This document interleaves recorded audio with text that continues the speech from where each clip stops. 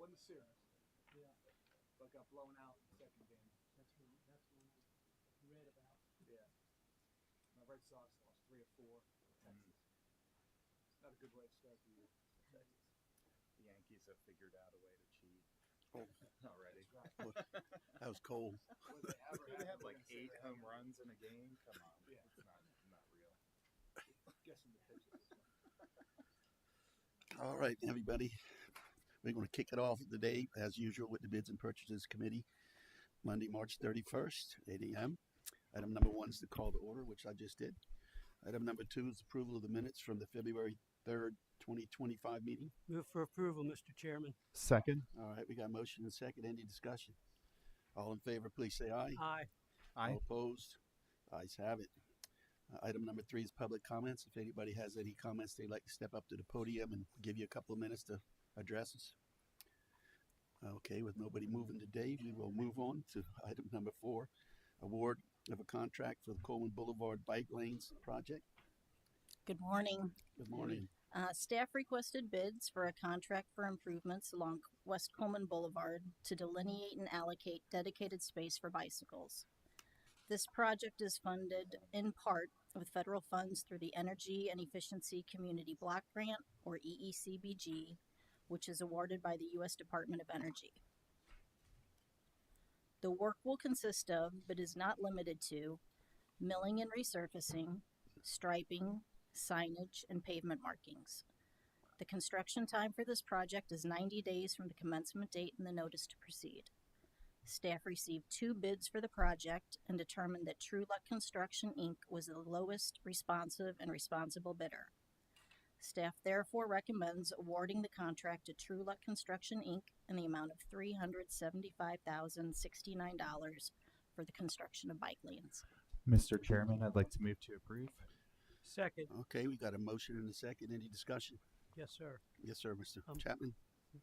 Do we have a requirement that this work be done at night? Or is it up to the contractor? It's at night. Yes, sir. Say again. It's night work, sir. That's Yes, what I thought. I just wanted to put that on record so that if we get complaints about traffic congestion, that it has nothing to do with this project. Thank you. Okay. Anybody else? All right, we got a motion and a second. Any further discussion? All in favor, please say aye. Aye. All opposed? Ayes have it. Item number 5 is the award of contract for the expansion of the Muggsy Kerr Tennis Center. Staff requested proposals and statements of qualification from construction managers at risk for the expansion of the Muggsy Kerr Tennis Center complex. This procurement was broken into 2 phases. Phase 1 was to pre-qualify construction managers based upon their qualifications. Phase 2 was evaluating the shortlisted pre-qualified firms based on their response to completing the work of the actual project. The town received 8 responses to the RFQ and shortlisted 5 for the RFP for proposals in invitation stage.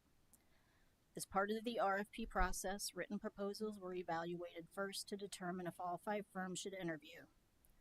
Following the written evaluation, the selection committee determined that Monteith Construction Corp. would not move on to the interview phase. The remaining 4 shortlisted firms were invited to a formal interview process. The interviews were held March 20th and 21st. The selection committee ranked the shortlisted firms, taking into consideration the evaluation factors set forth in the solicitation, and the committee unanimously voted for staff to enter into negotiations with Ajax Building Company, LLC for this project.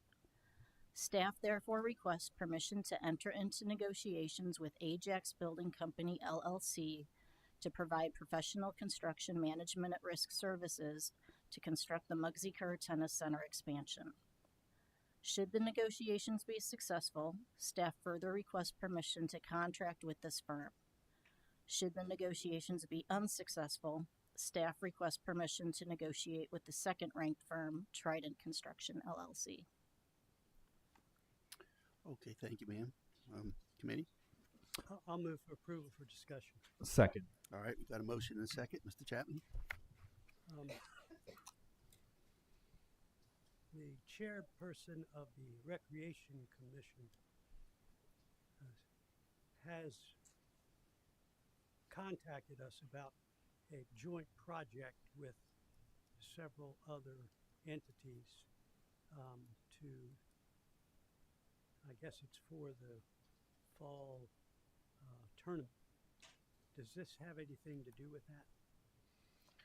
I don't believe so.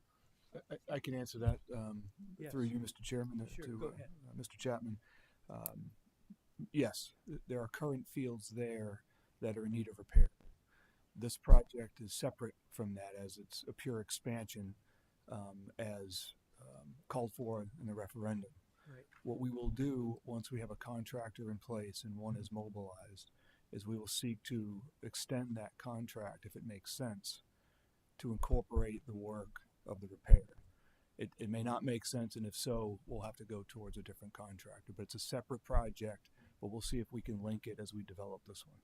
That's good, because we're getting money from two other entities Yes, sir. for these improvements. So I'm glad to hear that. I just wanted to know if it was it any way part of what she was asking for. Right. Yeah. That's great. Thank you very much. Yes, sir. Mr. Chairman, Yes, sir. yes, I'd like to thank the Low Country Tennis Association and the USTA for their generous offer to help us repair those two courts that weren't part of this project. And having been out to the tennis facility, it's quite busy and well used, and I really look forward to the end result of this project. So thank you.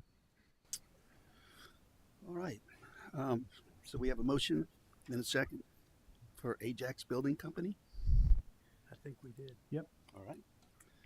All in favor, please say aye. Aye. All opposed? Ayes have it. All right. Item number 6 is the award of the contract for pedestrian and bicycle infrastructure improvements. Yes, staff requested bids from qualified bidders for the improvement and construction of pedestrian and bicycle infrastructure. The work will consist of the construction of sidewalks, a shared use path, pavement markings, and signage.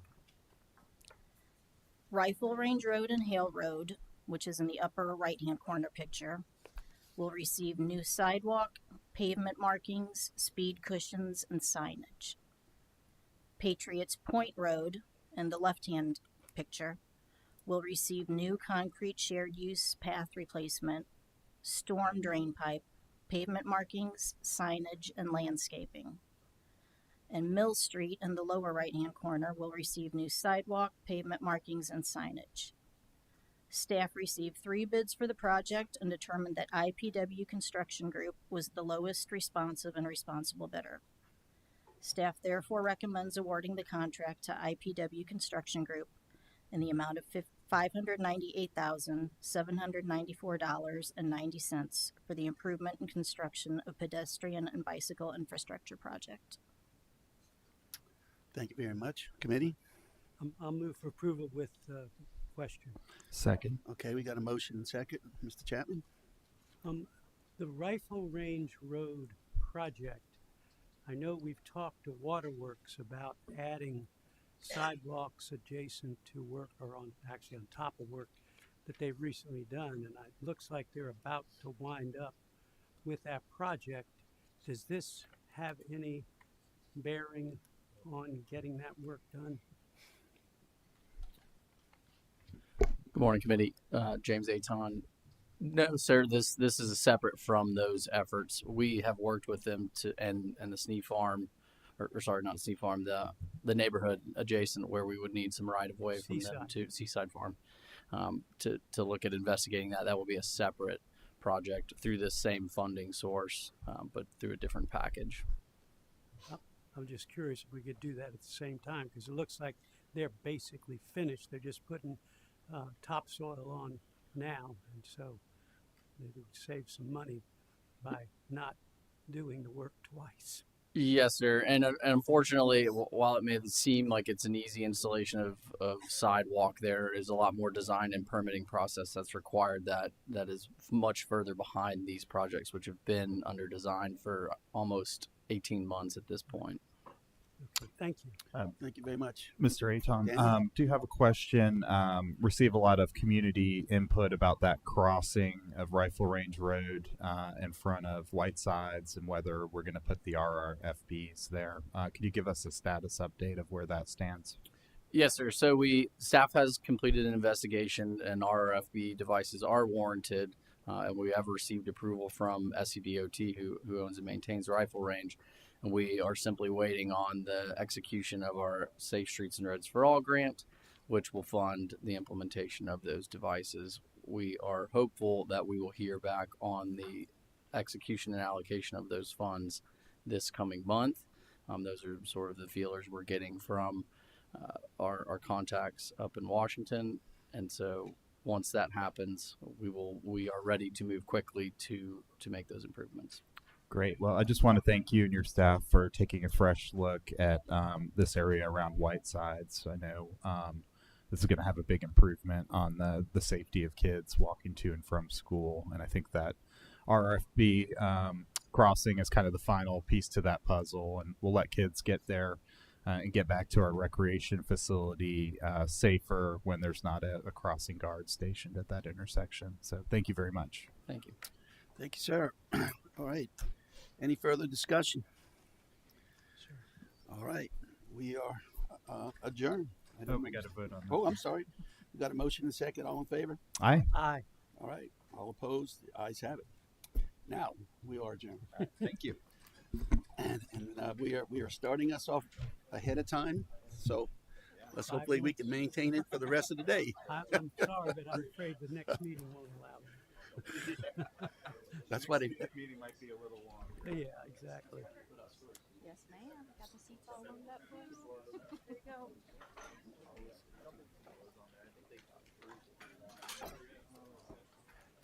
I can't remember. I got it somewhere. 6 months. Oh, okay.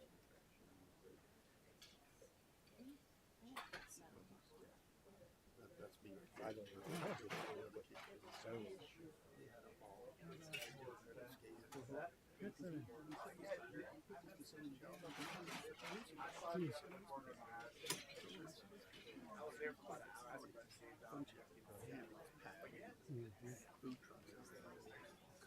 That's great. Oh, okay. I don't need this. Christina. Thank you. That's so much garbage. I didn't know that because they still listed. Well, that was a previous comms as popular thing, but if that's resolved, then I'll just say this is all building at this point. Okay. Well, that's helpful. Okay, thanks.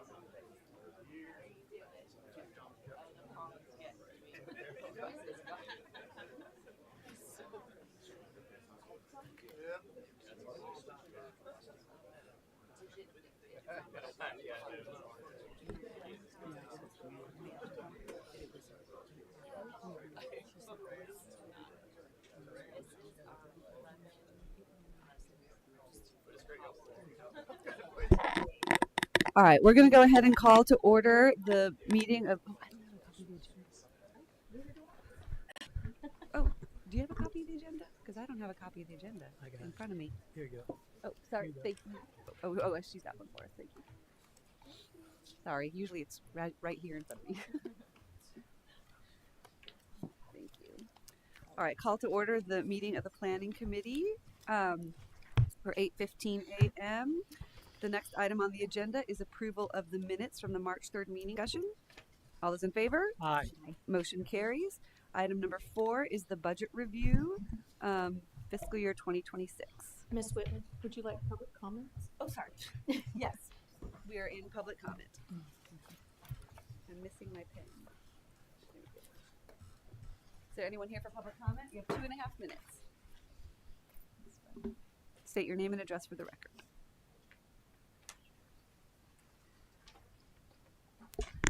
Good morning. My name is Lisa Schnipke. I live at 185 Mossy Oak Way here in Mount Pleasant.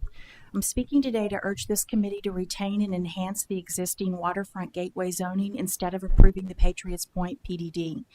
Moving from the gateway waterfront to PDD raises significant concerns, such as parking could be placed up to 700 feet away from building entrances. Sidewalks could shrink from 10 feet to 5 feet. Vehicle drop-off zones would be permitted in front of the buildings, which prioritize cars over people. Developers could bypass the tree preservation standards by paying into the tree fund and could allow up to 40% tree removal. Critical line buffers could shrink significantly from an average of 40 feet to just 15 in some areas. This could impact our shoreline resilience. Major plan changes could occur without adequate public input or review, which would add to the public's concerns about transparency. These changes don't reflect the town's visions or comprehensive plan. Instead of this proposed zoning change, can we strengthen the WCG zoning with clear amendments such as increase RT protection to 100 caliber inches per acre with no exceptions, expand shoreline buffers to a minimum of 50 feet, guarantee continuous public waterfront access, and increase the open space requirements to 20%, and implement strict oversight to ensure public review for significant developments or changes. Protecting our waterfront is paramount. This is a special place and deserves special consideration, not just for those of us who live here now, but for all that will be able to enjoy it in the future. Maintain its value by setting some limits on this development. I also am aware that there was a development request that went in years ago, maybe 4 or 5, and that included an amphitheater in the works. I don't remember that coming up as a zoning request change during that time. I'm not sure why it wasn't requested then, but it is now. Thank you. Is there anyone else for public comment?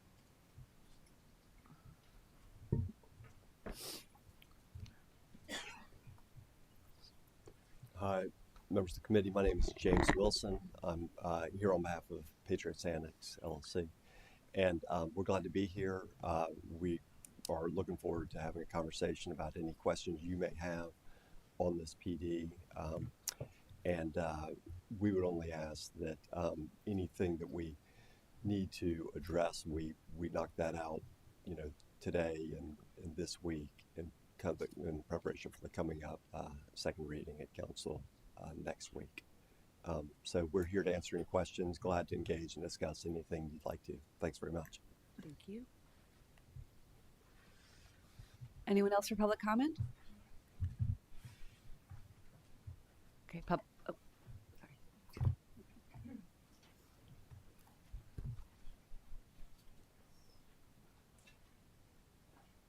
Hey there, my name's Deidre Kennedy, and I live at 971 Cliffwood Drive, super close to Patriots Point, and I also think we should keep the WGC. It's set up to protect the public's interests and to protect preservation in this beautiful ecological place. The PDD allows for so many changes in developers' best interests. So it doesn't really align with the comprehensive plan, and I hope that you guys will take a look into the changes that it allows and really question it and not feel pressured to move forward today. Thank you. Thank you. Is there anyone else for public comment? All right, public comment is now closed. Now we are in the budget review, part A. All right, Madam Chair, members of committee, good morning to you. It's good to be with you. I'll go ahead and introduce the department budget, review the key points. Either Michelle or I can answer any questions that you have about some of the line items. If you have your budget book and you flip to the planning department tab, you'll see the summary page. And you'll notice we're proposing a total budget for the department of $2,270,674. It represents a almost 13% decrease over the current year. Most of that is to do with a significant reduction in contractual services, especially funding that was needed to complete the zoning code rewrite. In addition to that, this budget is asking for no additional positions. There is no reduction in service delivery.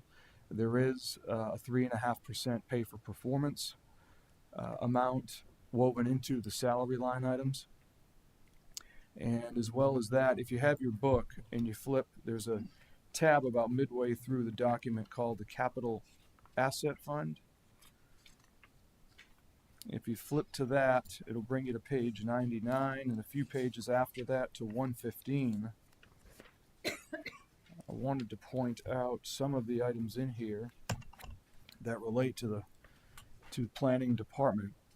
On page 115 towards the top, not the first line item, but the second, third, and fourth, you'll see money proposed for the tree bank grant and the Take Root program at $60,000.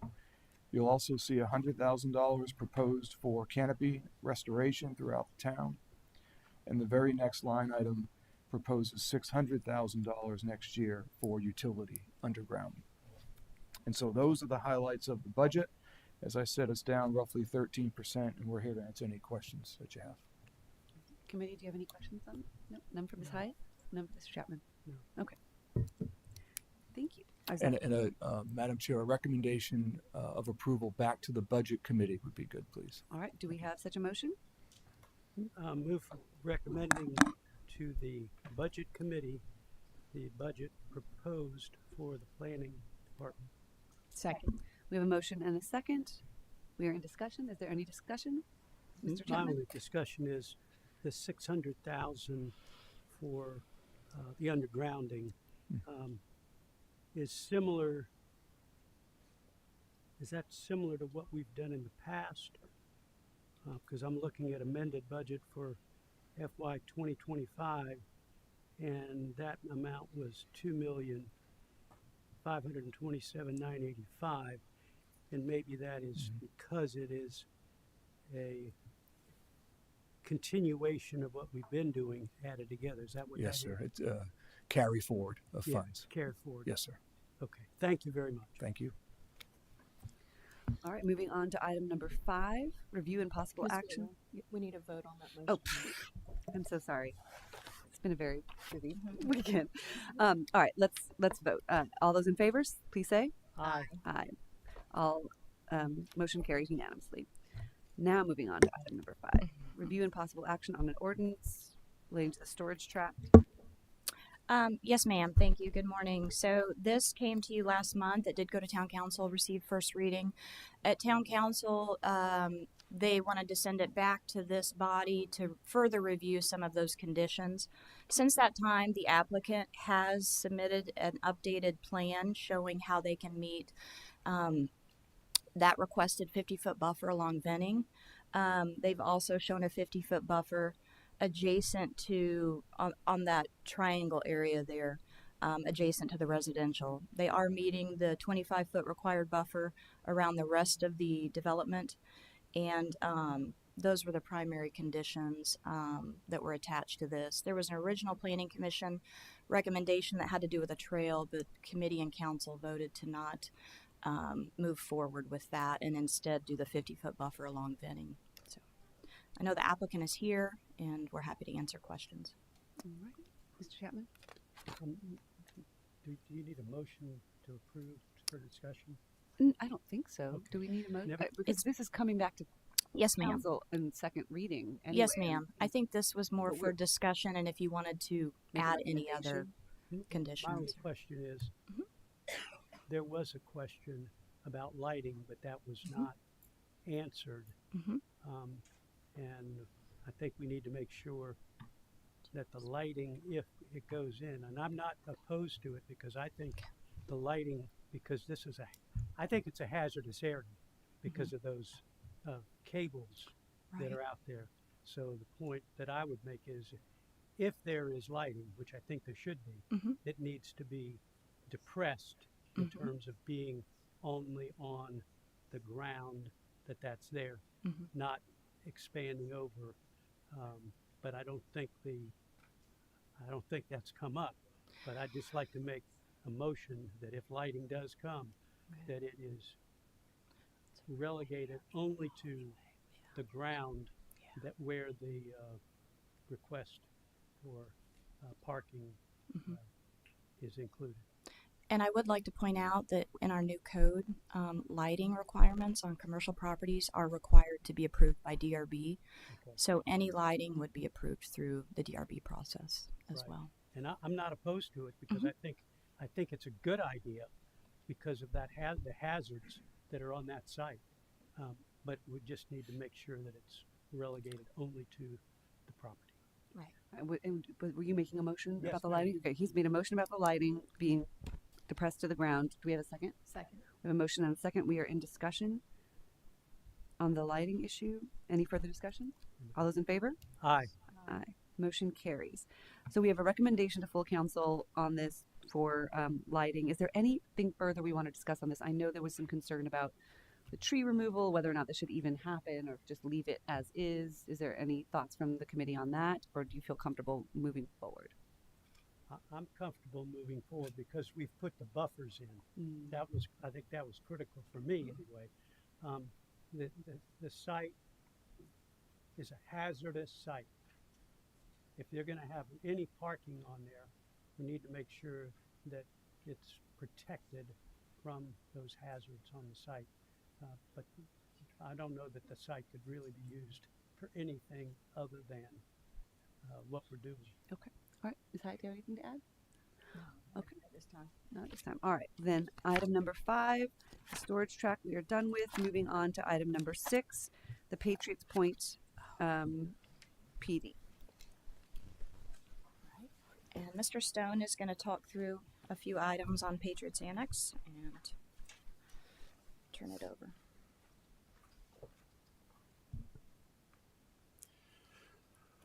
All right. Good morning, Planning Committee. Appreciate the opportunity to be here with you this morning. We're going to be taking a deeper dive into Patriots Annex. And I believe for the last 3 months, we've been tracking with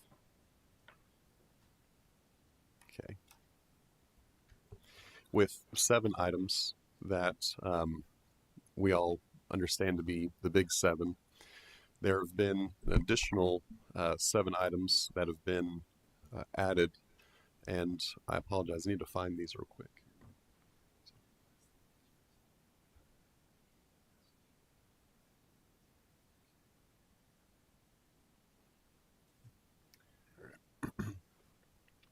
So those items will ultimately be on covering off-site parking. The second item will be covering planting standards, and the third item will cover the fee in lieu of planting, which is related. Then we have an additional 4 items which are typically handled under DRB purview, and that'll be temporary parking standards, subdivision regulations, the 5-foot reduction in sidewalk, and the use of bollards. So we have typically we have these items that are set within a PD.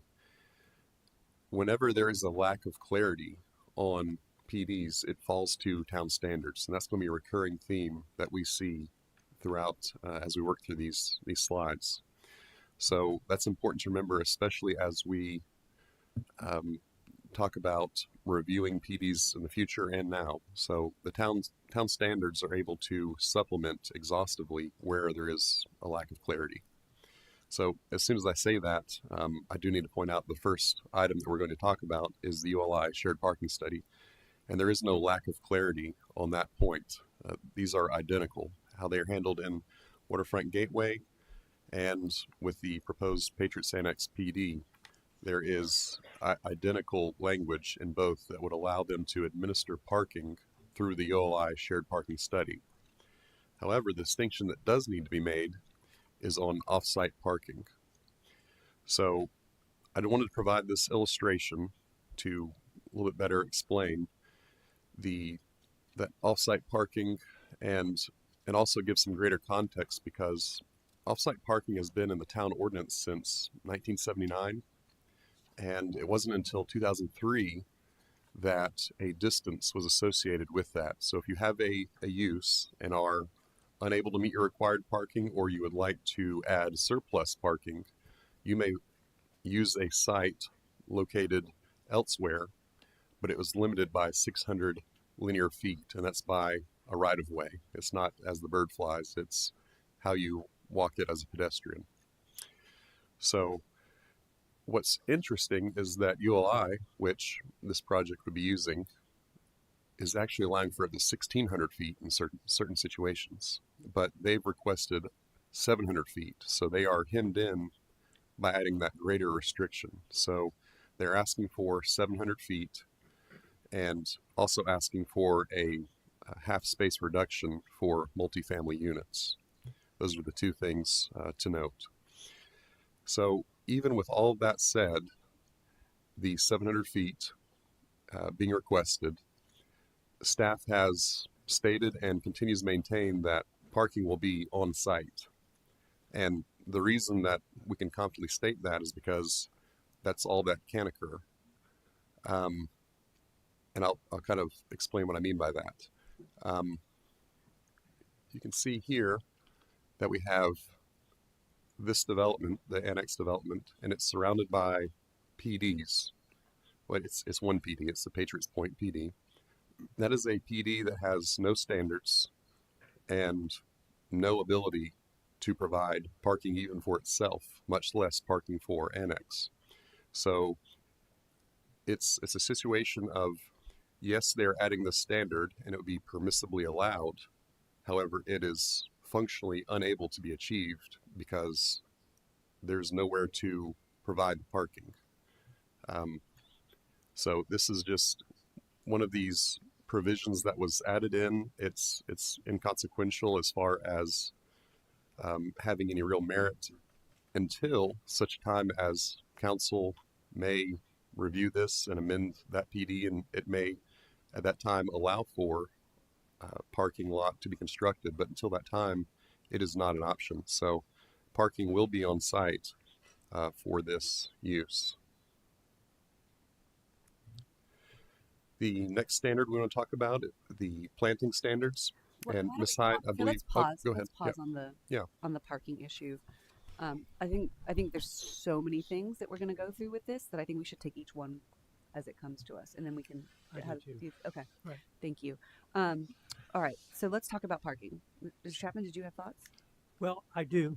Number one, I am glad to hear that we have specific requirements within the waterfront gateway. Mm-hmm. At our last meeting, and I've gotten them from the last meeting, what we specifically dealt with. This is not something we have dealt with until this morning. While it was in the request for the PD, what we dealt with last meeting was, and approved, was 12% open space requirement. That was one of the things that we voted on. And before I even go into that, I want to thank the developer for agreeing to negotiate these in public with us, because without that, we had a very difficult time trying to come up with what needed to be done for a PD versus the waterfront gateway. Some of the things that we were able to negotiate are better than what's in the waterfront gateway. Some are sort of part way to waterfront gateway, and again, some are better. But they included 12% open space requirement, residential units not to exceed 130 units. This is substantially less than what could have been done with the waterfront gateway. No flat roofs with the exception of false gables for screening equipment. Reduction of the number of trees required on the site to 120 inches per acre. Maximum height of 35 feet for the portion labeled Patriots Fountain on the proposed sketch plan presented. And those are what we negotiated and had agreement with the proposer to do for this project. You didn't hear anything about parking in that. So today, the reason we're back here is to try to get clarification on what parking requirements are already allowed in waterfront gateway and what are not even part of that waterfront gateway, and what we think should be approved for this PD. That's why we're here today.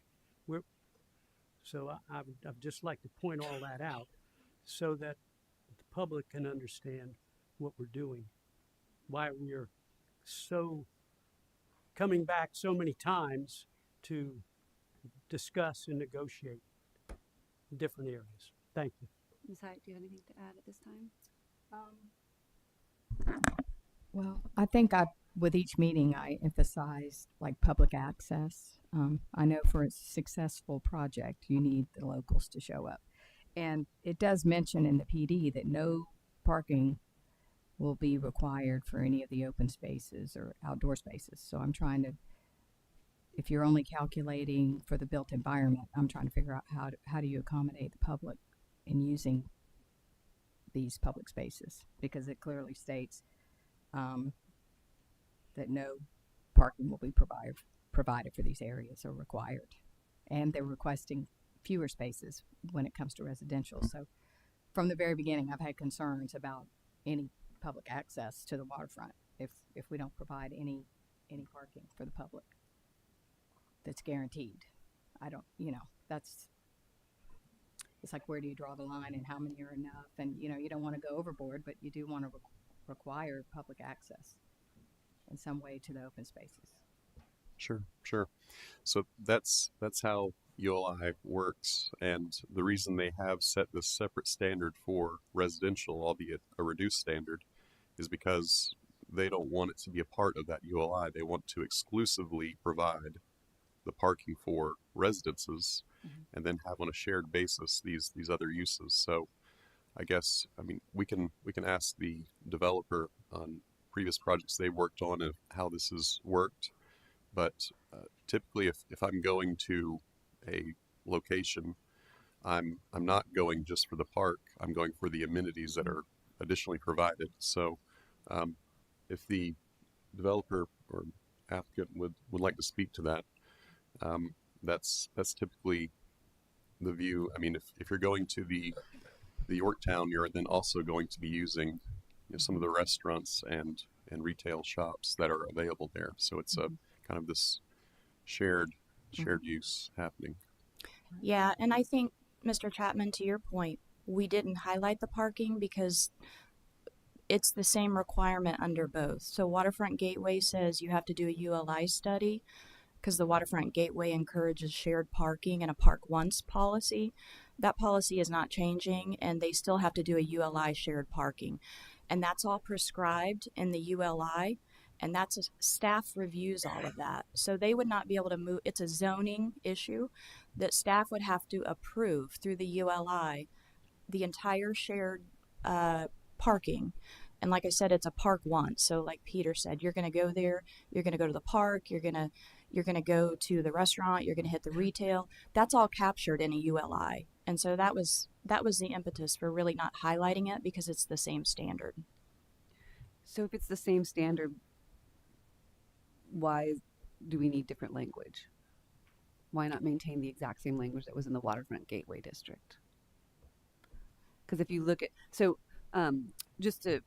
for the public to know, I received a document that was a red line of the Patriots Annex Plan Development District, which was the differences between the from the clerk, which is the differences between the Waterfront Gateway District and the plan development. So when this was initially proposed to us, we were informed that it was basically a cut and paste job, right? It was a cut and paste job of Waterfront Gateway into a new document, and then there were certain changes made. And those changes were those changes that Mr. Chapman delineated that were brought forward to us. But now that I see this red line document, there's far more changes in this than were brought up, which we're talking through today. But I mean, we'll get to it. But I guess my question is if it's the same, why isn't it the same language? Well, I mean, they are proposing a plan development, which the cut and paste, I think, was in reference to all of those entitlements. That table and that percentage and that square footage, that was the cut and paste. There are deviations. That's the purpose of doing a plan development. But I guess if you wanted to know exactly why they put certain provisions in there, you'd have to ask the applicant. Okay. Do we? Mhm. Do we And they're here to yeah, answer I questions. think we're okay right now. Do you? I don't. feel- As long as this is what's in ULI, which is part of Mhm. what we use and have adopted. I mean, Mhm. the town has adopted the Right. ULI standards. As long as these are part of what is in that, Mhm. I mean, to me, a red line is you're throwing out something and bringing in something new. This is not bringing in anything new. It's what is in the requirements that the town has adopted. But it's also in, if it's in the requirements the town has adopted, why are we reviewing it differently than anything else? I don't think we should be reviewing it any different than anything else. Plus, still goes to the DRB. The DRB is going to be using those same documents, but that's what, to me, was confusing, to say the least. So, thank you for clarifying that. Just as an example, if we were to say, with what we approved last month as differential that we negotiated, plus what's in the Waterfront Gateway district, if we simply approved it that way, would that be correct?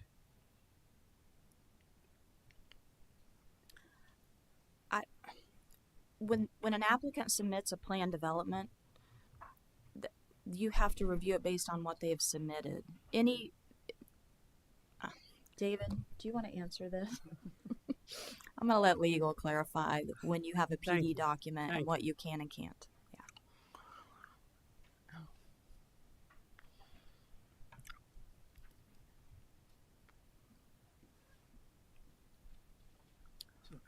Good morning, Ms. Good Whitley, morning. members of the committee.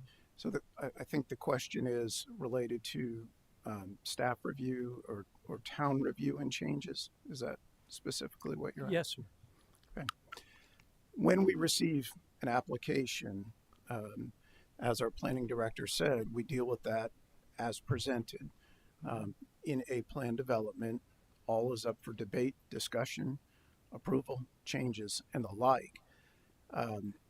If council, town, were to substantially modify without the applicant's permission or agreement, I believe we would fall outside of what state law surrounding plan developments require, meaning we cannot materially alter their request without their agreement and permission.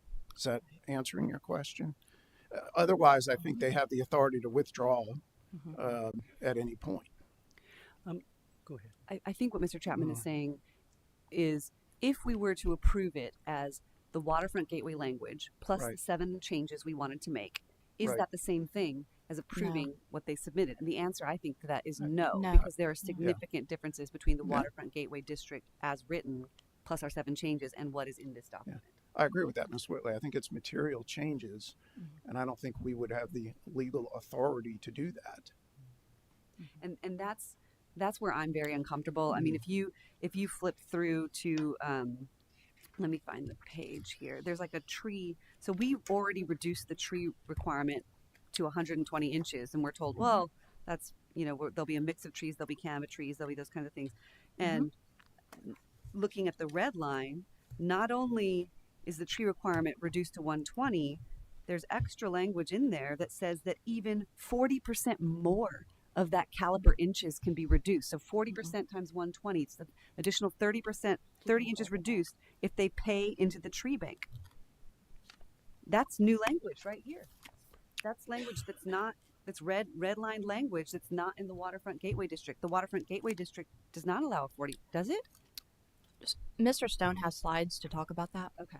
If you'd So- like. Yeah, I think we need to, do you want to keep going? Yes, ready? I Okay. just wanted to know about the potential for moving things along. Yeah. Well, I don't think we can in that way. So let's keep going. All right, thank you. So, in looking at this, we can already kind of discount this as a non-starter, and that's really kind of going to also be a recurring theme, is that as we look at some of these, we try to be, these are very technical items, and we try to be very efficient with committee and council time, and when an issue isn't really consequential to the material representation of the development, it's really not worth the time to bring up, and really that is up to y'all to determine if it is worth bringing up. So we talk now about planting standards, and Ms. Hyde, I believe you've verbalized some concern about this, because this really is in the Patriots Annex, the proposed text. It is vague kind of intent language, saying that planting standards will be made up of high quality vegetation. So again, we're going back to that principle of the lack of clarity, lack of specificity within a PD to reverse the town standards. That town standard is 50% native trees are required.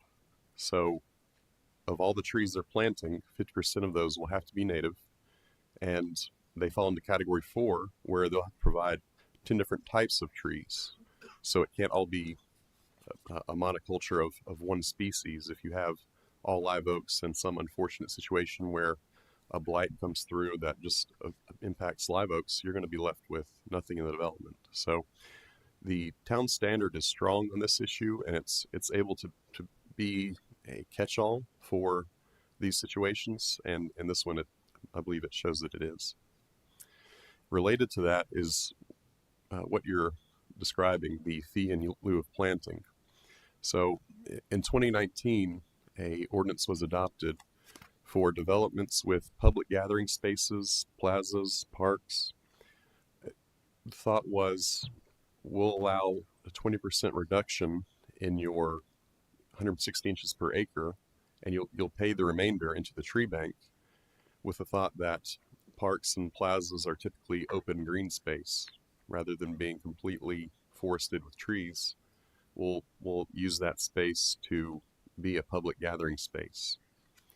Patriots Annex is proposing to double that at 40%. You're correct.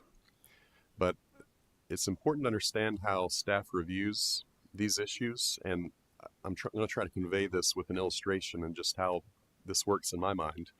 But you have compartmentalized boxes, and you have standards that you're required to meet. So box 1, you have your buffer requirements. You are required to meet all minimum buffer standards, which they will do. Box 2, you have your street planting requirements, which, to be very transparent, they are making up with palms, but they are meeting their street planting requirements. And then you have your parking island tree requirements. So whenever you're able to check all 3 boxes, you're then able to take that aggregated number and that cumulative number and create a inches per acre requirement that you're going to meet. So for Patriots Annex, we're looking at around 3,000 inches. They're conceptually providing and meeting these 3 requirements. They're conceptually providing around 27,000. That comes down to about a 12% reduction, which is much closer to the town standard than the 40% that they're asking for. But So, then why ask for 40%? Just flexibility, and I'm sure that any developer would say, well, the flexibility based on changes that, tentative to change through the DRB process. Maybe there's more green space, less green space. Unless council is specific about that number, then DRB does have the ability to change the rotation of buildings and siding of buildings. That could affect that number for sure. So I do want to take a beat and just say that the first 3 topics that we covered are zoning code related. The remaining 4 are DRB purview items. So, I think we can, and with DRB purview items, I can definitely get in the weeds. It's one of those things that I could talk about a lot, but I think it might be important to give an opportunity to stop and talk about the 3 items that we currently have. Unless y'all want to continue, we can ask questions about what's currently on the table.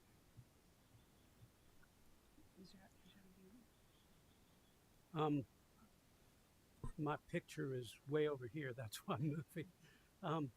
Tell me about the first 3 in terms of technical distinctions from the waterfront gateway. I think what I'm hearing, I want to make sure, because that's already what I asked and got a legal opinion on. But I think what I'm seeing is that the off-site parking of 700 feet, the planting standards, and the fee in lieu of planting is part of what we already have within our town ordinances for the waterfront gateway. It's already part of what we require. Is that correct? And they have included that in what has been presented in this, what's called a red line document, but I don't think it's a red line document. It's much different from that.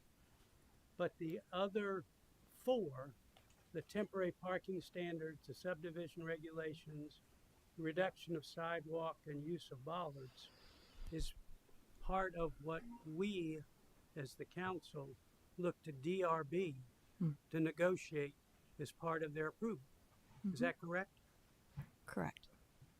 Okay. So with the parking, they are proposing the same standard, but they are proposing to be more restrictive.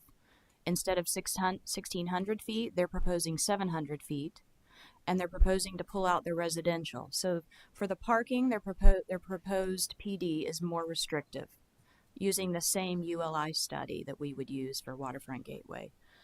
For the fee in lieu of planting, as Peter said, we already allow the 20% for this type of development. They have put in their PD 40%, but that's almost a non-issue because they have these other requirements.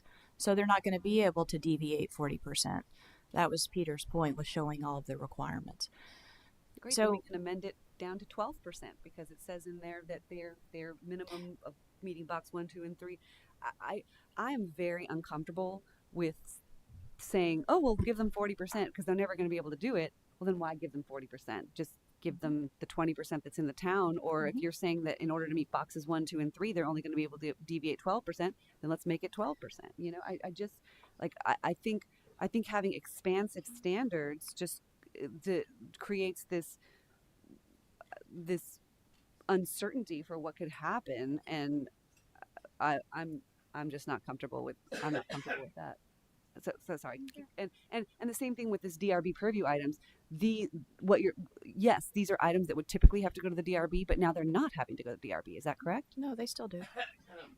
There's where's the line? There was a line in there that they don't have to go to DRB for. No, certain they've already things. went to DRB several times. That for every new phase, they have to go to DRB. So for them to get the 5-foot reduction of sidewalk, they'll have to go to DRB for that. Is that? No, they're proposing that in the PD, but even if they didn't propose it, DRB has the ability to deviate from the 8 to 5. So that's under DRB's purview anyway to reduce, but they have put it in their PD. Right, so they wouldn't have to go to DRB for that. No, they still have to go to DRB, but they don't have to ask for that reduction. But Right. they're not writing themselves out of DRB. They have to go to DRB for every phase. But their starting point is 5 feet, not 8 feet. Correct. So that is a change.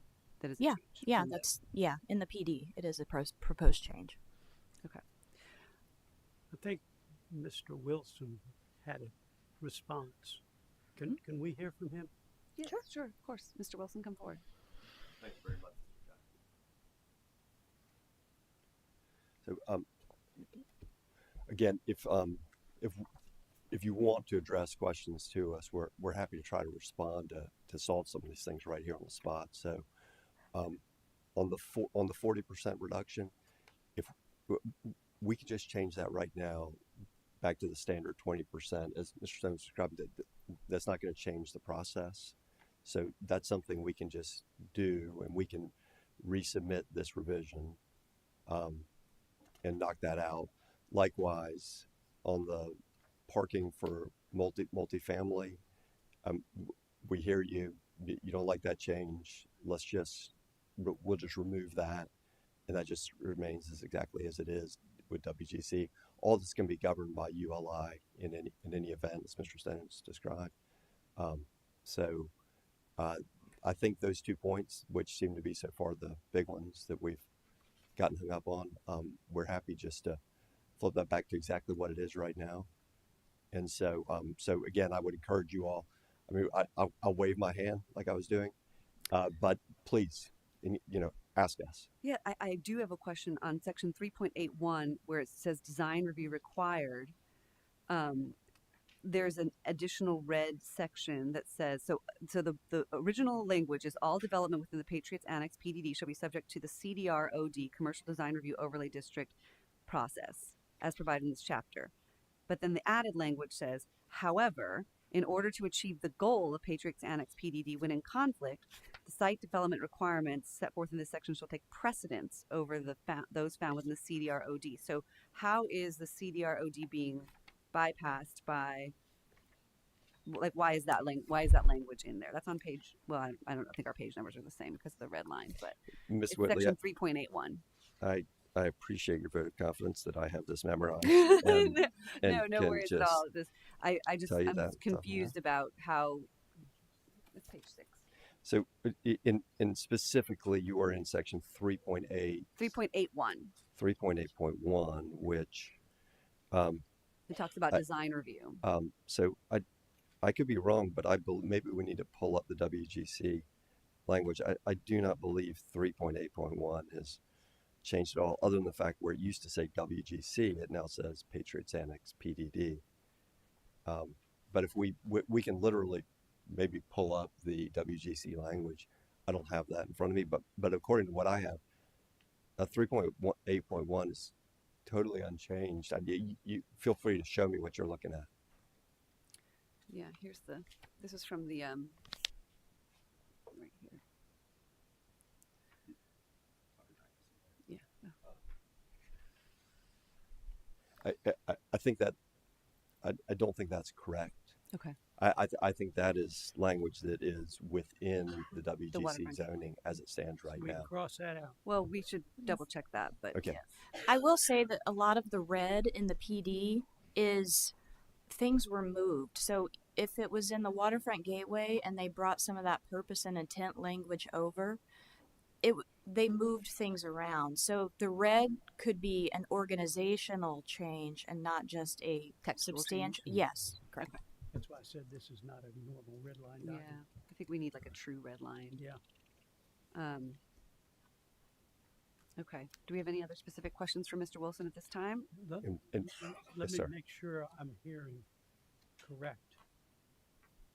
You're willing to go forward with our regular parking for the residential area, is that correct?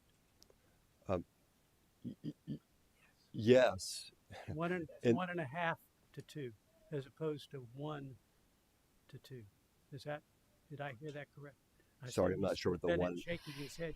I'm not Yes. sure what the 1.5 to 2 is. I apologize.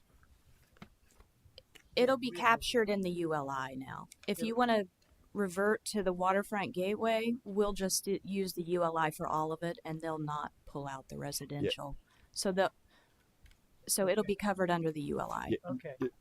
Yes, exactly. The regular existing standards for multifamily, we're just excising that totally. That alteration, we're just going to remove that alteration totally from the PD. So it's the same for multifamily as it stands right now. As you know, things move from here to full council. And what I'm going to ask is, like we had for the other 5 or 6 that I already quoted, can we do the same thing for these new items, like parking, like landscaping, etc., to present to council that we're already, it sounds like, getting agreements on, we're, again, negotiating in the public on how to do this.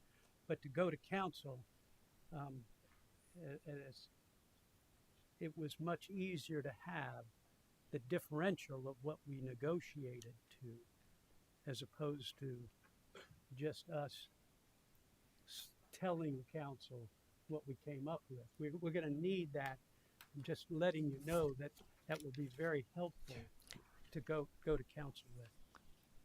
We'll update a slide for town council based on this discussion. Okay. Yes, sir. So the parking is ULI, period. Everybody hear that? The landscaping or the DRB stuff, we're removing however, and that's out of there. What else did we? Was I? I don't know that we're capturing this exactly right. So as Mr. Pagliarini described, whatever changes we sort out, and I think we've made good progress and are continuing to do so. We as the applicant, we will revise our application, our submittal. We did this before the last meeting Right. to reflect the things that you all had requested and we had accepted and agreed to. And we'll do that again after this to reflect the things that we've gotten straight. And then as Ms. Reed described, obviously staff will. Which means going to the 20%. Yeah, so opposed to the 40%. Correct. That changed from 20% to 40%. We're gonna get rid of that. Okay. We're gonna get so it stays at that 20% number. Now all that's still subject to the DRB process. Sure. No. I got it. You're right. And then likewise this change on the residential parking requirement, we're just going to remove that entirely, so it just sticks with the exact same thing. Those are the two things thus far that I've identified that we've agreed we will do. You mentioned parking, and what was the other? The 20%, not 40%. Okay. Yeah, the tree reduction. Okay. Where's the original text? The waterfront critical line buffer. Is that in? Where's that? And I know that you were saying we don't want to get into the weeds, but I think this is something that is of significant importance where we do need to get a little bit into the weeds of truly understanding what we're voting on before we vote on it. And I think, to make that decision of whether or not, it's denied and it just stays Waterfront Gateway District or whether it, moves forward with with the changes that were set forth in this document and whether or not we're comfortable with those changes. So, does anyone else have more questions for Mr. Wilson at this time? We can let him sit No, down. I'm good. That's why I wanted to ask the question. If we were to hypothetically take what we already have agreed to and say the rest is within Waterfront Gateway, does that get us together in terms of an approval process? And I think Mr. Pagliarini said no, because there's too many changes in the PD. Like, we can't just approve. No, I know that, but what I'm saying is,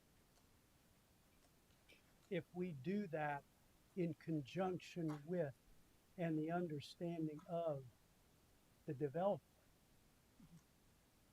that's what we've approved, then while we can still get in the weeds, we don't have to be saying what color the weeds are. We can just do it by saying that what has been presented, what we've already agreed to together, plus anything that is not included is what's in the Waterfront Gateway, and be done. Does anyone have more questions for Mr. Wilson? Ms. Hyatt? I'll just say between the two conversations with Mr. Chapman and Mr. Pagliarini, I think what Mr. Pagliarini is saying is, of course, we can't just make demands. I mean, everything in the PD has to come from the applicant. So we could request these changes, and if they're in line with it, then it could move forward. So it's not like we can't ask. Yeah. They just have to agree. That's we what can't I was trying demand. to do. Yeah, right. That's the bottom Move line. things along. Right. Well, I did So when it came to the trees and the mitigation, Waterfront Gateway also allows that amount of 20%. mitigating and not requiring. The 20% reduction of planted trees, it doesn't completely absolve them from taking account for those. They have to pay that to the tree bank, but you're correct, a 20% reduction in planting. Okay, because in Waterfront Gateway, they mentioned that open space should be a minimum of 10%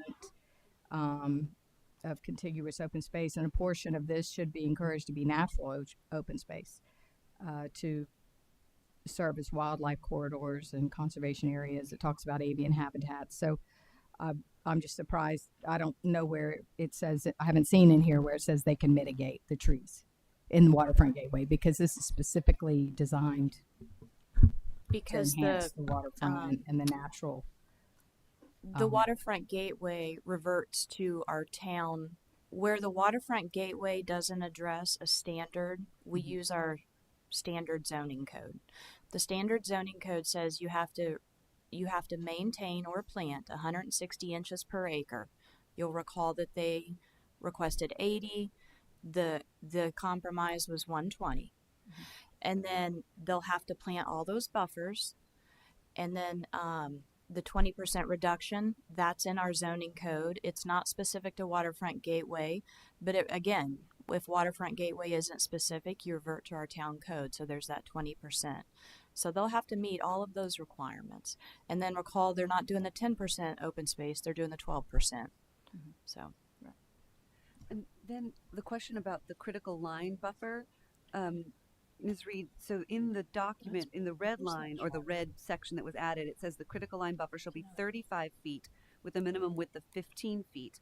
But I believe that the Waterfront Gateway says that the critical line should be 50 feet, and there's no. That's not correct. It's 35. What document is that you pulled It's it? out of the Waterfront Gateway. Oh, so Yeah.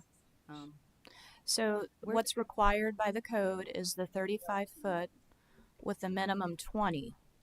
So this the document that Ms. Hyatt has pulled up is the build to line. The build to line shall be required to have a minimum setback of 50 feet from the water, and no streets or parking areas may be located between buildings and the water. What's the build to line? And that was after the buffer yard requirement. That's The build to line is where you place your building. That's DRB. That's build to is to a street. okay. So in the last page of Waterfront Gateway District, it says the build to line shall be required to have a minimum setback of 50 feet from the water. How is that different than this waterfront critical line buffer? There. So here it is, and it's right. It's right. I mean, I have the printout of the entire Waterfront Gateway District ordinance.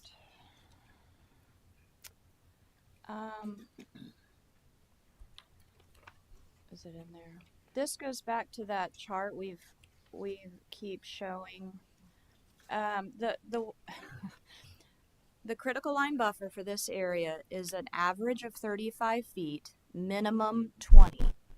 They have proposed 35 feet, minimum 15, but the public, remember the public walkways and the public access, all of that is the same as Waterfront Gateway. They're not proposing to change any of that. And Ms. Whitley, we're happy to change that minimum 15 back to the standard 20. That's easy. We can just knock that out, that minor change. Okay.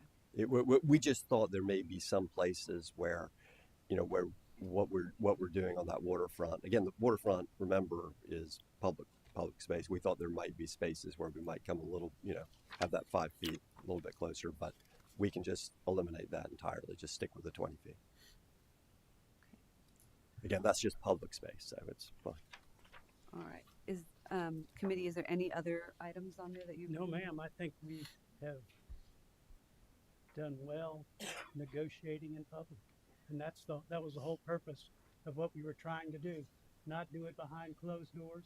Let the public hear what we felt needed to happen, and the developers have been very cooperative in working with us to get a beautiful project finally done, not to mention to get some tax dollars off that property for the town. No, there's no tax. What is a payment in lieu of taxes? Is Y- that y- how? just explain that because I came up at council and I need a chance. The town gets its full tax. Yes, it's called a payment in lieu, Yeah. but it is the normal standard tax. Now, the land itself is owned by the state, right? The PPDA. So the land is not taxed, but all of so right now there's no tax dollars. Yeah. When the improvements are buildings, those will be subject to a payment in lieu, which is this town gets its normal standard tax out of that. It's just like the other, you have the two existing hotels by the marina right now, and those have the exact same treatment. And yes, the town absolutely gets its tax dollars from those. Just want to clarify that for him. Okay. All right. Well, I think do we need a motion, or do we feel like comfortable that we've documented everything? I think we need a motion to recommend to full council kind of. I'll be glad to make the motion. I will move that we recommend to council that we have renegotiated with the developer on revisions to what was initially submitted to us, and that they will provide updates that will be available for council to review for the council meeting next Tuesday. Okay. Do you have a second? Yeah, I'll second it. Okay. I just thought of another thing. Okay. We're in discussion. We're in discussion. Any further discussion? Ms. Hyatt? One thing, did we mention the sidewalks? We're going from 8 to 5. I mean,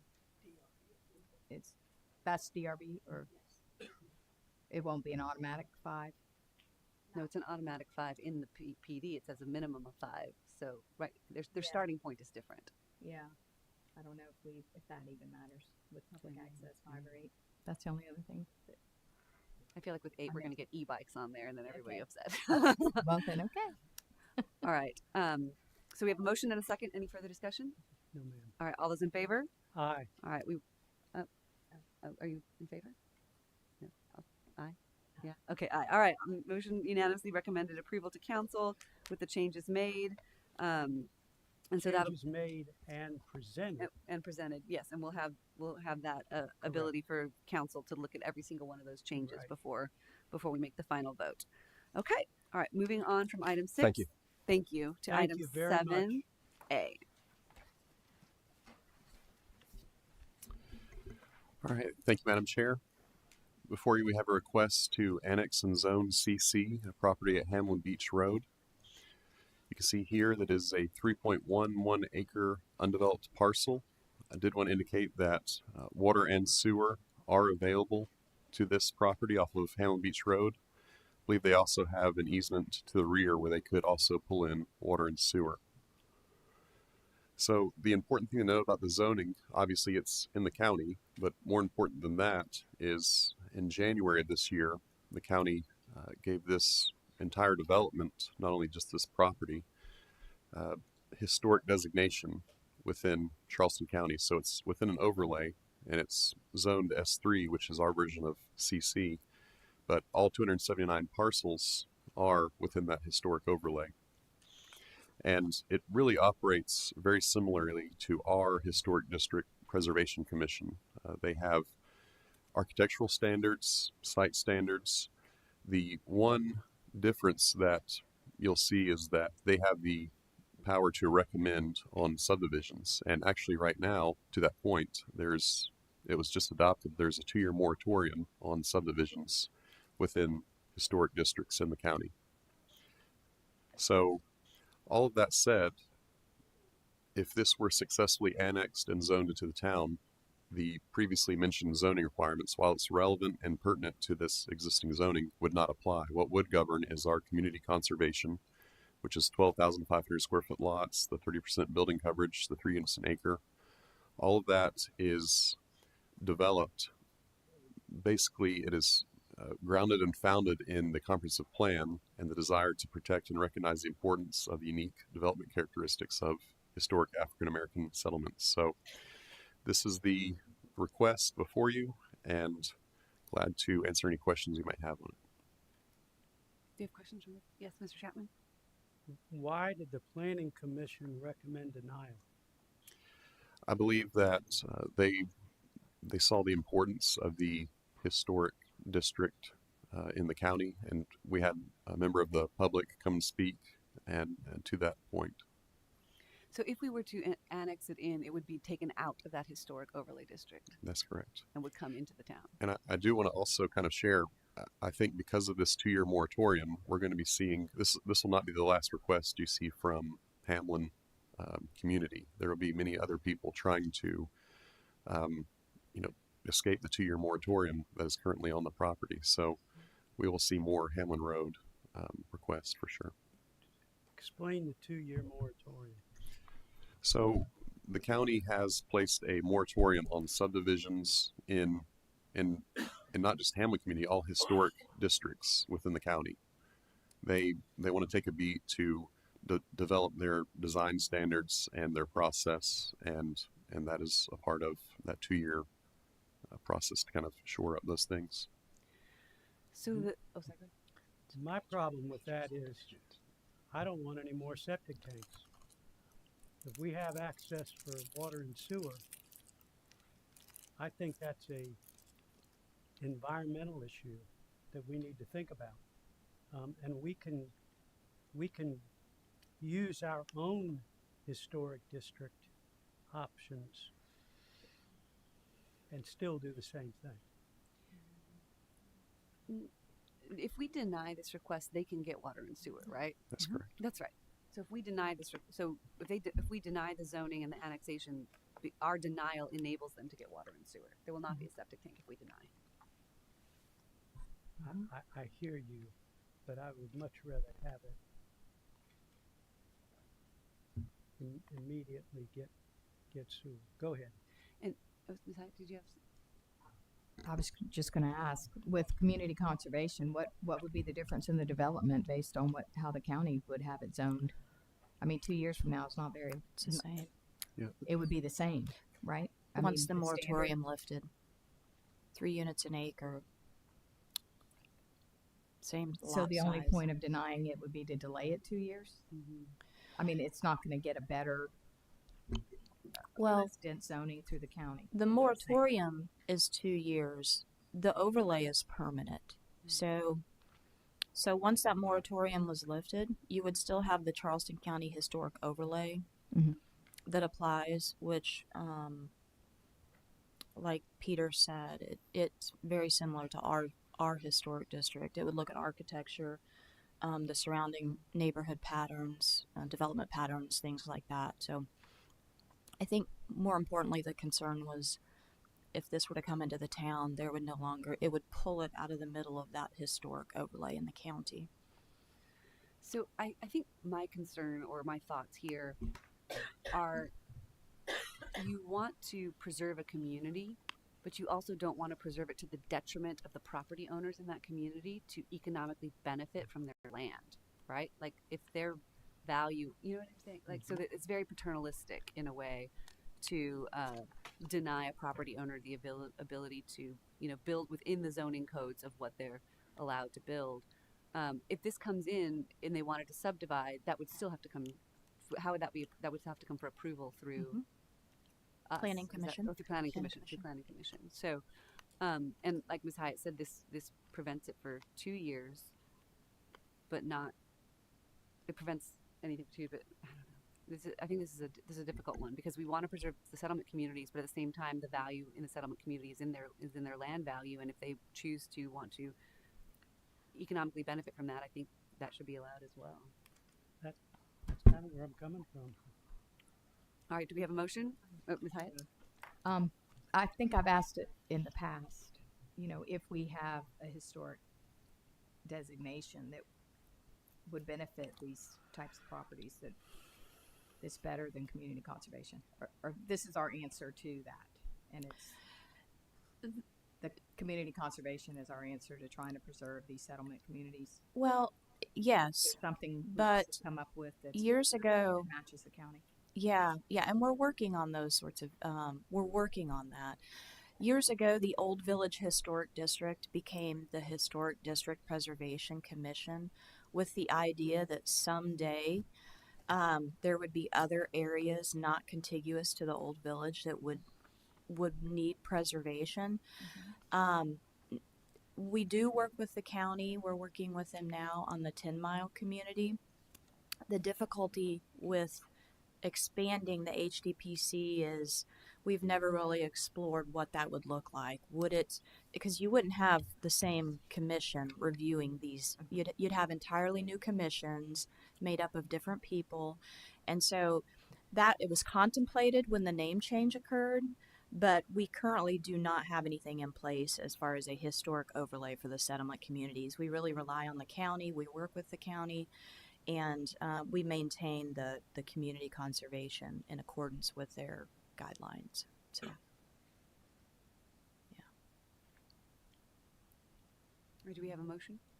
A recommendation? I'll move that we recommend to council to annex and zone property at Hamlin Beach Road. Okay, we have a motion. Do we have a second? Second.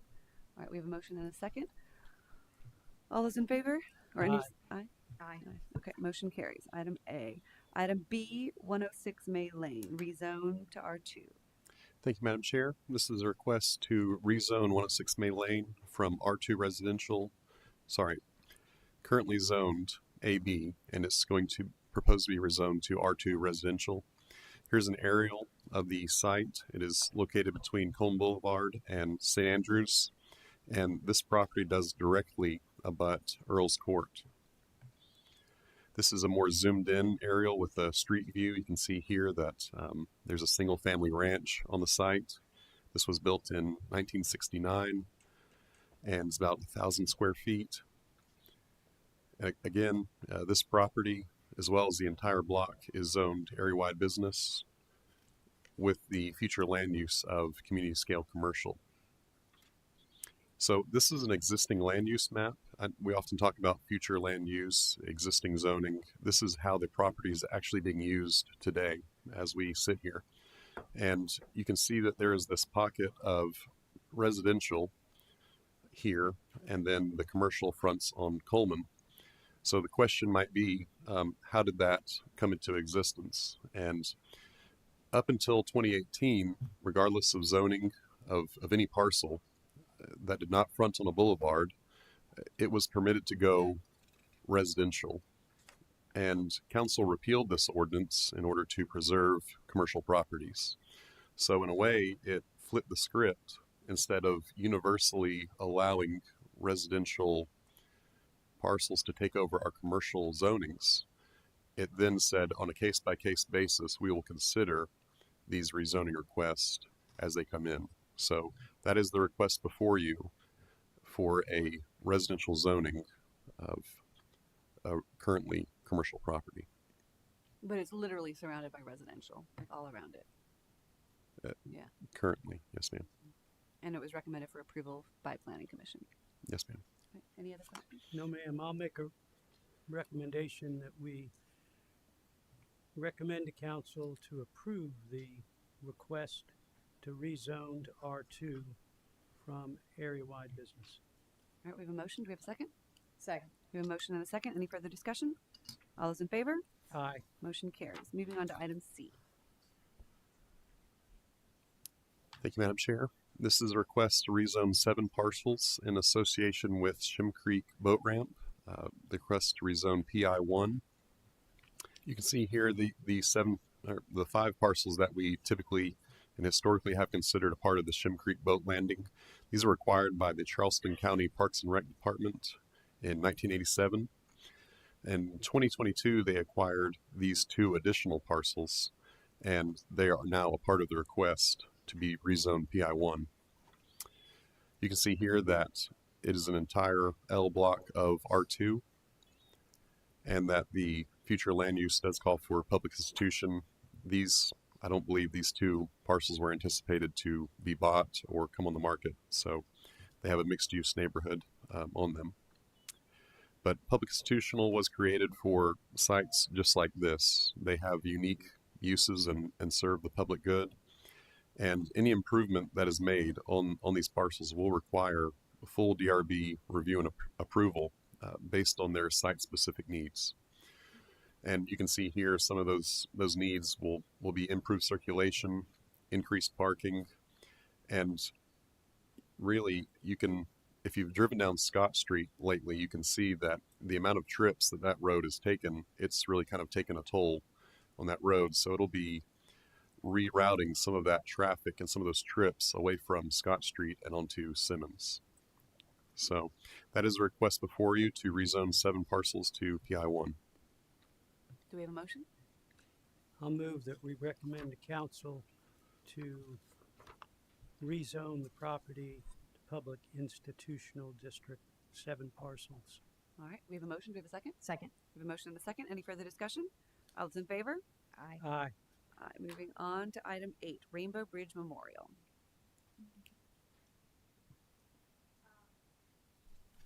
Kate, our senior planner who's staff to the Historical Commission, is going to present this. Go ahead, Kate. There you go. Thanks. So we do have, sorry for my voice, it's pollen, victim of seasonal allergies. We do have the applicant here today. Candace Johnson is here in case you have specific questions. But the Memorial Bridge for deceased pets, that's what we're hoping to put around near Pelican Pete at Shim Creek.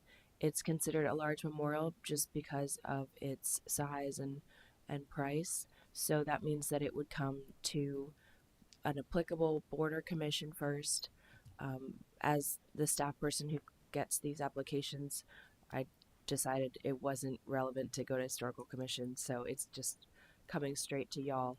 But we have been in coordination with myself, the Historical Commission staff, and coordination with the public services and building inspections. And so what is it? A legend states that when a pet passes away, they cross that rainbow bridge. These are some examples of other communities who have done this themselves, and just, you know, across the water at Folly Beach. And here are some social media posts that say, you know, everybody should have this. And remembering Waffles, so this bridge would be dedicated to Waffles, who passed away December 31st, 2024. She was struck by a car, and she was really more than a pet to the whole neighborhood. She was an icon to the neighborhood. She loved all the people, kids, other dogs, the neighborhood. And she would roam around. Everybody knew who she was, but she sadly passed away being hit by a car. And so the community response is people that Candace and the Johnson family didn't even know were reaching out. You know, Waffles was very well known and loved. And so just to get into the specifics, she does have these plans already drawn up and ready to go.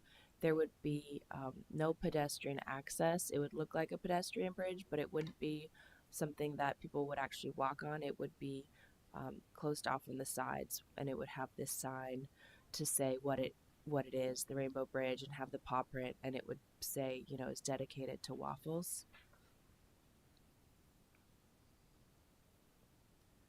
Oops. And this is the location.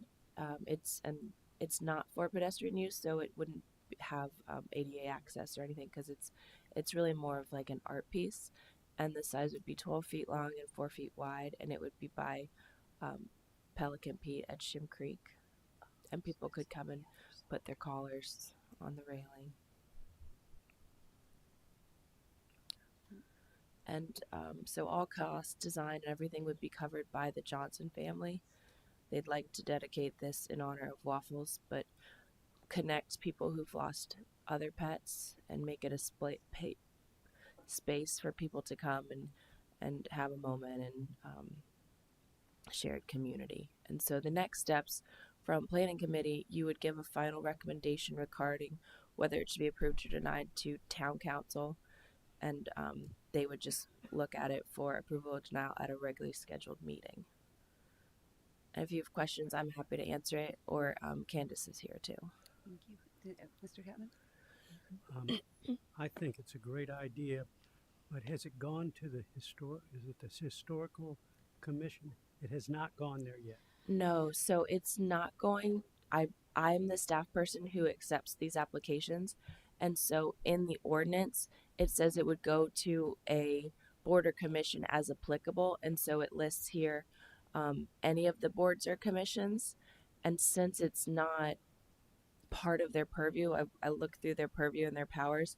Since it wasn't related to that, as the staff person who takes the applications, it says if it's applicable. So I made that decision. It's not applicable. Because there's no historical aspect to this. That was the Looking at their ordinance for their Right. powers and duties, it wasn't related. It's not a historical. So it didn't seem relevant to send to them. Well, I'll move that we approve it. I'll second it, but We're in discussion, Ms. Hyatt. okay. I think I need to understand where it's going. Yeah. I do need to visualize where this is going to be. So that is Pelican Pete? What's Pelican? I don't know what yeah that by is. Pelican Pete. I don't know what Pelican. So here's an overview imagery. So you can see where can you see 469, that building 469, that's where the bathrooms are, like we're going onto the pedestrian walkway to go out to the boardwalk. Oh, So I see. right by there's that statue from trash that's collected to bring awareness, don't litter. So it would be close to that, just kind of to the side area. So that's in these other pictures. You can see the opening to the boardwalk in that top left section there.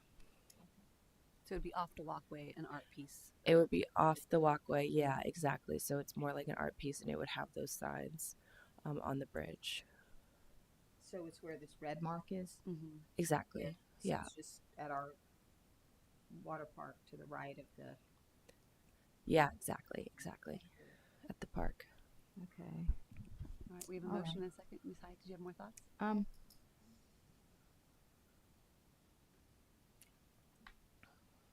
I'm not sure about the collars. I don't know if it would be better for people to put little nameplates or something that looked a little aesthetically better, but I'm fine with it. Just with That's the why I was design. talking about the historic commission. Let them make those actual design. decisions. Because you had three different, can we see the three examples of other communities that have done this? Mm-hmm.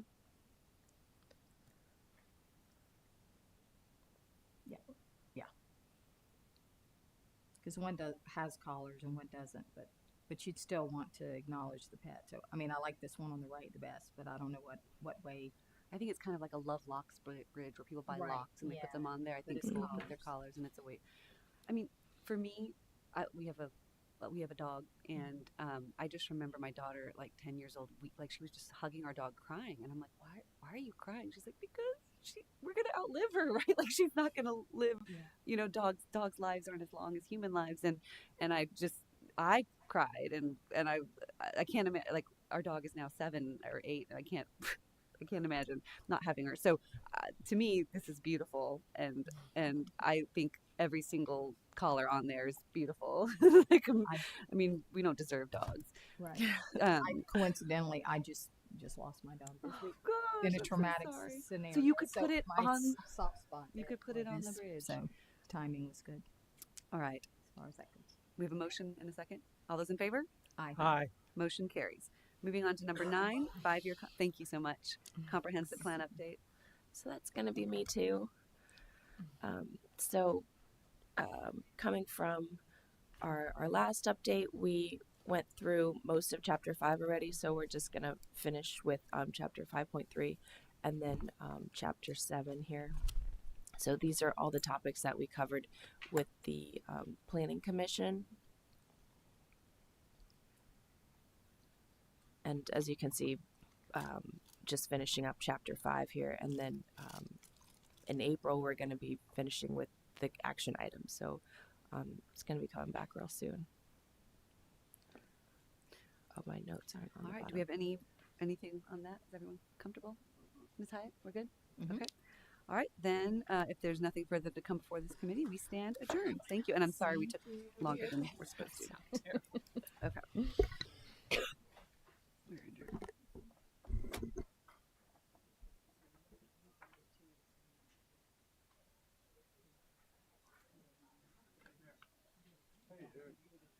I know.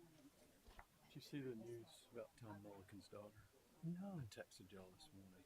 Mary Elizabeth was taken to the hospital Saturday night. I think from what I've gotten, I didn't get this from the family, but I got it from Michelle McCollum. She was with the family at the Cup Saturday. Started feeling bad Saturday night. They took her to the hospital, and early yesterday she had cardiac arrest. Oh, no. I think she's in her 30s, maybe late 20s, but I'm pretty sure her 30s. All right. Y'all all ready? Come on. Yeah. Yeah, we gotta talk about annexing things in the historic overlay of the county. That ain't, they would get sued if they stayed in the county, but we're cherry picking things that they have a moratorium on for a reason. Septic tanks on the inside, they would get sewer in the county. But what we're doing is we're letting people cherry pick and come out of their moratorium and build in the inside. Yeah, but how would we accept if the county let them de-annex into the county and build apartments in Mount Pleasant? You and I hold the moratorium. No, they're gonna, they got a moratorium for a reason, so they can do something new and figure out what the growth can be. And we're giving people avenues to go around the moratorium and change and develop the very historic buildings they want to have. They can ask for it. Right. If we did not pay, they could sue them. No, it's not. Thank you. Well, it's just a rough idea. Huh? I've been saying something on it. Mr. Chapman, did I hear you say that your screen's not working? You see it. Let's see if I can get IT down here.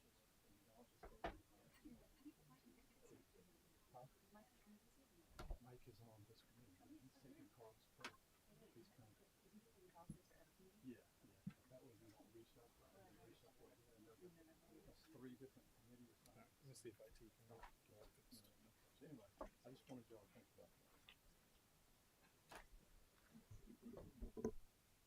Anyway, I don't know any arrangements or anything, but you know, the resiliency conference is next. I mean, I'll be there this day next week, and Michelle and I are going to try to convince Tom not to come because he needs to take care of himself and his family.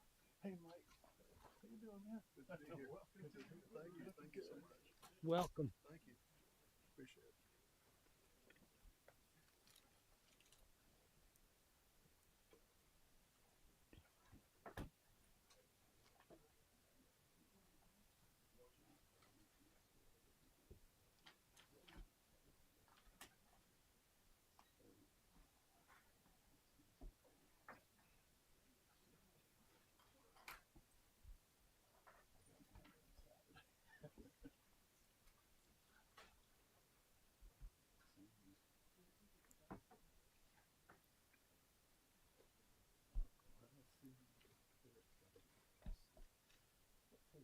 I guess they'll tell us what pages we want for the vote. Yeah, I got it.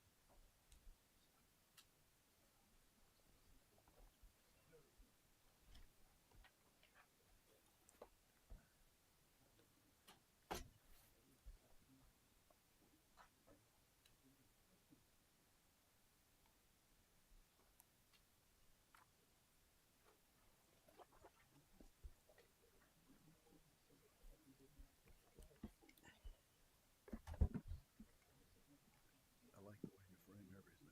And that last one on Parks Rec, I mean, on the Patriots Point, I think it's great. I don't know. Together. Y'all ready? We're ready.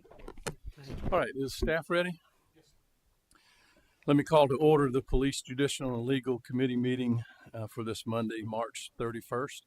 I want to welcome our new council member, Mike Tinkey. If you're not familiar, he was sworn in on Friday at a special council meeting after we got the election results from the Board of Elections, and council accepted those, and he was sworn in. So what we're doing is, rather than reshuffle committees now, and then committees will be reshuffled again in November.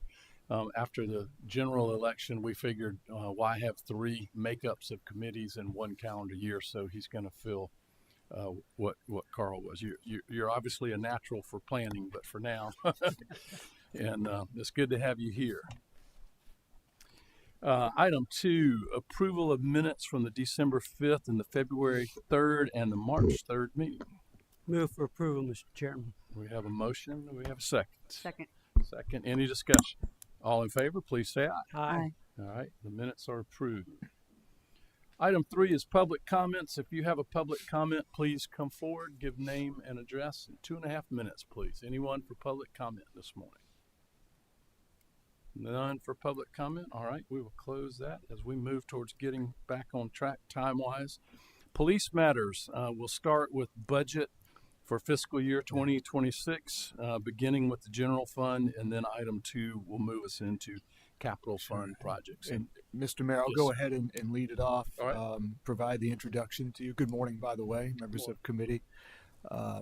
Yes, I'll go ahead and give the introduction and some of the key points, and of course, Chief and I can answer any questions that you have. But if you have your budget book and flip to the police department tab, you will see that at the bottom of the page lists the total for the police department budget at $23,928,411. This is the largest department in the town of Mount Pleasant.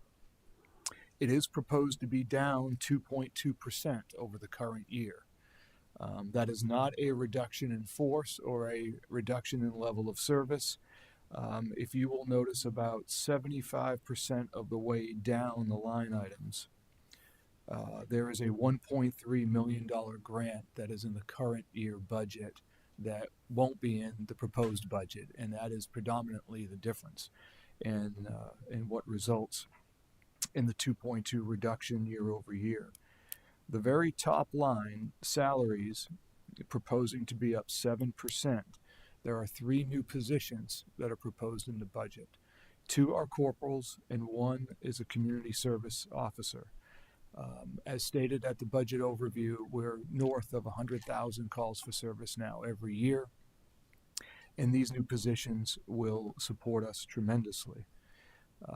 Other items to highlight for you. A few pages back, it's detailed, but it lists the... Hang on a second. Mr. Chapman? Yes, sir. Mr. Demora, in terms of the new positions, and not just them, but the total number of our police officers per population-wise, is there an industry standard by any chance where we should have a certain number of police officers available for almost 100,000 population? Yes, sir. And that's a subject of great debate. And I know the chief will weigh in on that as well. Just having a number per population, at least in my view, is not a good way to run a department. It should be based on outcomes, and it should be based on, crime numbers and calls for service and things like that. Because we know communities are different throughout the United States. Right. So one baseline number doesn't fit every community. I will stop there because it's important that you receive, the chief's opinion on that question as well. Great, thank you. Yes, sir. Good morning. Hold a similar view. You may have a community that has a very high crime rate. Might be a smaller population. You could have a community of 75,000 that has, for a variety of different reasons, a more significant violent crime rate, which would require more police officers. You can have a larger community where majority of citizens are law-abiding citizens, and you might be able to provide adequate police services with a lower number. So there is not a set standard numbers per thousand. I know years ago the town had an ordinance. We moved away from that. So it's as the town administrator said, it's one factor, but not the only factor in making a judgment on how many police officers are needed, or staff, because I include civilian because they're critical to the overall operation. Thank you. Good question. And so, Mr. Mayor, council members, I'm not going to ask you to flip further back under this section here, but you can. All the detail is there on uniforms and general supplies. But I do want to mention that on page 48 is contractual services, and there are two. There's a lot going on in that budget, but two things I'd like to point out. And the very top item is the Charleston Animal Society and the $275,000 programmed in for that for next year. And this is different than prior years because we've reached an agreement with the Charleston Animal Society as far as a fee for service, a fee for spade and neuter. That is going to be discussed later on today at a different committee, but it's an agreement that codifies the relationship finally with the Animal Society and the important services that they provide for us. The second item under contractual services, it's a highlight to me because it's a new contract to upgrade the tasers that our officers use in the field. And so that's a level of service maintenance item for us. What I'd like to do lastly, and open up to any questions that you have, and certainly Chief's comments, is ask you to flip to the tab middle of the book that says Capital Asset Fund, and specifically page 121. I'll give you a second to get there. Capital Asset Fund tab, page 121. What these two pages highlight is our vehicle replacement. And you'll see here for the police department, that's the lion's share of the vehicle replacements that we have. And you'll see 34 new vehicles in the police department. 32 are replacements, keeping up with our replacement schedules for cruisers. And then the first two are brand new police vehicles for the corporals that are in the budget. So if by some chance you decided that those corporals were not necessary, then these vehicles would also come out. And how about each vehicle now is up to $75,000 per copy. And it never used to be that high. It was always, you buy in bulk, there's a cheaper amount, and it's triple what I remember it being years ago. But just, by the way, this isn't the fire department budget, but while we're on that page, looking above, you see this is the location where we show 2 new fire engines for next year. Okay, and so those are the highlights.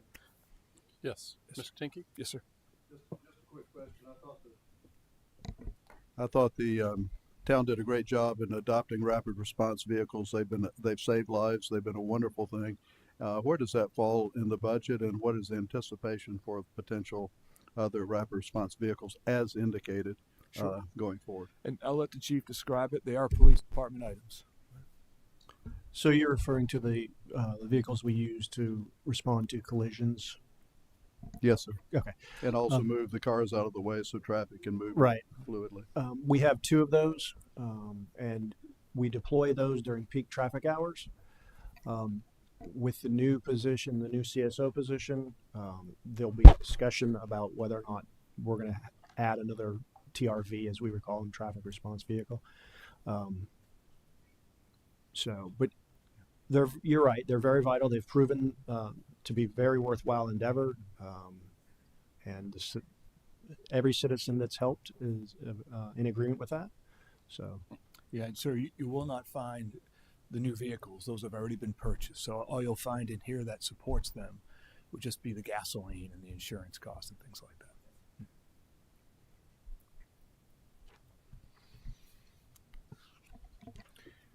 So, Mr. Mayor, if you and committee were comfortable, we would greatly appreciate a recommendation for approval back to the budget committee of council. So moved. Second. Okay. Couple of things. So we've been over,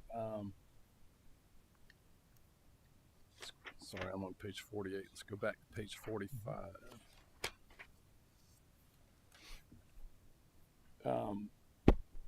Salaries obviously are the biggest part of the budget, and that's going from 12.6 million to 13.4 million. Is that correct? Yes, sir. Okay. So that's 3 new positions or 4? Yes, sir. 3. 3 new. Yeah. Okay. 2 sworn officers, 1 community service officer. Correct. And so, what is if you're a police department staff member, what is your cost of living or your earned adjustment percentage wise? It will average based on performance 3.5%. 3.5. Yes, sir. And that number is incorporated into that salary line. The larger number is in there. Okay.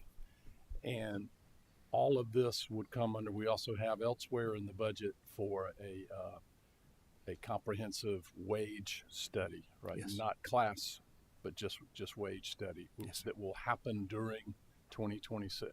Correct. Okay, during that year. So what ability do we have when that study comes back to make adjustments in pay? We'll have to see the results, and Right. It could come back and that we are competitive with those we compete against. Right. And then there wouldn't be a need for an additional adjustment. But Right. if that isn't the case, then we'd have to explore options to try to, bite into that if that's the process that you'd like to proceed. And there's several different ways that we could try to attack that number. Okay. You'll see what I'm asking is, we do a wage study and that's great. It comes back and says we need, and I'll just pick a number, $2 million more in wages across the board. Where do we go for that $2 million? I know we would adjust things mid-year, right? Yes, sir. And I think we've done that before. That's right. I also remember a few years ago, 2018, after the Parkland High School shooting, we did $750,000 to put SROs in every school, not just some, but every school after that. And we found that money, and we did it. Some of the best money that we've ever spent. A question I have, and it's not for this budget, but something that we need to look at down the way. I know North Charleston has like a housing assistance plan. Given the fact that the number I just saw, that the median price of homes in Mount Pleasant in the last month, according to those that were sold through members of the realtors, was over $1 million. If we just attack wages, we are a long way from getting there. But if we find a way to help people afford to live here, other than just wages, which are also taxable to them, maybe North Charleston is onto something. And Chief, you may be familiar. I think their program started with police and fire. I may be wrong. I don't know the details of the North Charleston program. I know there are municipalities where officers are given a housing stipend or some way to help offset the cost. Right. It's kind of like the military does. Right. Instead of raising everybody's pay, they give you an allowance for housing so that you can afford to live where you've been stationed. And I think that's a discussion we need to have down the road, and not to build in this budget. And let me remind everybody one more time, under our form of government, budgets are proposed and presented by staff, and our staff does a very, very good job of that. This is not a budget that elected officials came up with, mayor or council members, and told the staff, go work with that. This is their budget coming to the elected representatives. That's the way it works in the council form of government. And so we don't dictate to you, but we do ask, does this proposed budget give you the manpower, the training, and equipment to do the job you've been asked to do, Chief? It does. Okay. And down the road, let's look at some type of housing assistance, because that can help us get people there quicker than continually raising salaries, which is the most costly way to go. Any other questions on? I have a question just because it's and also with the Rainbow Bridge thing that we were thinking about. Our police dogs, do we have a full complement of police dogs? We do. We still have Harley sniffing. We still do. And a couple of patrol dogs, and so that's good. Always glad to see those. Last week we hosted a week-long canine training class for a lot of agencies came. It was well attended. Great. Where was that? Just different places in town. Oh, okay. We coordinate it, and they train at different places. Was it for the staff or the staff and the dogs? Yes, for They both. brought the dogs with them. Okay. Great. Thank you. Any questions from council members, or do we have a motion, please? I think there's already a motion on the table. Is there? Not on police that I recall. I thought we had. Yeah. I'll move that we recommend to the budget committee budget presented for the police department. Second. All right, we have a motion and we have a second. Any further discussion? All in favor, please say aye. Aye. Any opposed? All right, that was for I, for section A, 4A, I, and this would be, or 1, and this would be 2, Police Department Capital Fund projects. Or did we go over that about the vehicles? We did, sir, and you're aware of the continued installment funds we place towards a police fire training facility, and that's really the biggest police department item that's still out there. Okay. Yeah. Let's get another motion for the capital fund project since it is a different agenda item. Move to recommend approval to the Budget Committee. Second. Okay. Any discussion? All in favor, please say aye. Aye. All right. Motion carries. Thank you. Thank you, Chief. Okay, Mr. Mayor, committee members. Judicial. If you know Lori, hello Lori. Lori. If you'll flip back to the court tab in your budget. Where is court? Municipal court, fairly straightforward budget. Total proposed $1,326,261. It's down just 1%. Again, there is no reduction in level of service. We have software implementation costs that are no longer needed for the next year. In the salary line item is the 3.5% pay for performance item. We are reducing the public defender money. We had it $35,000. This is back in contractual services. I figured I'd save you the time. Reducing it from $35,000 down to $30,000. The public defender currently receives $500 per case, and we're just not seeing that kind of volume, so we don't believe the money is required for next year. And in addition to that, we have some small telephone increases and additional interpreting services that are required. The price has gone up for that. So, Mr. Mayor and committee members, unless you have additional questions, and there are no capital, well, and that budget item is not listed, but unless you had questions, would appreciate a recommendation. Okay. Lori? Good. I want to tell you again something we tell you every year, that when we interview people for municipal judges, and we have people that have practiced in our court as lawyers, they say that this is the best municipal court in the area. And so thank you for continuing that. That predates you a little bit, but you have also continued that level of excellence, and it's really good to hear. Thank you. Is this the budget that gives you the manpower, training, equipment to do everything you need to do? Great. Move to recommend approval to the Budget Committee. All right. Second. Any discussion? All in favor, please say aye. Aye. Aye. Any opposed? All right. It's approved. Thank you.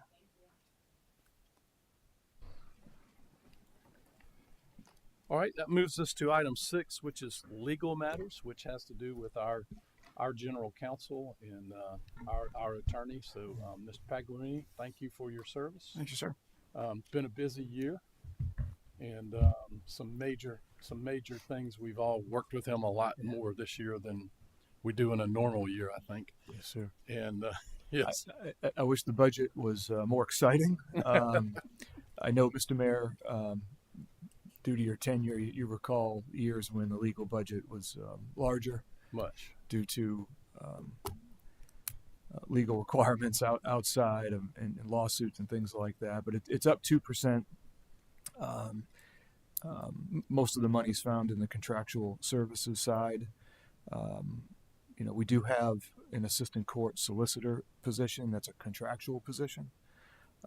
Looking for a 3% increase on that. It's per that contract. But really, in addition to that, the other item worthy of mention is under education materials. It's about just below halfway on the legal department sheet here. And that's proposed to go up $4,000, having to do with vendor costs. And outside of that, sir, that's all I have to report, unless Mr. Pagliarini has something else. Yeah. Sir, our primary, these increases, though perhaps nominal in the scheme of the town of Mount Pleasant, generally relate to our computer-aided research. There are no books anymore. we're seeing significant increases in those costs. We also maintain a fairly complicated yet encompassing program related to our FOIA requests. As this committee knows very well, FOIA requests increase rapidly. I believe we're up to about 2,000 annually at this point, and our software allows us to monitor all FOIA requests. That is the benefit of that. We also, in the legal department, a few years ago, it was deemed that FOIA personnel was necessary, and that was folded into the legal department as opposed to another department. Beth Morrison is our FOIA specialist, and she is a part-time employee. You will see that. And I believe we're able to manage that significant volume because of the expertise of our staff, as well as council's willingness to invest in the program, the program which allows us to monitor this high volume of requests. When I had mentioned the volume of hours, and the last figure I gave people was in the 1,400 a year, and now it's about 2,000. They thought that was very high. Do you know how we compare to other peer municipalities? I do not, sir. We have been in the process of putting together some figures for this committee. I think it's worthwhile for you all to understand the rapid rate of increase, where the funds are going for this software, and what our future challenges are related to FOIA. I do know that every municipality we speak with, when we go to conferences and the like, the increase over the last 10 years has been extraordinary. In the software costs for FOIA? Sir? For FOIA dedicated software is what you're saying? Yes, sir. We essentially run a case management system for those. As this committee may be aware, our documents, like any entity, government entity, especially smaller government entity, we don't have a depository with all documents. We are largely dependent on our various departments, and I would like not to tell you that we are dealing personally with 2,000 requests. That's all we would do, but we divide our requests into really routine and then non-routine. Routine, an example of that would be someone picking up a police report or a fire report. Our court system is, requiring court records. On the more complicated side, it turns to us. It involves review. It involves gathering of documents and redactions there too. A significant request these days, for example, we get body camera requests. We get them all the time, and then we get requests for minor and information, and it does require significant work for us to redact and review to make sure that we are complying with state law, but also that we're not violating privacy rights of those individuals who are on the other end of the request. But we have now, I believe we're 2 years into fully integrating the software, and it allows us to monitor deadlines for all of these.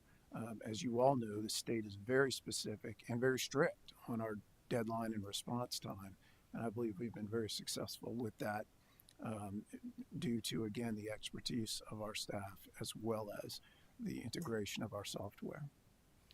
Does that software give us a breakdown of the request? Yes, sir. We can like how many are from the media, how many are from citizens, how many are from special interest groups that maybe I know from the other boards and commissions I sit on. There's one group, especially in South Carolina, at one time their FOIA request to one of the commissions, the request itself was going to cost $80,000 to produce, but Yes. they were in the business of FOIA requests, and you probably know who I'm talking about. All right.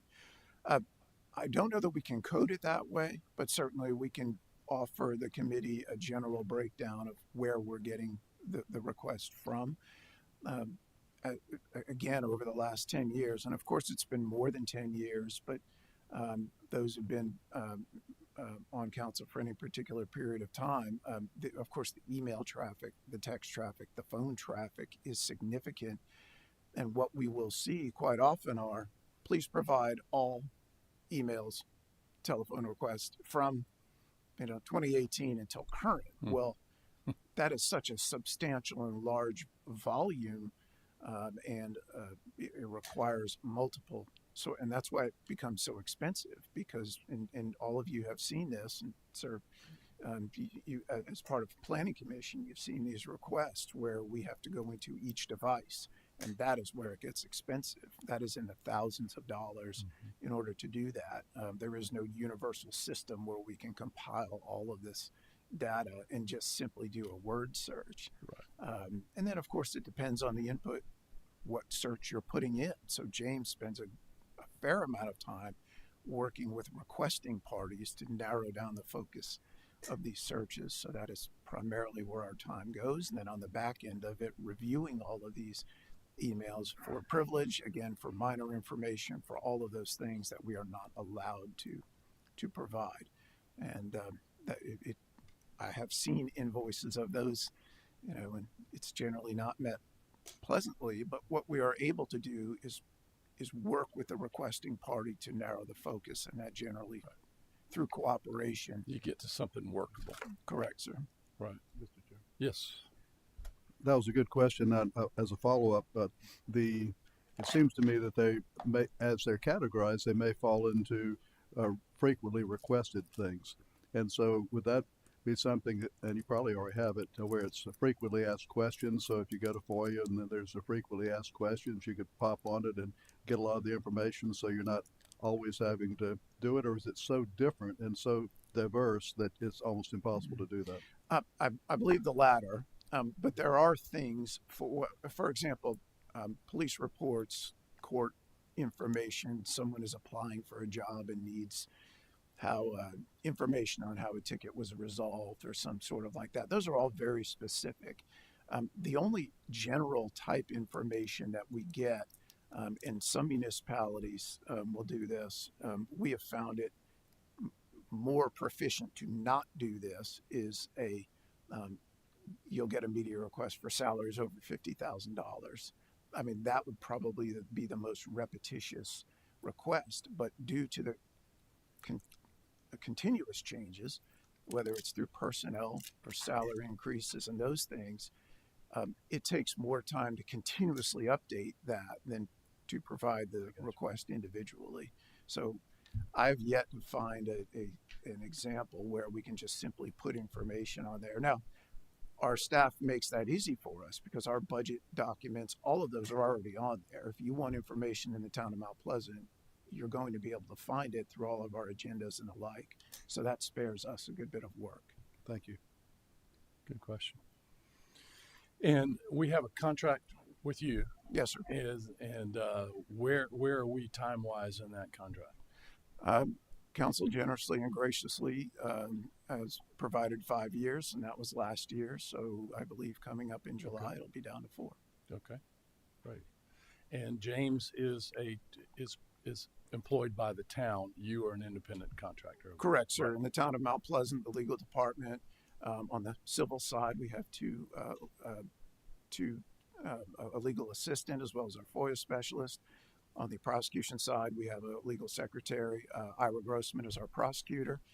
James is our staff attorney, and I serve as contract, and our assistant solicitor, who's brought in to handle trials, is contract as well. Got it. And I know from our judge interviews that we hear, they're often adjudicating 200 to 300 traffic tickets a week. I have to compliment what 30 years of experience, what Ira provides us, is something that really should be handled by multiple people. And that is what his experience and his expertise gets us. It is truly incredible how he is able to navigate what is put in front of him. Okay. Yes, sir. Yes, ma'am. Do we have, with 30 years of experience, how do we have any indicator of how much longer he's going to be continuing in this role? And then do we have a transition plan in place for, are we training someone to take over for him, or is this something that we would just put a call out and hope we get someone who can do it? He's not allowed to retire, but aside from that, these are questions that we ask sensitively. What are you deciding to do? It will be a challenge because there is no replacement. There is no subordinate for that. It will be a reworking of how that entire staff is situated. Whether that is one or more persons will need to be determined at some point. But I, of course, have thought about how we're going to deal with that if and when that time comes. But it will be very difficult to replace with just one person. I will tell you that. And that is something on the horizon that we'll need to think about. The far distant horizon. Ma'am? The far distant horizon. Yes, One hope. right. Thank you. All right. Do we have a motion, please, regarding the budget for the Legal Department General Fund? I move that we recommend to the Budget Committee the budget provided for the legal department. Second. All right. We have a motion, second. Any further discussion? All in favor, say aye. Aye. All right. Motion carries. Item B, since we're already behind, and this is really not a budget issue, I would entertain a motion to defer item Move to defer. B. All right. We have a motion and a second. Any discussion? All in favor, please say aye. Aye. All right. We will defer that. Item C is consideration of Charleston Animal Society proposal of services. I think we're all pretty familiar with how we got here. Yes, sir.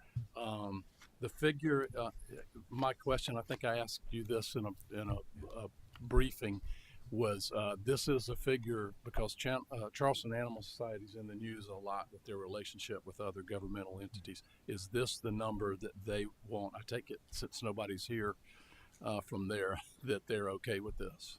They are, sir, and it's directly tied to how many animals are brought in for care from Mount Pleasant, and then they have a cost of service for every animal. Right. And it's a simple multiplication. We added some money on top of it at their request, which makes sense for spade and neuter support. Right. And it came up with the number, and they are very happy with it.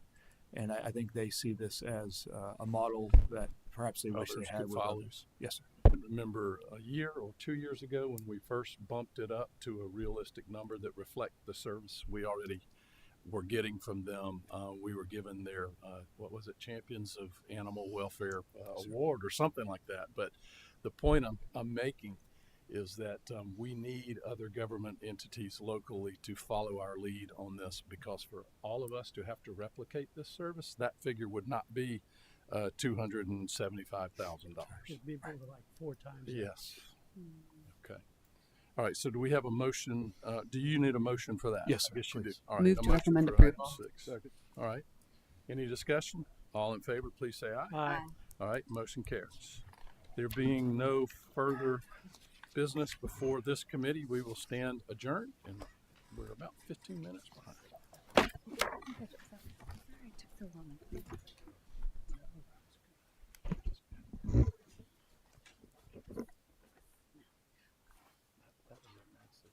Oh, that could have almost been a special meeting, just like Town Center was.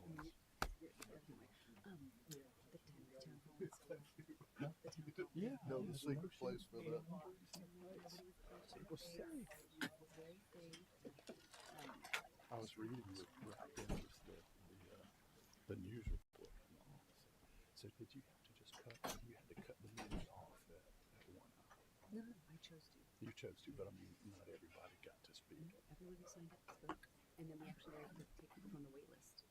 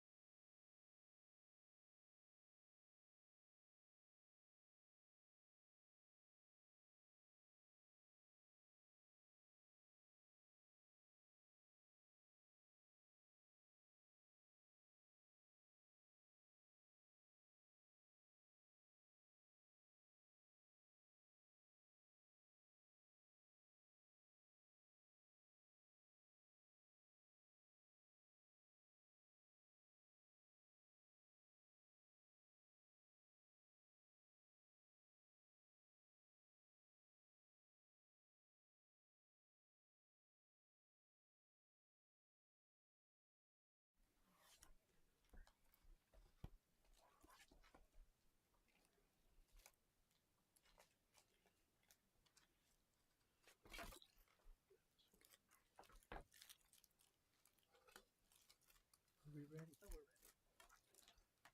We'll call the meeting of the Fire Committee to order. And my name is Howard Chapman. I'll be chairing this meeting this morning, and appreciate everyone being here today. First item on our agenda is approval of the minutes from the April 1st, 2024 meeting. Mr. Chairman, move to approve. Second. Motion made and seconded to approve of the minutes. Any discussion? Hearing none, call for the question. All those in favor, please signify by saying aye. Aye. Opposed? Ayes have it. Next item is public comments. If there's anyone here that wants to present public comments, please come to the podium, give us your name and address. You have 2.5 minutes. Is there anyone here? Seeing none, we'll move on to presentation of the budget. Will this be done by Mr. Demora together with our Chief Mixon? Yes, sir. Thank you very much, Mr. Chairman, committee members. Good to be with you. I'll introduce this for you and for the chief. If you go to the fire department tab on your budget, it is page 53. What's being proposed is a total budget of $18,699,735. It's a 4.7% increase over the current year. By the way, as mentioned at the overview meeting, the fire department, you've invested more in the fire department than any other department in the last 5 years, with the police department being second. Could you say that again, please? Oh, yes, sir. Council has invested more money in the fire department than any other over the last 5 years. Number 2 is police. 4.7% increase is the proposed increase for next year. 3.5% is pay for performance, and that is included in the very top line of salaries. That drives the majority of the increase. But there are other things as well. In contractual services, which is a couple pages back, it's page, let's see here, 57, there it is. The highlighted items are at the top. $70,000 is what's paid every year for the Charleston County radio user fee. This is what keeps communication going. And recall, we also pay for medical directors at a cost of just under $47,000. And I'll stop here at number 3. But you see this ImagineTrend software, which is important to our operation, and that is our contractual services item. Back to the front page and back to uniforms and clothing. That item is up $33,000, and we have a lot going on there that perhaps the chief can speak to in a moment. But we have increased prices and specialty size gear for recruits and some other things really driving that price. That's on the general fund side. I'd like to point out the vehicles, and if you can flip towards capital asset fund tab in the middle of the document there and move towards page 1. Let's see here. Oh, I've lost track of it here. 121.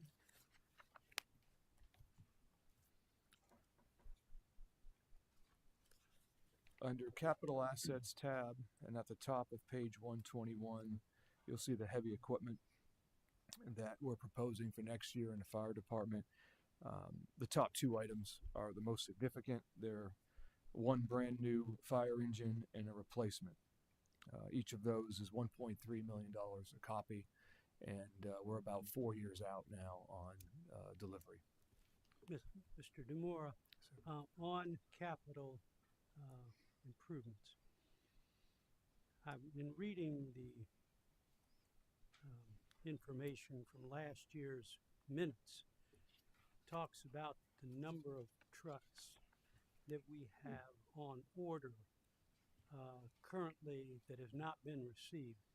Can you or the chief expound on that a little bit about how many pieces of equipment are currently on order, including, and not saying that we're going to definitely approve it, but I think we probably are.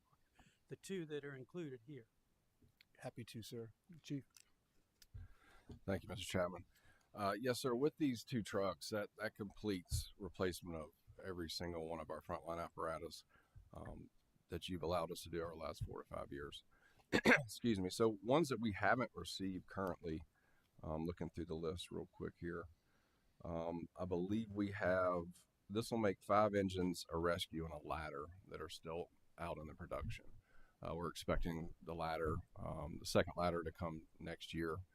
As you remember, late last year, we received the engine and the ladder that replaced 2 of our units now. So with these 2 units, the addition of the new one and the replacement, this replaces everything in our fleet. So you've allowed us, COVID really put a slowdown on things with production times, with lead times on parts, but you've allowed us to jump ahead and get a handle on this replacement plan, and this really completes the process of that. So could you specifically mention what equipment we have on order and included in this year's budget? In other words, we've Sure. got equipment that's on order we haven't received from previous year's budgets. So That's correct. that's what I'm after. Okay. So we have 1 ladder truck. That'll be the replacement for Station 3, which is right here on Mathis Ferry Road. That'll be here next year. In this current year budget, we ordered 2 engines and a rescue that are still on order, or 3 years out at this point, approximately. We have a squad replacement on order as well. A couple small staff vehicles, and then also with this budget, 2 additional engines. What about for either Dunes West or Park West? Wasn't there a piece of equipment that we either just received or is on order? Yes, sir. So the Dunes West Station got the brand new ladder last year, ladder number 5, and then their engine is also on order as well.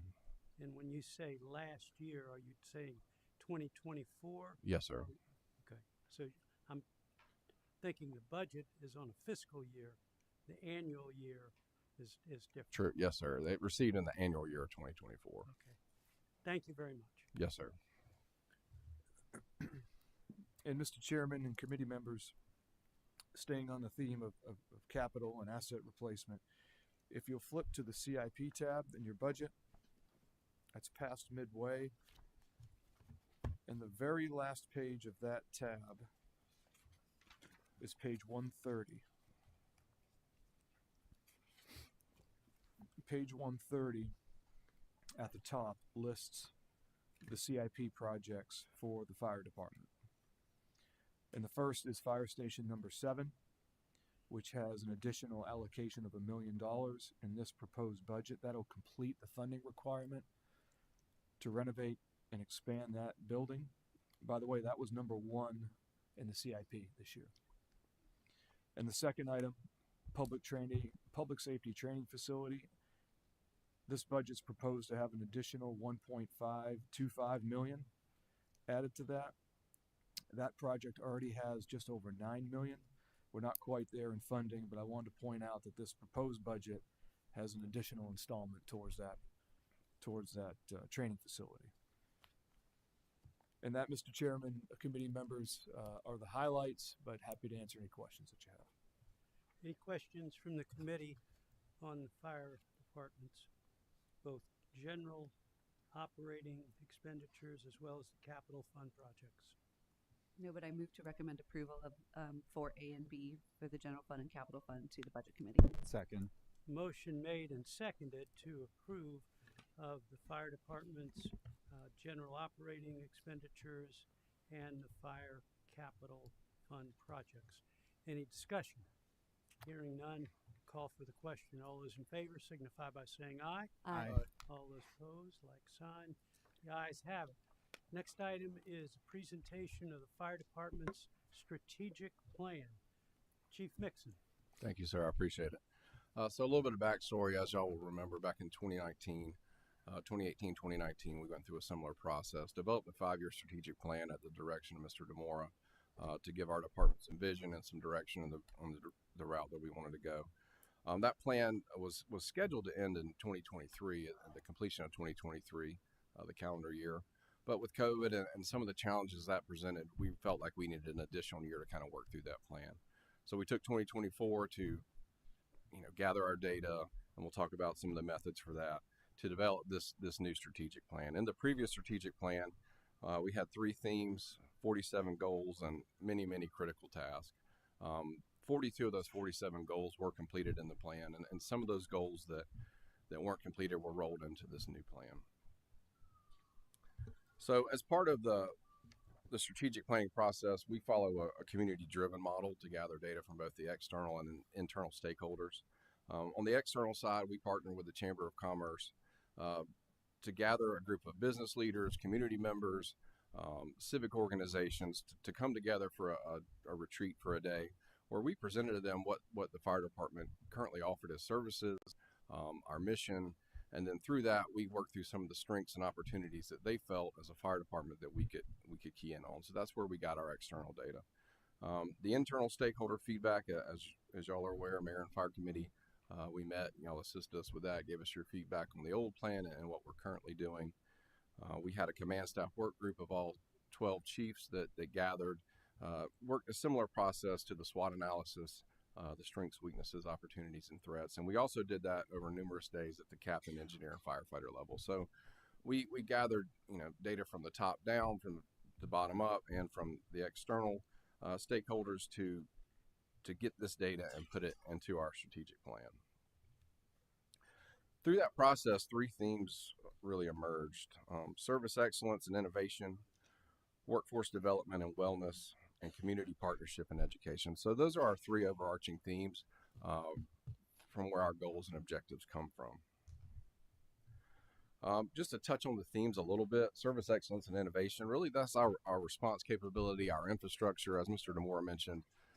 Projects like Station 7, the demolition and rebuild of that, gives us operational capacity expansion, allows us to house more personnel there, more units. You're aware that it's a 50-year-old building, and really the size and capacity we've reached the end of that life of that building. The training facility, which all of our recruit schools are handled there. Risk assessment, working with our GIS department to develop something through ArcGIS that really ties into all of our modeling, our incident response plans, pre-plans, all of those things. So the service excellence innovation is really a focus on operations and response capability. The workforce development and wellness, that's our people. Our number one asset.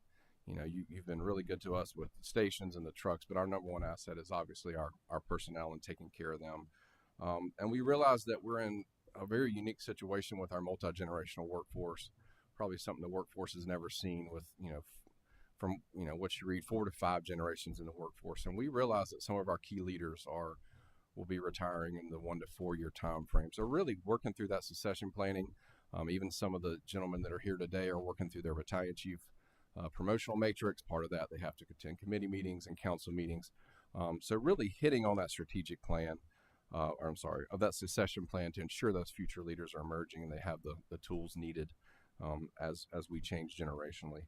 Recruitment and retention, obviously a big focus. As you're aware, our recruit school through our training division has been hugely successful. I would argue that it's become a model for the recruit training program in the area and maybe even the state. 26-week program where they come out with everything that they'll need, from fire to medical to everything in between, really for the first 5 years of their career. So really happy about that, continue to work through that. And then the well-being and wellness of our employees. We've had a strong look at mental health over the last 5 years, really gathering all those resources, but really looking at a holistic approach: sleep, eating habits, working out, the mental health aspect, and we'll talk about it at the next item. But really looking at a shift schedule change, how does that affect work-life balance and things of that nature? So workforce development and wellness is our people, and then lastly, community partnerships and education. That's our community. That's our outreach. That's where we do our CPR training, where we look at some of those communities that may need special attention, those with dementia, autism, things of that nature, ensuring that our personnel are trained to serve those communities well. So that's what that looks at. A focus on fire prevention, permitting, early inspections to ensure on that prevention side that we're hitting the mark on that as well. And then lastly, one of the items in there is just really preserving our history, our retirees, those members of our department that have passed away. You saw some of that last year through Sheriff Ritchie, and many of you were involved with honoring former Chief Teeter at Station 1. So continue to do things like that to build our departmental culture. So that's really a broad overview of the themes. Hopefully you've had a chance to look at some of the goals in there, and I'd be happy to answer any questions that you may have about the plan. Any questions of the chief? Mr. Brownstein. Not a question, I guess more of a comment. I've read through the strategic plan. I really appreciate you putting that together and sort of dusting off the old version and positioning it for the future. I agree with what you said, that we've done a good job on the equipment replacement. Sort of two items that I think that we need to move towards in the future is, one is making sure we've got the 4 firefighters per apparatus, and 2, the acquisition of a 3rd ladder, so that we've got sort of 1 north, 1 south, and 1 in between. I realize both of those are very costly proposals, and so I think it would help us if the fire department sort of prioritize, which one of those is more important to the service that you're providing to the community, and then maybe we could come up with a blueprint towards moving towards whichever one of those 2 goals y'all feel is the most pressing issue. The third thing that I wanted to mention, and I know that some of this may be addressed with the salary study that the town is going to be embarking, and it's a similar concern that I have for the police department, and I would have brought it up during that meeting had I been on the PJL committee, but that is whether we are paying our employees a living wage.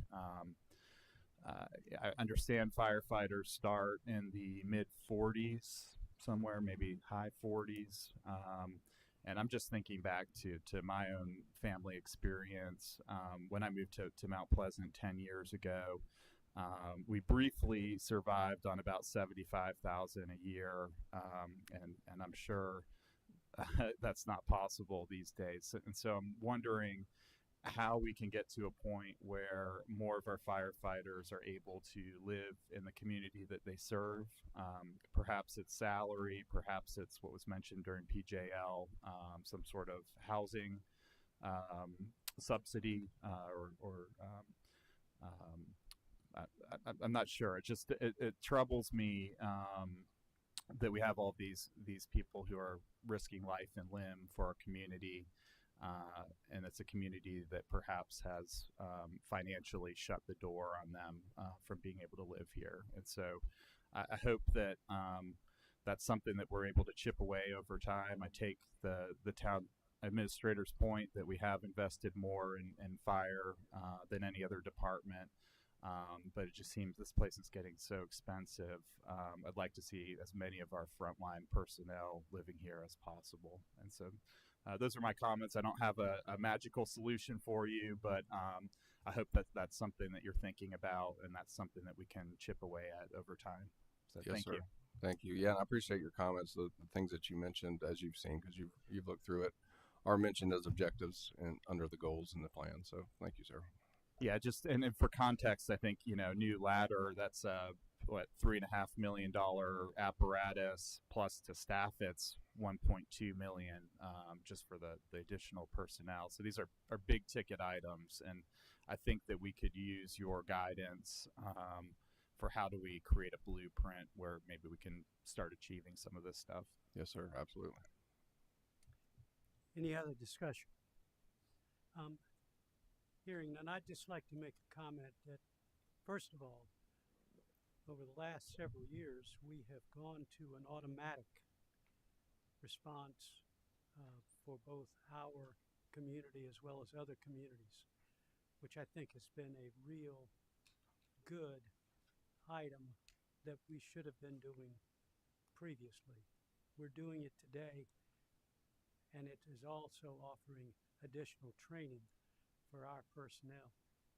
Second, I know Mr. Brownstein attended it, but our training that we're doing in-house in the town of Mount Pleasant is something that we should have been doing previously. We're doing it today, and having attended the ceremony where other communities are actually using our training facilities shows what a great job that you're doing, Chief, as well as our personnel. So thank you for building on our community, building on what we've done in the past.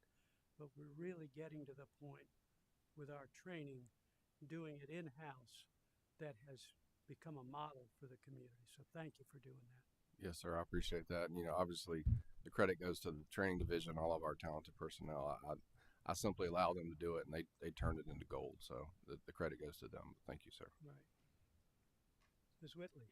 Just one thing that's, not high priority, but I think is fun, and outreach and education. And we had discussed kind of in our meeting that there are some decommissioned fire trucks that are currently either on the market for like very, very low because there's no real resale value in them. And we had talked about the potential of pulling one of those off the market and converting it into sort of like a community asset for outreach and education for events like Blessing of the Fleet, where we could have children able to take pictures with the truck and, climb on it and that kind of thing. And so I was wondering if that's something that is moving forward, or is that? Yes, ma'am. I mean, you're right. We spoke about that, and looking at our replacement model, I'm going to get with our deputy chiefs of administration and operations and look at what unit may be available for that, and then maybe come up with some concepts or some designs to make it look a little bit different than a standard fire truck, something that more of a presentation piece, an education piece that they can tie into that kind of community outreach program. Wonderful. Thank you so much. Yes, ma'am. Any other discussion? Hearing none, I'll adjourn the meeting. No, shift schedule. Oh, I'm sorry. A discussion of adjustment to the fire department shift schedule. Yes, sir. I appreciate that. So traditionally, we have been on a 24/48 schedule for a number of decades at this point, meaning that our personnel arrive at 7:45 in the morning, and they work that 24-hour shift till 7:45 the next morning, and then they're off for 2 days. In our area, there's been some changes to the shift schedule, and personnel approached me. I put together a shift feasibility committee for them to look at if this is something that the department wanted to do. As far as we're concerned in the administration, we don't work the shift. We want something for them that they want to work towards. So this committee really looked at the pros and cons of several different shifts, and it came down to really a vote between the 24/48 and the Portland schedule, or the 1323. By 1323, that means they work a 24-hour shift. They're off for 3 24-hour days. They work 48-hour shift, and they're off 3 days. So every time that they're off for a 3-day stretch. This is a blend between another shift in the area called the 4896, and I know this is a lot of numbers, so I apologize, but the 4896 and what we're currently doing is the 24/48. The 4896 is you work 2 shifts in a row, 2 24-hour shifts every time you come to work, and you're off for 4 days. We feel, and the committee felt, the membership felt that this was a good blend between the 24/48 and the 4896 for a few reasons. And I will show you some of the key comparisons. While we think that this shift, and they thought that this shift, the 1323, will bring some additional work-life balance, some personal time, some things of that nature. As you can see in comparing the 24/48, which we're currently on, and the 1323, mornings at home increase from 121 to 162. So that's mornings that they're waking up at home. Full weekends off goes from, and that's a Saturday, Sunday, that goes from 17 currently to 22. Friday, Saturday, Sunday off, being that they're on a 2-day off cycle right now, they don't get any of those currently. So that will add 11 Friday, Saturday, and Sunday weekends to their schedule. And we feel like that'll, reduce the need for vacation. They can take short trips to maybe Charlotte. It gives them that extra night to be at home. Working a Saturday or a Sunday, that drops from 35 to 23.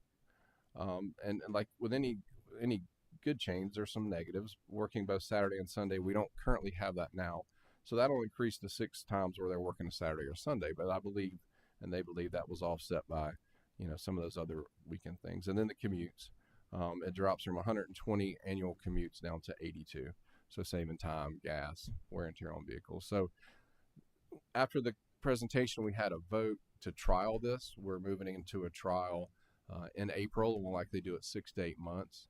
We felt that it would span summertime. It would span some of the holidays to allow them to see how it affected them and their families. And then at the end of that trial, they'll decide through a vote whether or not they want to stay with the 24/48 or move toward the 1-3-2-3 schedule. This is still a 3-shift schedule. It's just, oriented in a different manner. It still fits within the budget.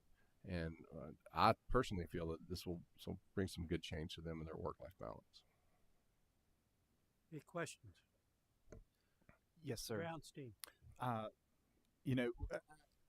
One of my concerns is, what is a firefighter like after 45, 46 hours on duty versus one that's, maybe at the 22, 23 hour mark? Is that a concern of yours? And is that something that you guys will be evaluating as this goes into reality? Yes, sir. Excellent question.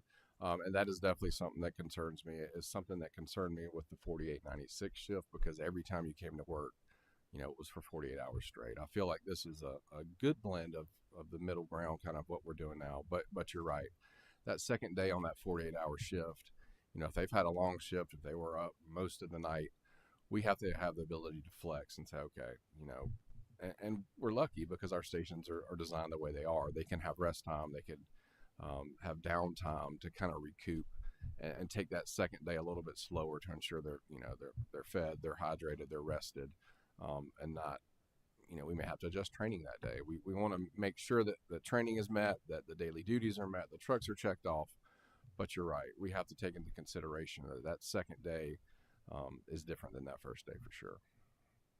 And I think, going back to my previous comments about firefighters not being able to afford to live here, I think this does help those who have to commute in when you see that 82 commutes versus 120 Yes, sir. under our current shift. And I can see some sort of live work balance that occurs by shifting to this. So I don't want to, disparage it, but I do want to note that I'm concerned about that second day.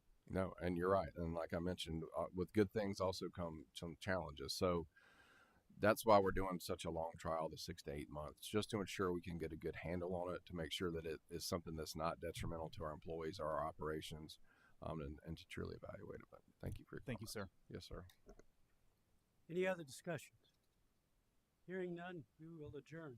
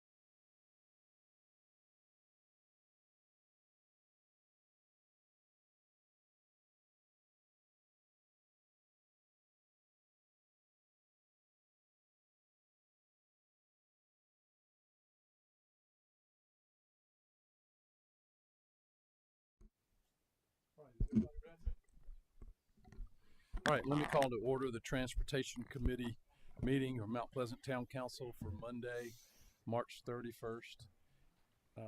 Item number 2 is approval of minutes from February 3rd and the March 3rd meeting. Move for approval, Mr. Chairman. Second. Motion and a second. Any discussion? All in favor, please say aye. Aye. All right, minutes are approved. Item 3 is public comments. If you're here to make a public comment, please come forward, name and address, 2.5 minutes. Anyone for public comments?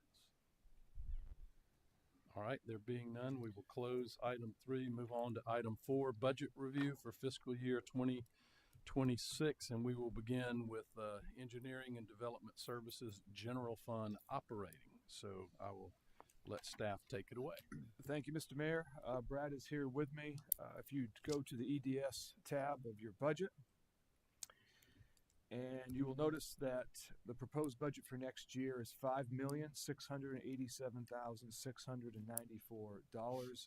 It is down over the current year 1.4%. There are no new positions. The budget is down almost entirely because of a $300,000 reduction in contractual services. A lot of that was related to software implementation and some other things. We just don't need it next year. So pretty straightforward budget, similar to the current year. Level of service stays the same. I would like to direct you to page 117, which is if you go to the Capital Asset Fund tab and keep flipping, you'll arrive at 117.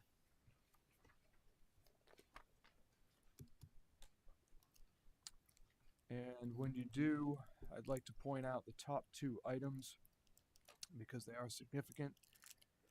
The first is the increase in pavement preservation from $2 million to $2.5 million. So we're going up $500,000 in pavement preservation. And sidewalk construction program at $400,000. Those are items, there's traffic signal things as well, but those are major items having to do with EDS next year. And going a little further to CIP, the last page of the CIP tab, page 130, shows our capital projects for next year. And I'd like to point out the top 2 under transportation. That is the town access management and intersection improvements. That's one of our top projects in the CIP next year. The proposed budget has an additional installment of $750,000 to fund that project. And then just below that is the Stockdale intersection. This budget is proposing $3.4 million for that project, and we're moving forward to get enough money there as you requested to make sure we can do that full intersection improvement, and we'll be on time to do that. And that full number is the 8.7 million all the way over on the far right. Okay. That's correct, sir.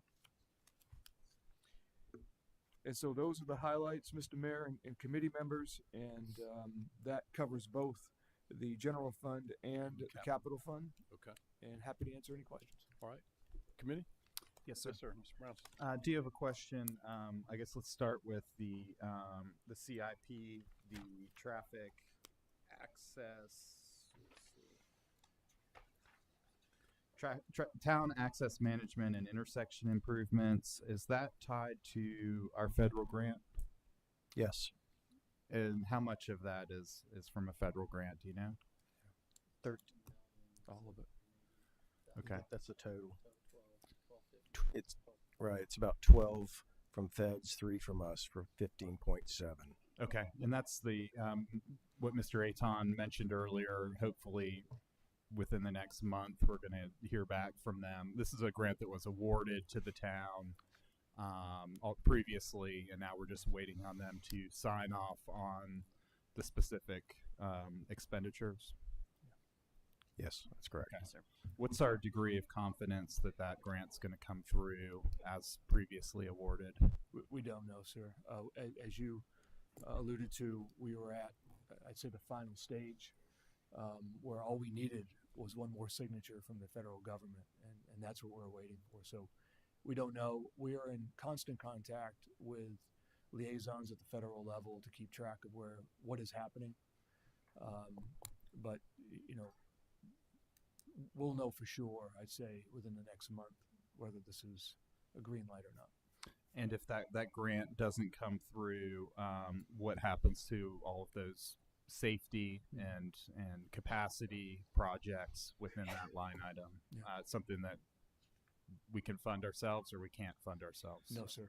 We couldn't fund these ourselves. We'd have to piecemeal triage what projects are most important. They're all important, but you know what I'm saying. The highest priority projects, and see what we can fund on our own. And just finally, just to shift gears for a second, I do want to applaud you for the additional money for the pavement preservation. I know, there's a never-ending list of locally owned and maintained roadways that need our attention, and I think this is us putting our money where our mouth is on that, and trying to ramp that program up as best that we can. Same thing for the sidewalks. We all know interconnectivity is a very important goal that we're seeking. I believe it was the focus of the mayor's, the connecting people and places was a focus of the mayor's state of the town, as well as the annual report. And so really want to thank you for putting that additional funding in there. Great. Any other questions on either the general fund operating or the capital fund projects and expenditures? All right. Do we have a motion, please, for both? Yes, sir. Mayor, I would like to recommend to the Budget Committee that we approve the Engineering and Development Services General Fund operating expenditures and the Engineering Development Services Capital Fund projects. Second. All right. Any discussion? All in favor, please say aye. Aye. All right. Motion carries. That will be recommended to the Budget Committee.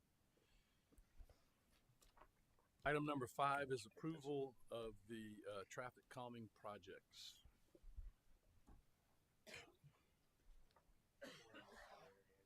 And just for clarity, if you look at the agenda, are we approving the ones for this year, 25, or are these looking since the This other is references- FY25. This is for 25. Yes, the funding that you allocated last July.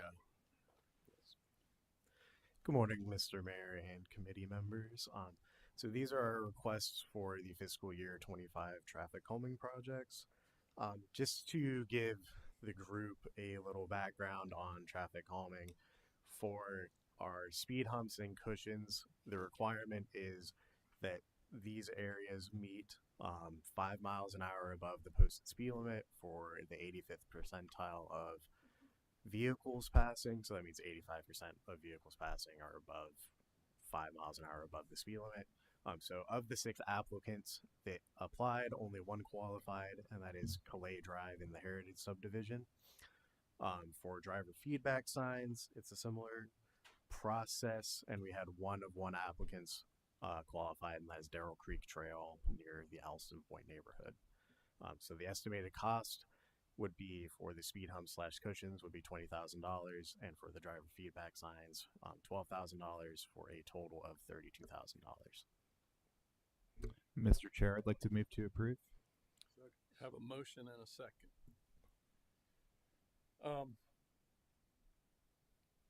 I'm trying to remember what the other applicants that applied for speed humps or cushions were. I don't have to have that to pass this, but I can get you maybe a we get list. that later. Yeah. Okay. Yes. Mayor, I think there was one previously that we talked about that we actually removed some items. Where was that? Yes. So for the last month, we initially had a speed hump / cushion removal, and that was for Cotton Creek Drive in the Planters Point neighborhood.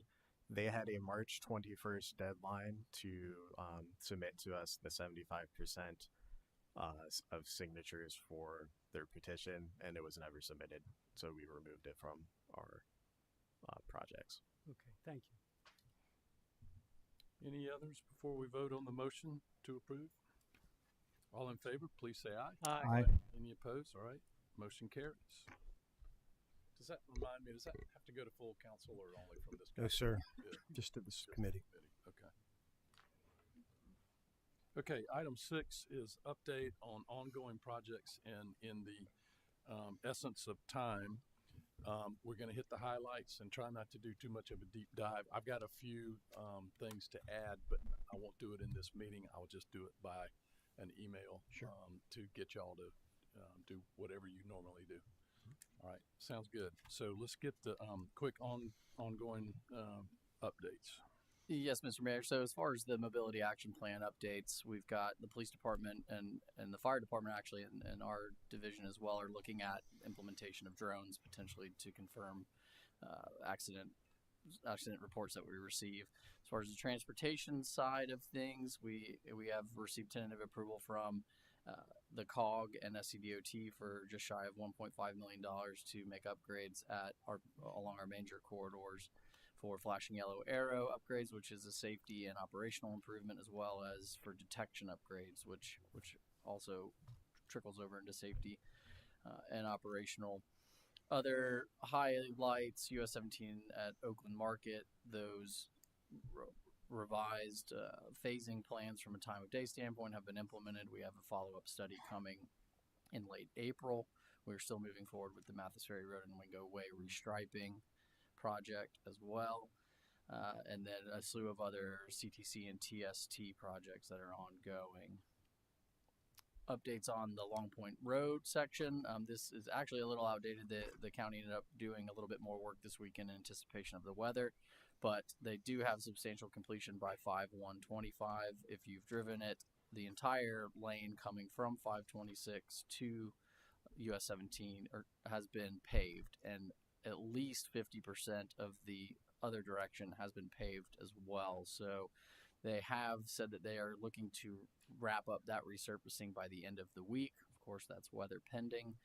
And another key highlight is, at least in the open sections, non-curb and gutter areas of the roadway, they have added a 2-foot safety shoulder. So some of those rutting issues that we've seen and have seen on other roads such as Rifle Range will hopefully be addressed with that slight widening. And then as far as other updates, the Highway 41 in Rivertown, the 4-section flashing yellow arrow head was installed on Friday. It is still operating and flashing only. We do have an update from the daycare with an anticipated March 5th opening date, so we are still working with DOT to get final approval to run that protected only phase during certain times of day, particularly the PM peak. And then lastly, we have received correspondence with Charleston County, and they are open to and will fund the adaptive expansion at this intersection, similar to what they had previously assisted the town with for 41 and Joe Rouse. So we're 1 month away. May 5th is the anticipated opening of the daycare. Other major That's projects for the daycare. Excuse me? The opening of the daycare is May. They're doing their final licensing with the state right now, according to the contractor, and that's when they're ready on their side. But that's what he's anticipating. Okay. Into this month. Okay, got it. Yes, Go ahead. How's the temporary light at Stockdale working? I mean, I know you've got it in now. You're anticipating how it's working. How's it developing? Yes, sir. So, of course, with any traffic signal, you are introducing intentional delay. So we've fielded some calls on that, but it is operating very well and addressing the safety concerns that it was meant to address. Thank you. Yes, I drove through that Stockdale light, and actually right before it got activated, I was contacted by a citizen, asking why the light isn't there yet. It's taken forever for me to make a left from Stockdale onto Park West Boulevard. So I think it's a big improvement, and obviously a temporary one at that. Just wanted to go back to Long Point Road. I drove it on Saturday on the way back from our Jones Center Jam skateboard event, and it's very smooth. It's a night and day difference between what had been there and what's there now. And so my hat's off to Mr. Chapman and our transportation staff for getting the county to move forward on that. Just one quick question. We hear a lot about Rifle Range Road. I know it's probably still a couple years out from a resurface based on the information from the state that we've received. Is there something that citizens can do to contact DOT to perhaps make that a little bit more imminent than it is? And if so, what is that action? Yes, sir. So you are correct. We still are in communications with DOT about the quality of the pavement on there and trying to push for them to escalate that resurfacing. But as far as a citizen goes, and in particular to spot areas such as rutting on the side of the road or potholes, the DOT on their website does have a report of concern. They can certainly drop pictures, pinpoint the location, and DOT's maintenance office will go out and investigate and repair as necessary. Thank you. Two quick things back on Long Point. I was telling you earlier on Friday, a bunch of citizens were upset that the work was going past 7 a.m. That might have been in anticipation of weather coming in or something. I don't know, but it does cause problems. And I think, Brad, you're going to talk with somebody about that.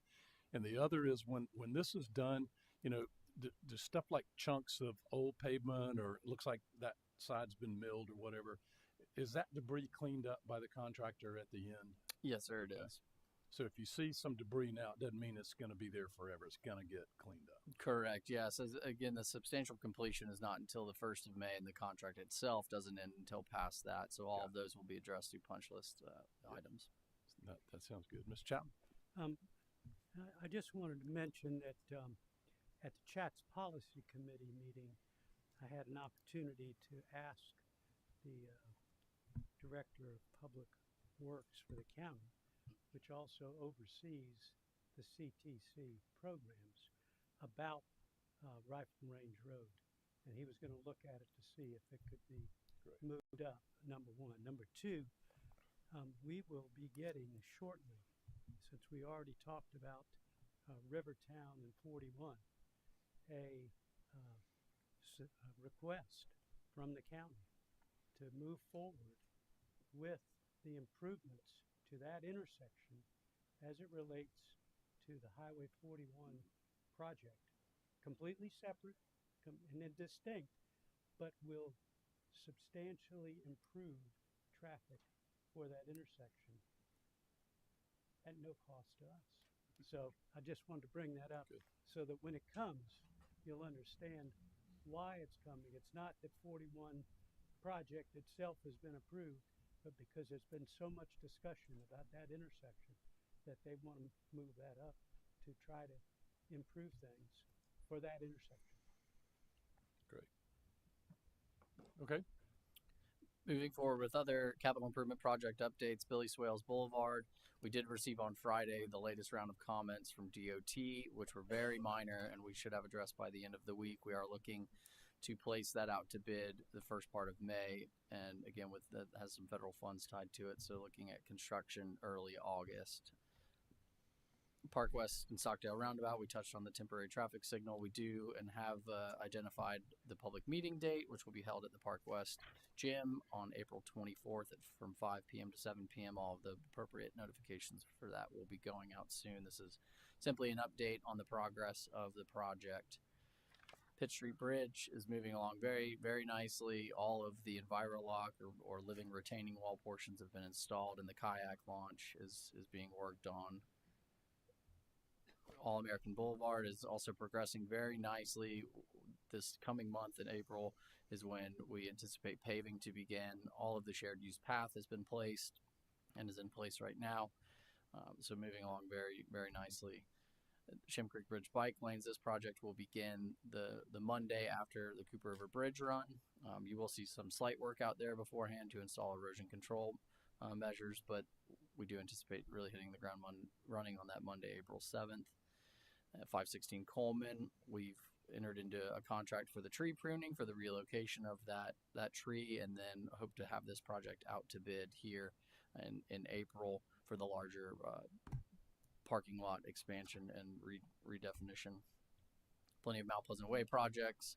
I think the highlights are Kinney Mile and the ones along Mathis Ferry Road are under right-of-way acquisition right now. We do have a public meeting, sort of an event for the East Cooper Civic Club Parklet on April 29th out on the site there of Mathis Ferry and 5th to really talk about that project and the grant that the town and that the East Cooper Civic Club engaged in and received from National Heritage Corridor. And that is it for project updates. Happy to answer any questions. That was a grant too that was in question for a while and held up, but apparently now has been cleared. Yeah, we got that through our friend with SC7, which was great. So held our breath there for a little while. Do want to remind everybody, Saturday, April 5th is the Cooper River Bridge Run, and thank all our staff. April it's the month from heaven and the month from hell. I mean, it's everything you can think of crammed in 1 month, and they're all wonderful, but it is a lot of work for our staff, and I appreciate it. And if you have never stayed behind after the last group leaves on the bridge run to see how quickly it all gets put up, I've been there and watched it, and the people at Arch stood up and cheered because the work was so efficient and so quick. So I want to just give everybody that does that a shout out, and also thank our residents. Yes, it's an inconvenience for a little while in the morning, but for one of the biggest events in the United States, and it's fantastic. Is there anything else? Anything else for transportation for this committee meeting this morning? If not, we will stand adjourned. All right, what we got next? Public services, that's you, and then finance. All right. What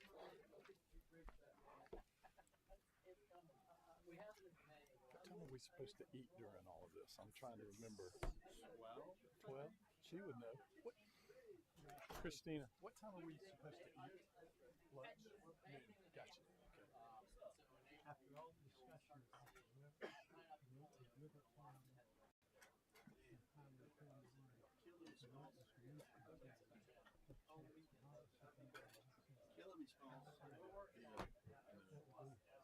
They would actually do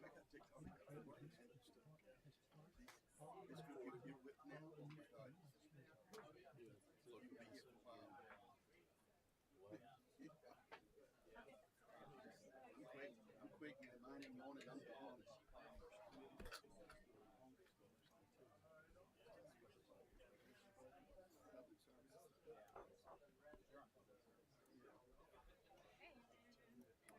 Come on down. Is this me?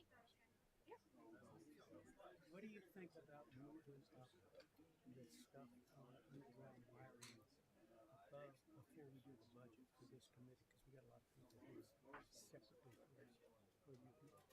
Don't care. How long are we going to be? This one, I got one more after this, but I don't know if it's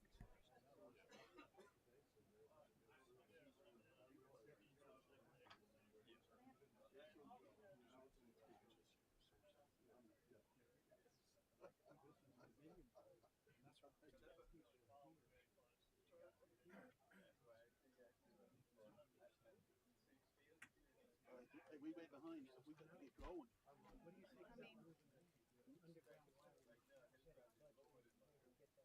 Let's do it.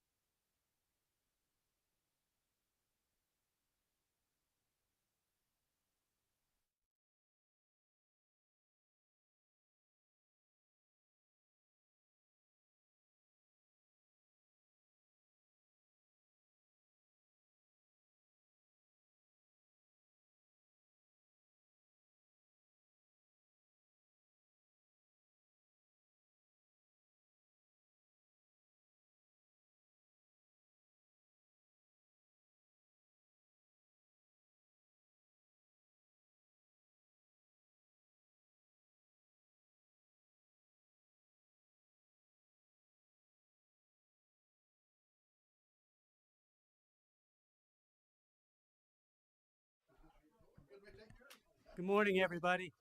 We're going to move ahead with the Public Services Committee. My name is Howard Chapman. I'll be chairing this meeting.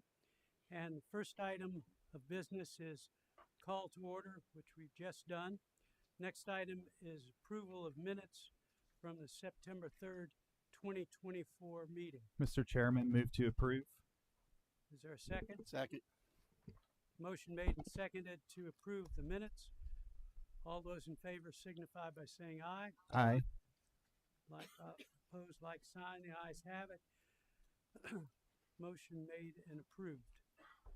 Next item, I would like to receive a suggestion to move up the underground wiring project because we've got people here that I'm sure want to hear this ahead of the budget. So move. Second. Motion made and seconded to move item number 5, which is the update on Mathis Ferry Road underground wiring project and general discussion on power line undergrounding. Is there any discussion? Hearing none, call for the question. All those in favor signify by saying aye. Aye. Ayes have it. Okay. We're now on item 5. 3. which is Should we update. public comments? Okay. Anyone here for public comments? Seeing none, move ahead. Item 5. Good morning, everyone. Thank you guys for having us. My name is Zach Swalhaw with Dominion Energy. I'm our new local manager for the Mount Pleasant Crew Quarter. Here to discuss the Mathis Ferry project for converting overhead to underground power lines on phase 3. So just kind of giving an overview, we've got coming from about Ion down to the 17 where we're converting these lines. We've gone through a lot of permitting over the years and a lot of design and construction on this.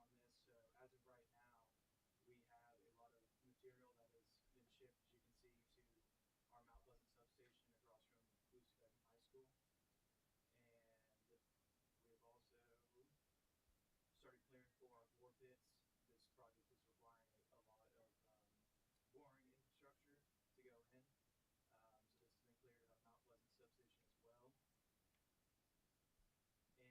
And in preparation beforehand, while we were waiting on permits for the boring and underground portion, we've gone ahead and installed a lot of our overhead infrastructure that will be there to rise back up on our section. So this one's at Muirhead Road, and then we also have another 2 rising poles on 5th Avenue where we come out on the corner of Mathis Ferry Road. And another 2 poles down by the fire station and water station on 7th Avenue. And then on Grand Street, we have our last pole coming down near the end of 17. So with all this infrastructure, we're ready. We did a full site walk last week with our tree crew and our boring contractor that's going to set up the silt fencing. So moving forward, we're going to discuss with the town our clearing of vegetation plans, make sure we're good to go there, and then we will get silt fencing up, mark our location for the underground infrastructure, and move on with getting the bores in and continuing on with the project. So that's kind of where we're at right now.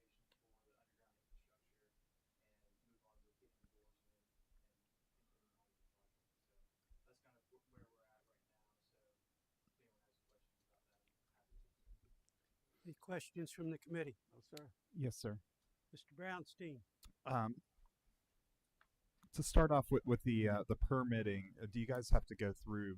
Were the delays the state permitting process, or were they something to do with our local permitting process? No, it wasn't the local. The longest one was with SCDES for environmental. That's what took the longest, and we had as well with the DOT. We had submitted our permit with them for encroachment initially, and it was approved. But then, we had delays on the other permits. That initial one ran out. We wanted to wait to reinitiate it so that we weren't back and forth on it. So we have all the permits now, so we're moving forward with everything. What does your timeline look like in terms of when this project would be completed? I don't have a definite end date timeline on it right now.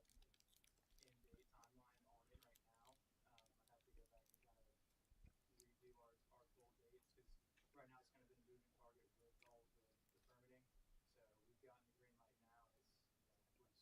We're moving forward, and I have to really look ahead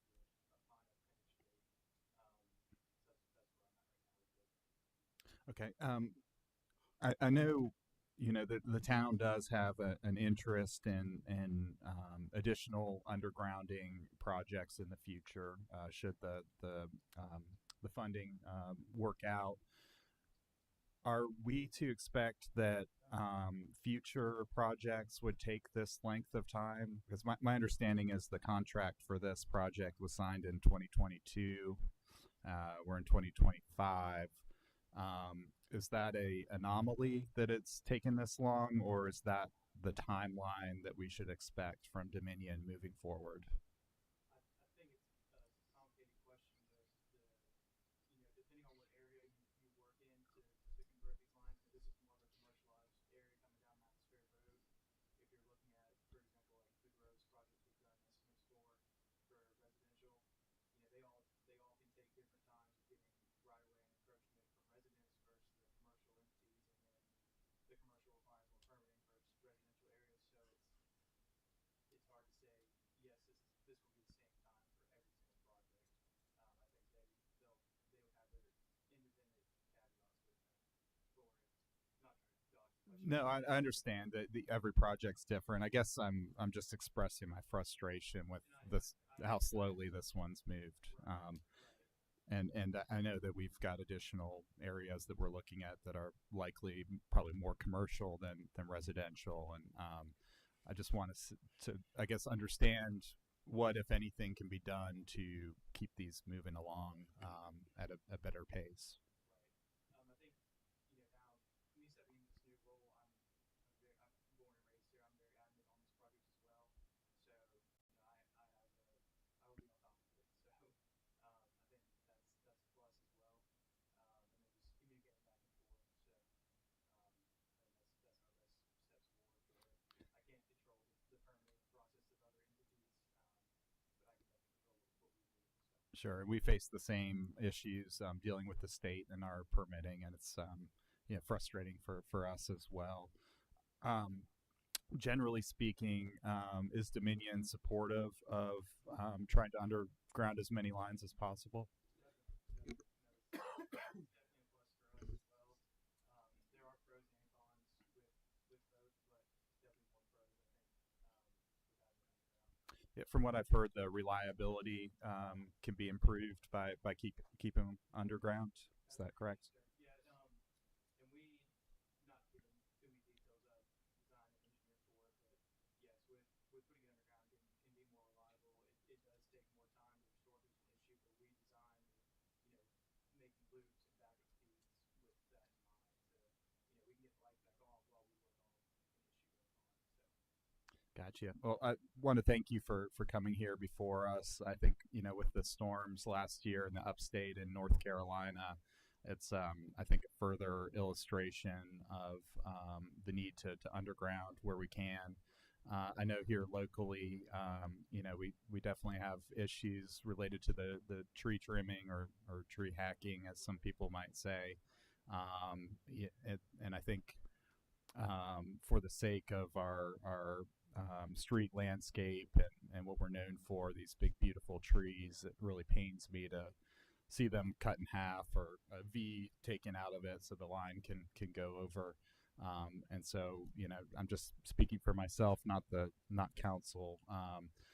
We really need to get moving on trying to prioritize areas where there's significant trees and getting underground wherever possible. And just one quick question that's come up when I talk about this is people assume that we're still digging trenches and burying the lines that way. Could you talk a little bit more about the new technology that's available in terms of horizontal boring and what that enables you guys to do versus the old method of trenching? Right. So typically, like you were mentioning, back in the day, we would just open trench with an excavator and drop the lines in there. Now everything that we can do is in conduit, so that also helps with reliability. We can pull it out of the conduit sleeve and flow back in without having to dig up someone's yard, driveway, whatever it may be. And then with putting in new where there is existing issue, it's not just a nice new slate subdivision. We're able to do bore, so it's a directional drill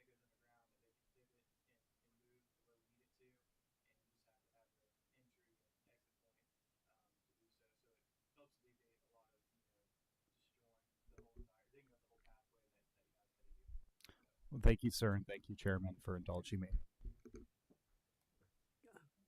Councilmember Hyatt. Thank you. You may just be involved more with the planning, but when it comes to cost, can you just to make a public statement when it comes to the cost, who's responsible for what as far as the expense of converting these lines? Right. So I know we have the non-standard service fund. I know Danny here can speak more on that with us.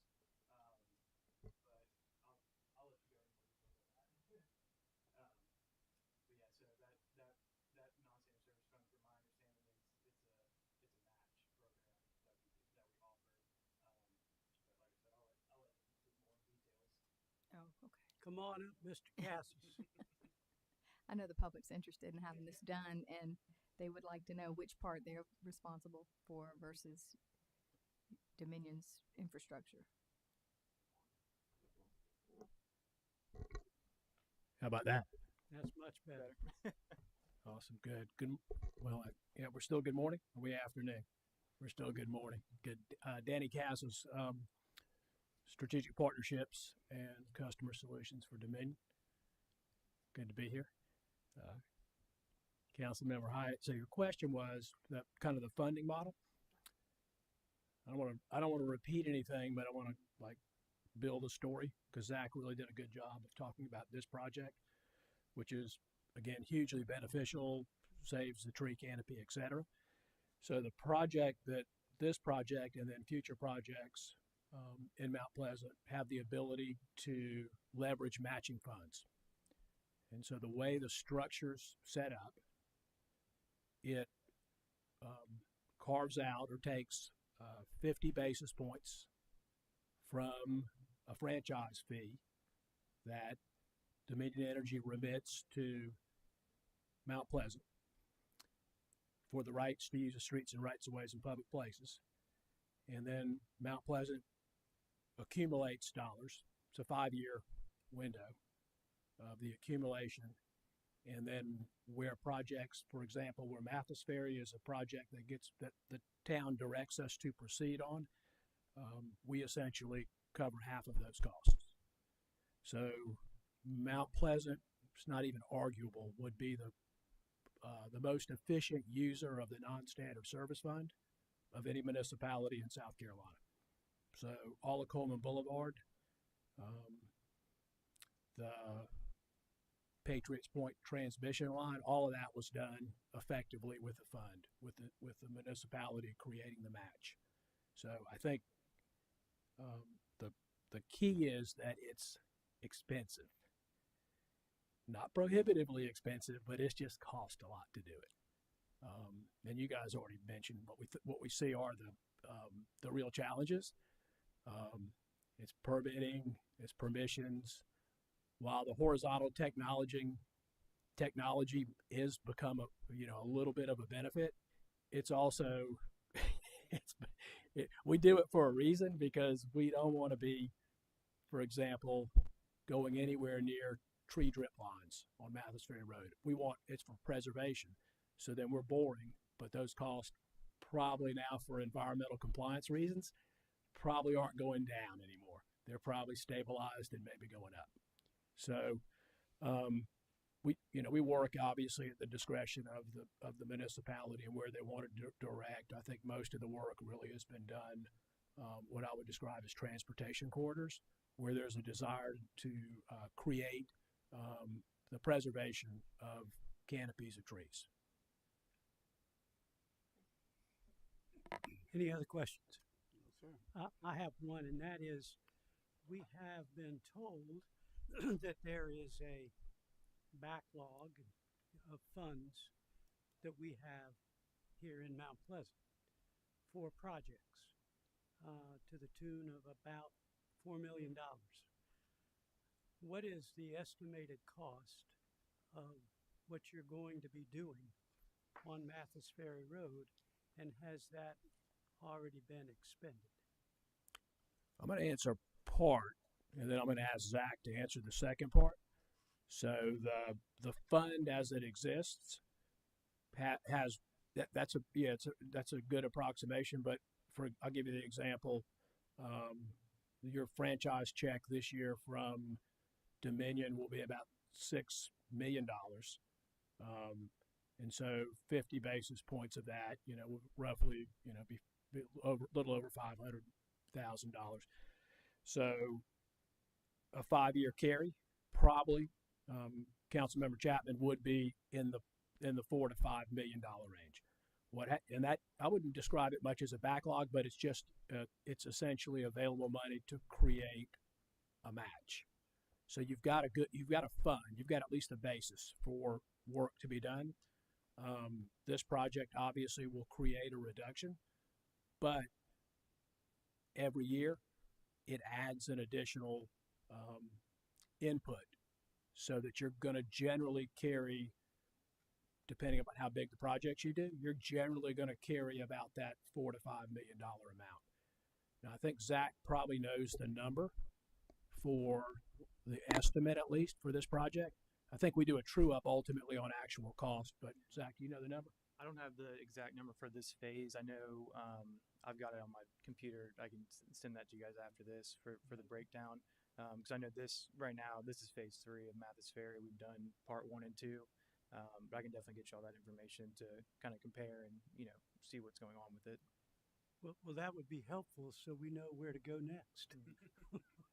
Yeah, we can definitely provide that. Zach can share that with staff, and that way you'll know.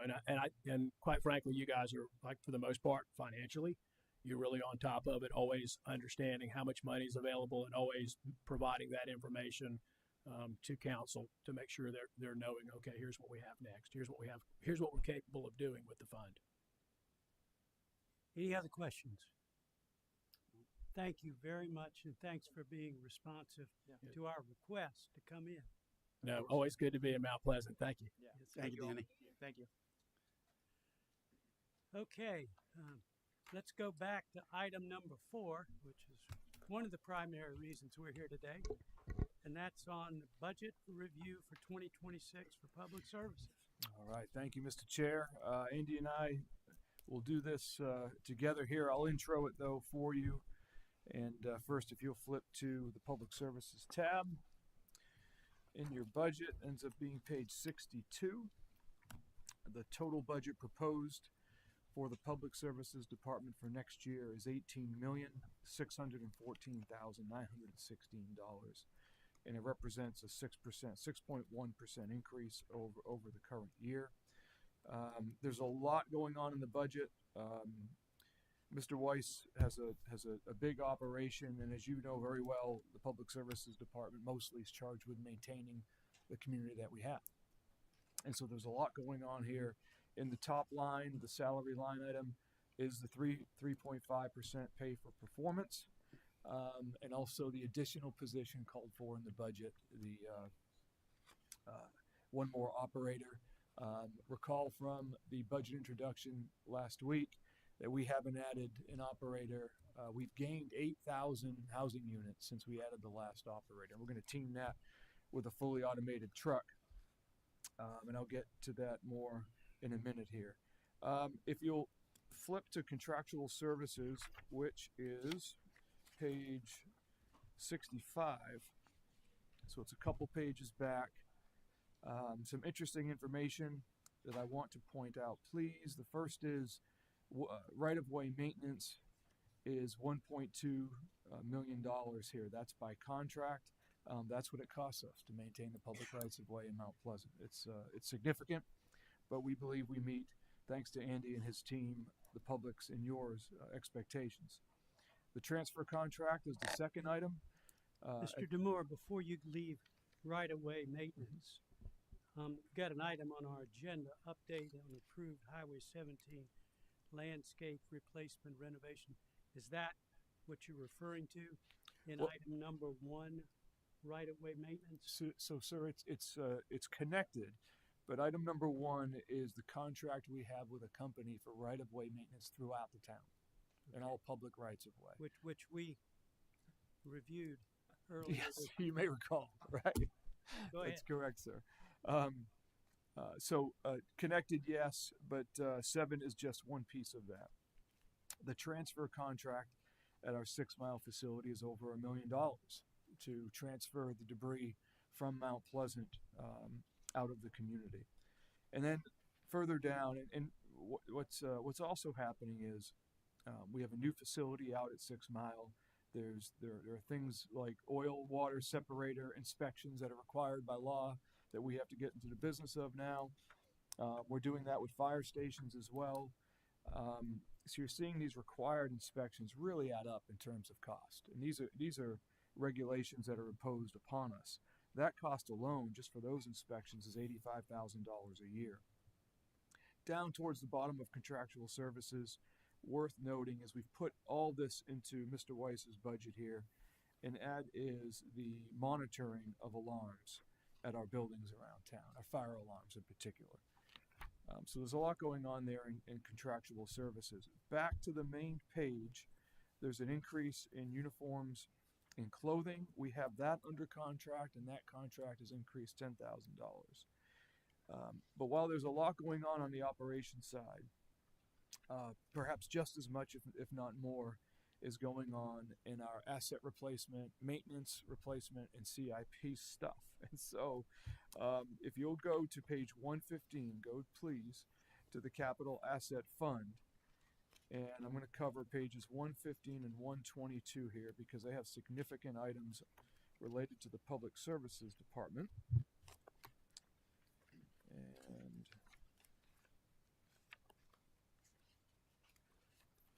And on page 115, most of the page, about a third of the way down the page, are the items under maintenance for public services, and there are really significant numbers in here. You'll see things on drainage restoration and stormwater infrastructure and field renovations and things like that. But I wanted to point out sidewalk and curb repair and replacement. We're proposing $500,000 to keep our sidewalks in working order. Recall, new sidewalks are done by EDS. Maintenance of sidewalks is handled by Mr. Weiss. Just underneath that, you'll see $2,203,900 to be exact is proposed. It's an increase to maintain our town facilities, our fire stations, our public buildings, our rec centers. This is what it takes now to maintain the assets that we have. You'll recall this was a focus of our budget this year, the proposed budget for next year, to try to maintain what we have and what we do. Shortly, or just a little bit lower than that, $750,000 proposed next year, just for bridge and dock maintenance and repair. And moving forward, a little bit further down is the last line item on that page, under stormwater repair and rehabilitation. It was another $500,000, an increase to this to maintain our stormwater lines. And so that is it on page 115 in terms of maintenance for public services. Flip a few more pages down to page 122, and you'll see vehicles, the heavy equipment related to Public Services Department. Page 122, and there's 18 items, but the biggest are at the top, to include that fully automated garbage truck that will be connected to the operator next year if you approve the budget. 2 additional Mack garbage trucks just underneath that. Note the cost of these items, the fully automated at $450,000 a copy. The Mack garbage trucks underneath there, $280,000 a copy, and then a loader, an excavator, and heavy equipment. But this is what it takes now in terms of cost. The value of these items has just become really tremendous. Earlier at reviewing the police budget, even police vehicles now are $75,000 a copy. It's just really something. CIP for public services is the next tab. Please go to 130, which is the last page of that tab.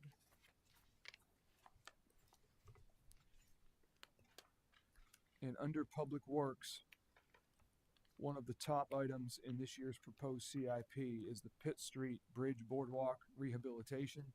Andy has all the details on that, but the proposed budget calls for an additional $1.5 million for that important project.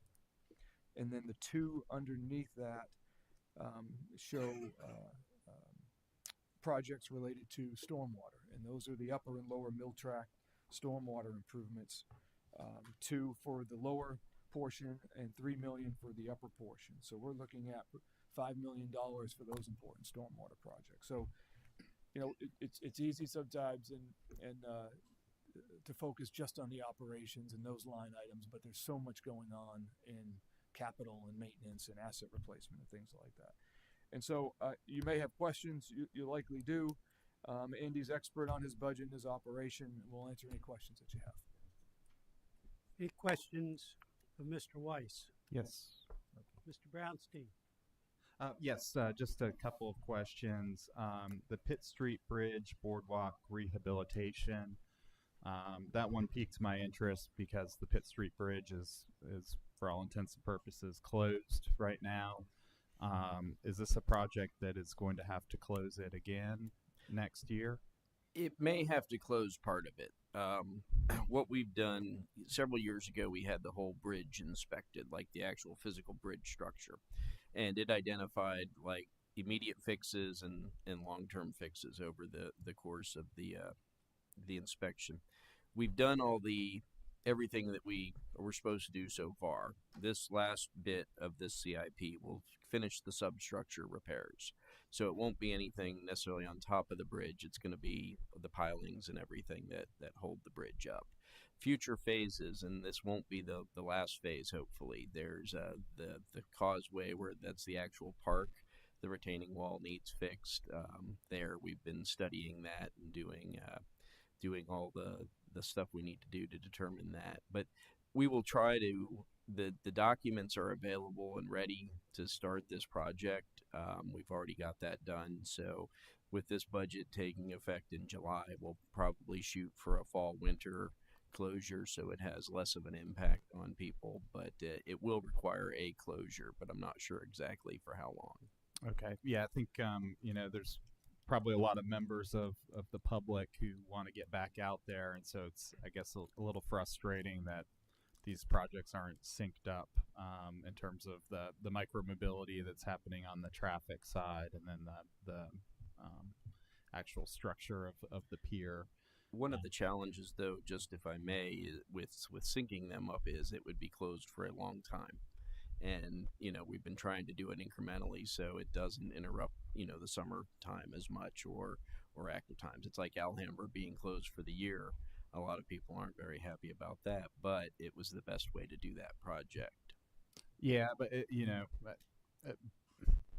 but it would be like Alhambra being closed, reopening for a short period of time, and then closing again. Yes, sir. But I understand that it's complicated. I do hope that maybe we can leave access to the park open and maybe just shut off the pier because they're it's still a nice place to walk even if you don't go out on the boardwalk. Shifting gears to the garbage truck, is that similar to a fire engine where it's going to take years for that to come, or is that a shorter lead time? It depends. It does take some time, about a year and a half, but we've gotten them faster because we've had people cancel orders, and it's what we are waiting for, so we've been able to jump in and get those trucks. So there is a lead time, but it could be shorter if there's something becomes available. Would we wait to hire the new operator until after the truck for him or her comes in, or is that somebody you bring on? I would recommend bringing them on now. Our goal is to put 10 trucks out on the road a day, and we've got spares on top of that. So we could utilize the operator. Like the town administrator said, we haven't added an employee in waste management or an extra vehicle since FY16. So there's been a lot of growth in the town since then, so we could use them. And I just want to note, I did see the Mount Pleasant Minute with your crew supervisor, who did a really fantastic job of describing what he does. And one thing that impressed me was the number of trash cans that you guys tip every year, 2 million. And I will say, in my going around the community and talking to people, I've heard many, many compliments about your staff and their professionalism, and just know that their work is appreciated. They may be kind of behind the scenes to some extent, but we all do really appreciate the services that they provide us. And so if you could please make sure to sufficiently thank your staff for the amazing job that they do. And when there is a problem or something that needs to be addressed, I know they're quick to contact the residents to sort things out. So thank you, sir. Yes, sir. Thank you. Okay, any other questions? Could we have a motion to send the budget to the budget committee? So move. Motion Second. made and seconded to send the Public Services Department General Fund operating expenditures and the Public Services Department Capital Fund projects to the budget committee. Any discussion? Hearing none, call for the question. All those in favor signify by saying aye. Aye. Okay, thank you very much, Mr. Weiss, for the budget. Now we move on to update on the Southside buffer installation at the Public Services Operations Center. Yes, sir.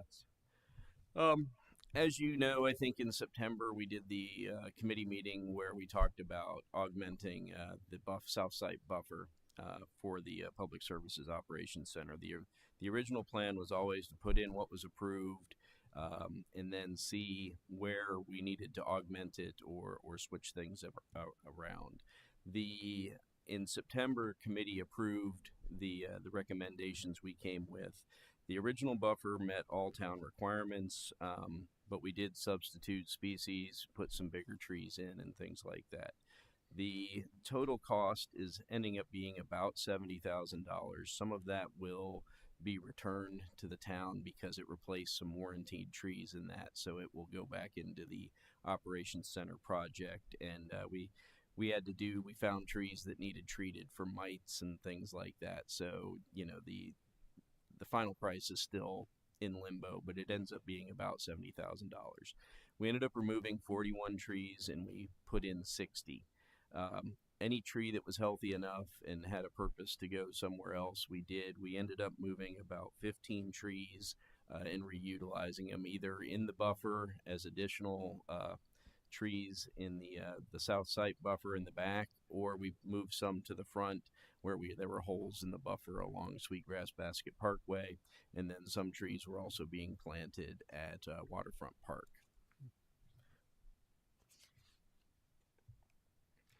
This shows the original plan for the buffer. The thicker areas are around where the houses are. And you may recognize this drawing from the last presentation. We broke it into 3 sections for the buffer. Buffer 1 was behind fleet maintenance towards the corner of, or the end of Annie Laura Lane. Buffer 2 is the large portion there that didn't really require a whole lot of tree removal in the past, and then buffer 3 wraps around by some of the houses. You can see the areas where the trees were removed. In buffer 1 we removed 15 and we installed 17. In buffer 2 we removed 1 and added 3, and then in buffer 3, where most of the houses are located, we removed 25 and installed 40 trees there. And this doesn't include what we reinvested on the site. Some examples of kind of where we, to show some befores and after. This is the buffer 1 area. This is what it looked like before. This is the area right where buffer 1 and buffer 2 come together. It's a challenge because that's where the water lines come in, and we can't plant directly on top of the water lines. But this shows an area of buffer 1. And what we ended up doing was putting 3 trees between the water line and the sewer line to try to hope that they provide a buffer there. Area 2 didn't require a lot of work. This is the original. You can see that it was pretty well covered, but there was a pathway through the middle of it that for buffer maintenance and stuff they did with the project site. We've gone in and planted some trees in that pathway to try to help get that back, but yet we'll still have the ability to do maintenance back there. And this is the buffer 3 area where the majority of the houses are located. And you can see that there's a lot more trees there that will grow and provide a good vegetative buffer. That concludes that portion, and if you have no questions. Any questions of Mr. Weiss? I would like to suggest that members of the committee go take a look. I was out there with Mr. Weiss to look while they were in the process of doing it, and it was remarkable of what we are accomplishing. Now, having said that, we're in spring season, so a lot of the foliage, which will eventually come back, is not there because we're planting at the right time. So might not be everything we need to do, but it sure looks a lot better.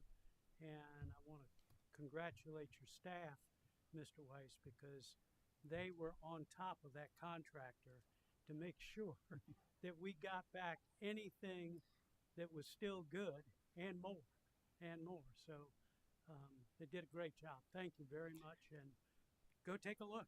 Go take a look. And not only that, but also what the transfer station looks like today versus what it looked like before we made these improvements. There's a big difference both in noise as well as dust that was there before. So thank you very much. Yes, sir. Okay, next item is an update on the improved Highway 17 landscape replacement renovation plan. Mr. Weiss. Yes, sir. About 3 years ago, in February of 2022, we initiated a contract to help start designing the landscape replacement or renovation for Highway 17. We had been talking about it even for several years prior to that and had started saving money that was given to us by council in the CMP program for landscape replacement and right-of-way maintenance because we knew it would be an expensive project and we had to let it build up. So what we're at the point now where we're at the point where we get to start doing stuff, and it's been a long road to get here, but we're at the point now where we're starting to work permits and ready to execute here, hopefully, here in April. So this is an update presentation. Committee approved. We gave an overview again of the plan probably about a year and a half ago, and it was approved at that point. So now that we're ready to execute, we just wanted to come and give you a little bit of details. This has been a very hard project to do because one of the costs associated with it, but also with the fact that it's a DOT right away, but it's maintained by the town. And the fact that it's so high visibility because, it's right up 17. The project scope will encompass the islands in the middle. It doesn't include, we're not doing any work on the side medians or the side of the road yet, but that has stood the test of time much better than the medians themselves. Some of the concerns, it's very much safety driven, and it's a lot of it is because of drivers and improving visibility, line of sight, and all along Highway 17, and removing potential hazards because the way the landscaping was planted, some of it encroaches into the roadway and it needs to be trimmed a lot. There's also the safety of the maintenance crews associated with it. I mean, pruning out there is a challenge. And so we're trying to be smarter about what we put in out there. And then anytime that we have to remove a lot of material, it gets very difficult and hazardous when trying to move between the beds and islands and all. So that's the safety aspect of it. The aesthetics piece is, everybody's seen it. There's some that look great and there's some that don't. And, a lot of landscaping has been damaged by accidents. Some of it's just, died from disease, or it's just outlived its life cycle, and it doesn't recover well from heavy pruning because the plants are so mature. In order to undertake the project, we've done a lot of coordination with the plan department, working to identify existing plants that could be saved, as well as updating plant sizes and figuring out what the best thing to do out there. We've also talked to them about tree replacement, and really this is a renovation project. There's no intent to take any trees out unless if it's diseased or damaged in some way, shape, or form. and then we'll be going in with new material, and then a future phase will have the ability to go in with additional trees. And that's still in the works, and I'll point that out here in the next few slides. But then, we've also, the next phase will be communicating the project, which we'll have to work through the communications team with the town. I forgot to put a bullet on it, but we've also worked with EDS because obviously they do a lot of work in improving the roadways and the traffic ability. So we tried to coordinate and deconflict the medians that they may be looking at in the future for future projects, so we're not hitting them twice. There's been all the external coordination with SCDOT as well as Dominion trying to identify power poles that are electric light poles that have been damaged that we could possibly replace at the same time while we're out there. The intent is this will require night work and a lot of coordination for lane closures, which will include DOT, the police department, and EDS as well. Kind of the scope of the project. It's a 10-mile stretch of road. There's 37 medians, 453,865 square feet of median area, and we'll be replanting about 18,000 one-gallon plants is what we're estimating. Like I said, it's a difficult project. It's got to be done in phases, and the first phase, we're looking at a 4-phase operation here. The first phase will be demolition, which we've got a price of $439,000 for. And I'll go into more detail on the phases here in the next few slides. Phase 2 will be the irrigation repairs, which we won't know the price on that until they get out there and see what irrigation is available and how it works. And then the planting phase, and then the additional trees phase, which would be phase 4. So for phase 1, we plan on starting in April, hopefully in April, and have that go through June. And the contractor's proposing Wednesday through Saturday evenings for the work, 10 p.m. to 6 a.m. until complete. They think it'll take about 22 nights to get the work done, depending on weather and if DOT puts any other restrictions on. And the goal is to complete one median at a time, so we don't have things, kind of half done out there. They expect to have about 30 people out there working, as well as equipment like dump trucks, excavators, and trailers. SCDOT will approve of the traffic control plan, and there'll be lane closures associated with it on the inside lanes around the medians. The goal is we're going to remove select shrubs, plants, and we're going to prune others if they're salvageable. And it will vary by median based on safety issues and other things. The debris that will be removed will be disposed of at our transfer yard, so we can expedite the schedule. And then when phase 1 is done, basically as they remove the existing plants that need to be removed, they'll be grading it and then putting soil and the mulch over it, so it still will look presentable until we get to the next phase. Phase 2 is the irrigation repairs, and like I said, we're planning for it between June and August.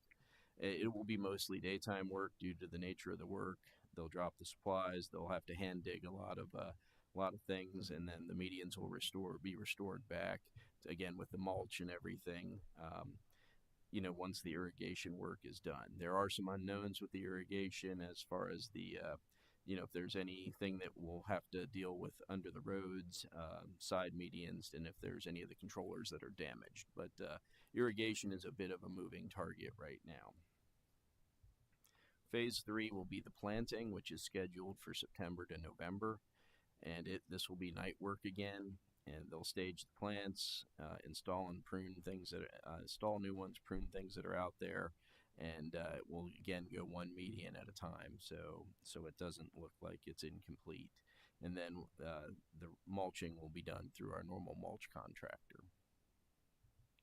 Phase 4 goes to tree replacement, and this is something that we're coordinating with Plan that they're looking at, but they think we might be able to get up to 100 trees in different locations in the median. But that's to be determined. So that's not a hard and fast number. And again, this would be night work that would involve staging the trees, installing them, pruning if anything needs to be done, and then closing the median or doing one median at a time. This shows it gives an example, and I am not a plant guy by any stretch, but you can see the top row shows plants that are being removed that we've deemed not to be as appropriate for the median, either based off of the pH of the soil, visibility issues, inability to trim it back far enough as it matures, so it causes line of sight issues. So those are the top row is the ones that'll be removed. The bottom row is ones that'll either be pruned or removed if they're too far gone. This shows the new plants that will be planted up top, and then the bottom row shows either ones that will be pruned but then supplemented if we're missing some in the different areas. This shows kind of, we broke it into 3 segments: south, central, north. On the south side, it's basically covers from the Ravenel Bridge to 526 Hungry Neck area, 3.4 miles, and the vegetation there is about 12 years old. With that, there's 8 medians that need to be done. This is an example of what the medians will look like once they're finished. Based off of the design, I've got some that I can show you what it looks like when it'll be finished, and some that will show you that will give a before and after, just so you can get an idea. The central region is from Hungry Neck, 526 to Hamlin Road. It's 3.4 miles, and the plants there are between 12 and 18 years old, and there's 17 medians there. This is an example of one of the medians going over the Bowman Bridge.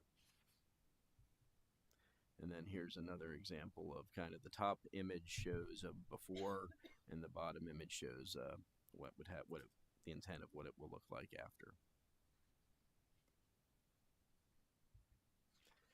The north side is Hamlin Road up to Darrell Creek Trail on Leben Road, 3.3 miles, and again the average vegetation is 12 years old. There's 14 medians up there. This shows a depiction of what it looks like now on top, and then what we intend for it to look like when we're done.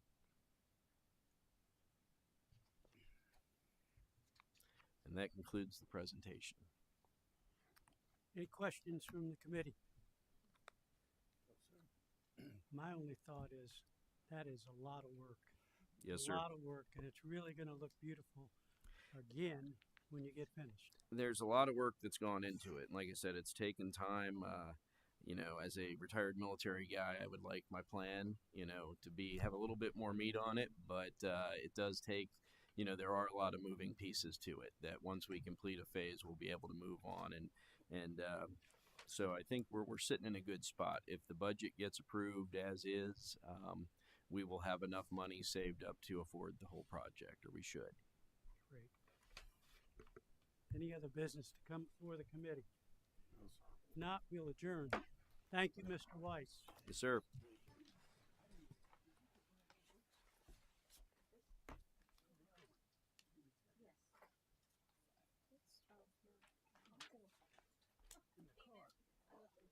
What's that, your budget?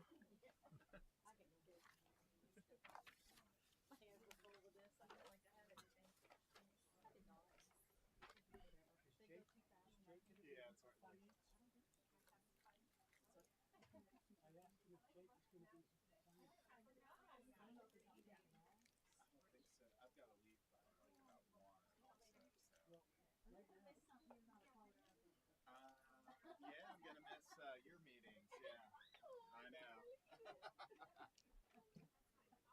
I'm hopeful that I'll be able to stay through. I know. Yeah, we're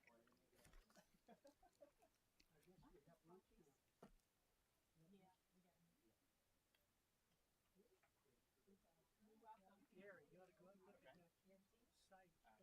Yeah. I do. I go by there. You mean we're I mean, go inside. well, I haven't gone inside yet. Go inside and look at the maintenance. Yeah. For all the vehicles. You've Yeah. got to be saving a lot of money.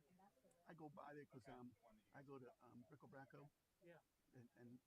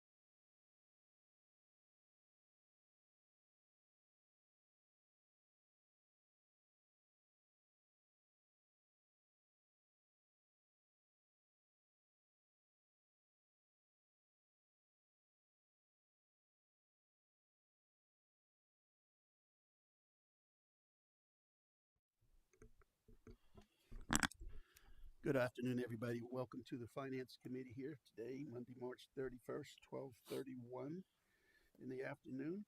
Item number 1 is the call to order, which I just did. Number 2 is approval of the minutes from the March 3rd meeting. Move to approve. Second. All right, we got a motion and second. All in favor? Aye. Aye. Aye. All right. Guys, if y'all want to, I'd like to be able to take number 5 and We bring gotta it do up to 3 first. Oh, you want to do 3 first? Yeah. Okay, so we'll do public comments. If anybody has any comments, you can welcome to come up to the podium and give us a couple of minutes. Seeing none, then we will move on to item number 5. Mr. Chairman, I'll make a motion that we move item 5 ahead of number 4. Second, and just for the record, want to state I need to leave this meeting by 1 o'clock to catch a flight for a work obligation. Okay, all right. So we got a motion and second. Any further discussion? All in favor, please say aye. Aye. All opposed? All right, so we're down to number 5 right now. Discussion and consideration of funding request for Charleston Metro Chamber of Commerce initiative known as People First. And Mr. Chairman, members of the committee, hello again this afternoon. I'm happy to report, I was going to lead this discussion, but I'm happy to report that Kevin Shealy is with us today, who's come on very recently as the head of the Metro Chamber. He is here, and if he's comfortable with it, if he'd come forward and present this, that'd be great. Okay. Thanks, Kevin. Please, yes, sir. Good afternoon. Good afternoon, sir. Council members, thank you for the opportunity to talk a little bit about the chamber and in particular our People First strategy and our request to you today. I wanted to make sure you had a little bit of information about what we were doing. So let me have a brief presentation that I will share with you. Our mission at the chamber is to initiate, educate, and empower our region to advance a prosperous business environment. We believe that where businesses can be successful, people can be successful, and that those are closely linked together. You've probably heard about People First. It can be a little confusing. We really tried to consolidate this as our action plan. How are we going to move forward as an organization and move forward with our community to advance this mission over the next 5-year period? People First is actually a 15-year vision through 2040, but we're breaking it into 5-year segments, and so this is that first segment. And what you're going to see is there are 4 key priorities, pillars on which we're focusing. Those are childcare, affordable housing, workforce, and transit. And I think if I were to ask anyone, I can tell you I've been here, this is the start of week 7, as I conducted 60-plus one-on-one meetings, and every one of them tell me these are the 4 issues really impacting our region. So it makes sense. These are the things that we're focused on. With each of these, we have developed a strategy. We have guiding principles. We have a strategy. And then on May 8th, we're going to roll out the measurables, exactly what we're doing, the measurables, how we know if we're having success or not.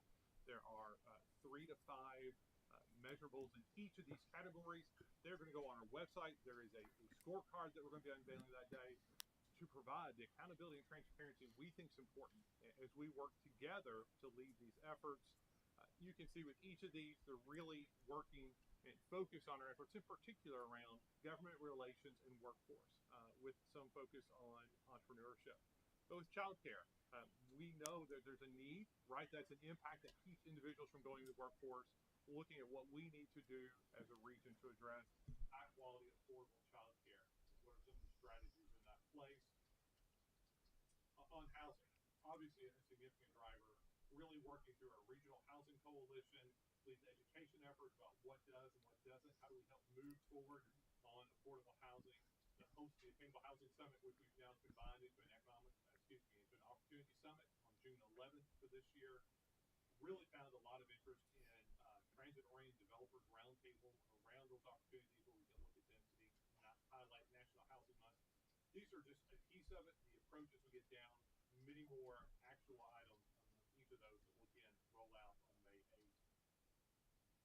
Transit, again, a lot of things you're going to know and heard, continue to look for collaboration. I will tell you the most important, you don't need me to read this to you, item that we're looking at is how do we begin to think outside the box?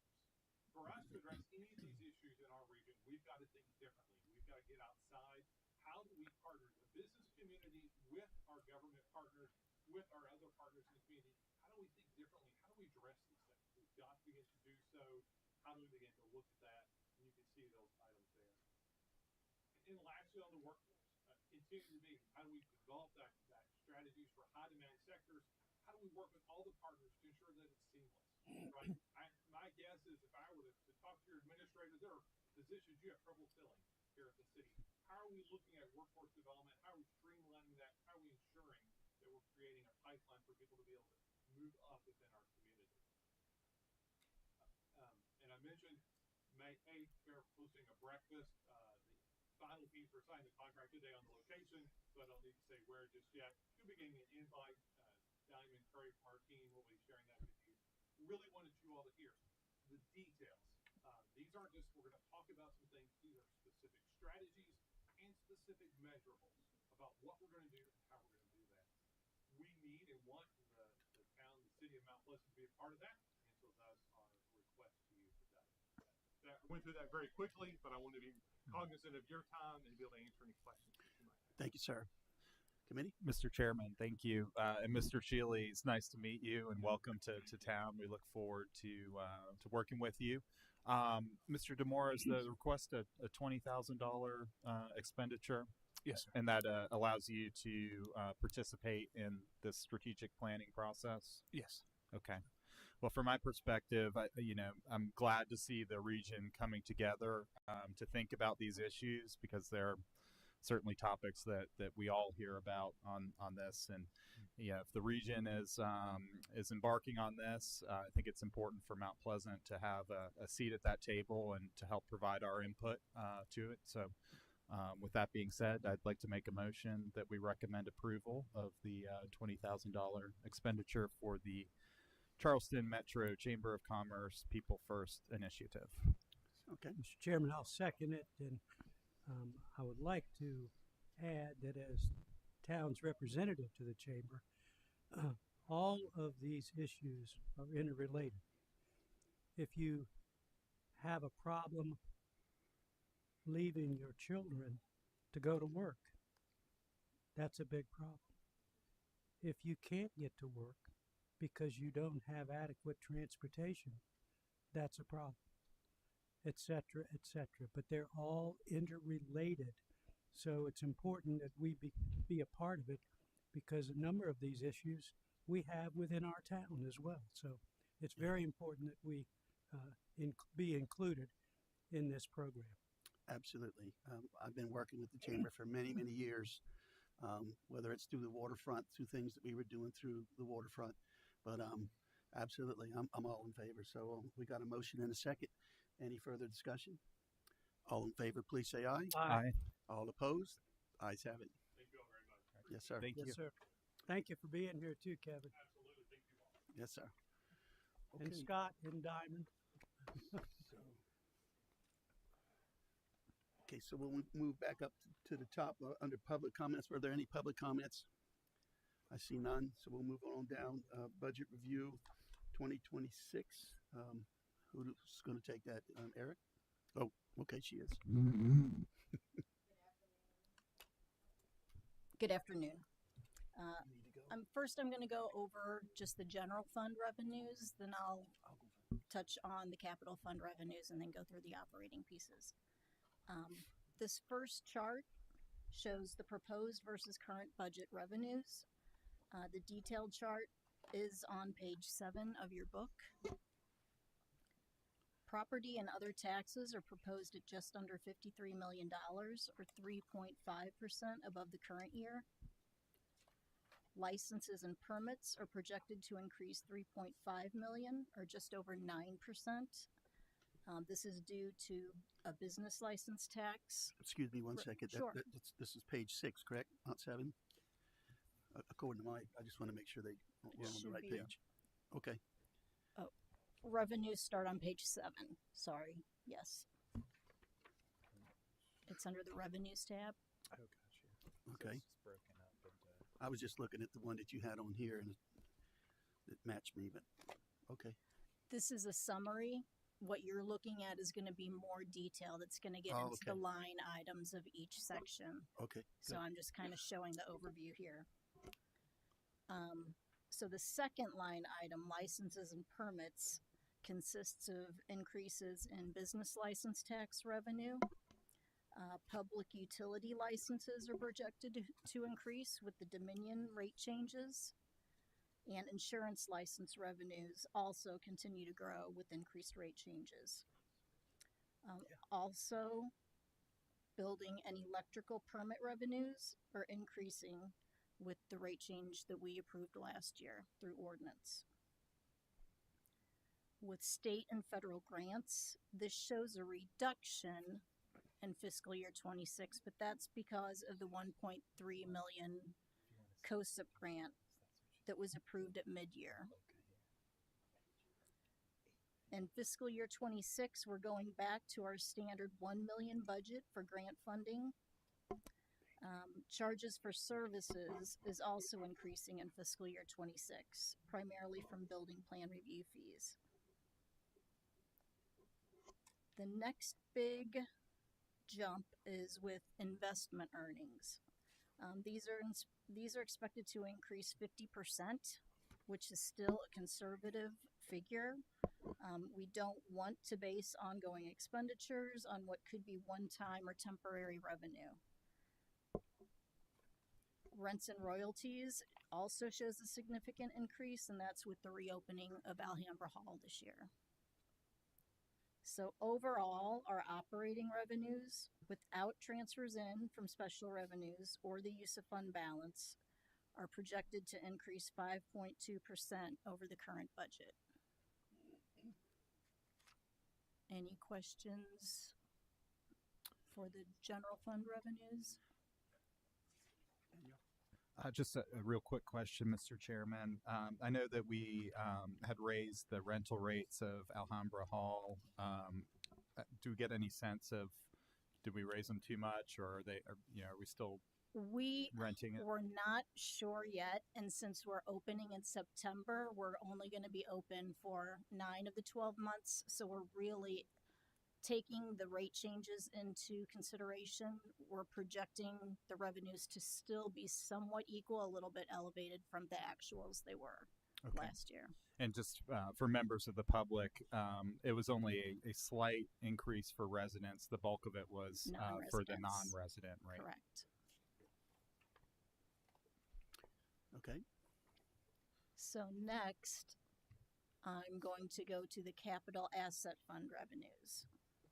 And this is under capital asset fund. Starts on page 99 under the capital asset tab.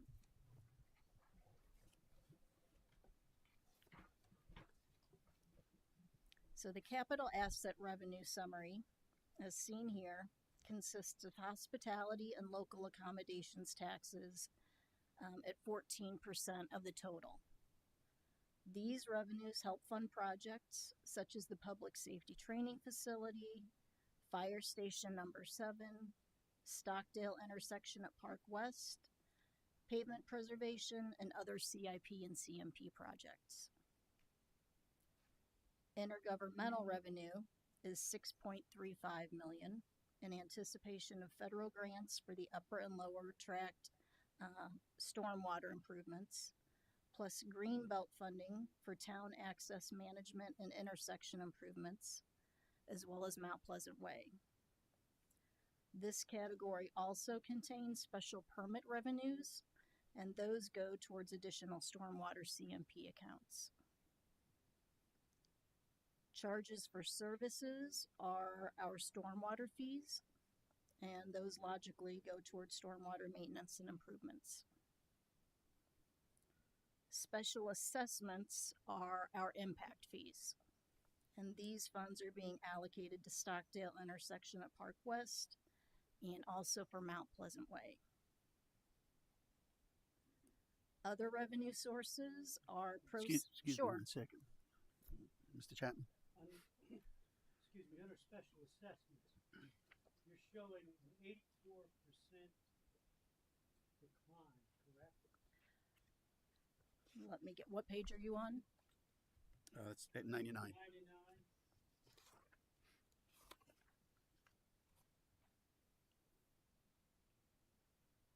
showing an 84% decrease for special assessments. Right. And that's because we are building out the community, correct? Correct. Correct. There's also a lot of carryover in the fiscal year 25 number. So it's really, if you look at the original budget from last year versus this proposed budget, it's down slightly, but the 84% does include a lot of carryover. Thank you. Sure. So our other revenue sources are proceeds from our vehicle lease purchases. There's also a reserve account in anticipation of additional grants, plus funding from outside agencies, including SC, DOT, plus Mount Pleasant Waterworks. Transfers in are from the general fund per our fund balance policy and are for infrastructure projects, as well as those CMP and ARP accounts that aren't eligible for any special revenues. There are also transfers in from the state ATAX fund to support capital projects. And for fiscal year 26, those projects are Fire Station number 7 and the Public Safety Training Facility. Mr. Chairman. Yes, sir. Mr. Chapman. On the, I guess, the sale of older pieces of equipment, at the fire committee today, there was a suggestion that we keep a fire truck that we were going to sell for demonstrations and things of that like. That's not going to create any issues. That will not create an issue. We really are budgeting that to be level to what it has been over prior years, and we have not been selling fire trucks recently, so that really isn't even in that budget. Okay, thank you. Sure. And then the last revenue category under the capital asset fund is fund balance. And these primarily come from prior year true-up calculations and support infrastructure projects. Any questions on those revenues? Committee? No, sir. Okay. Then I will move on to general government expenditures under the general government tab. Page 11.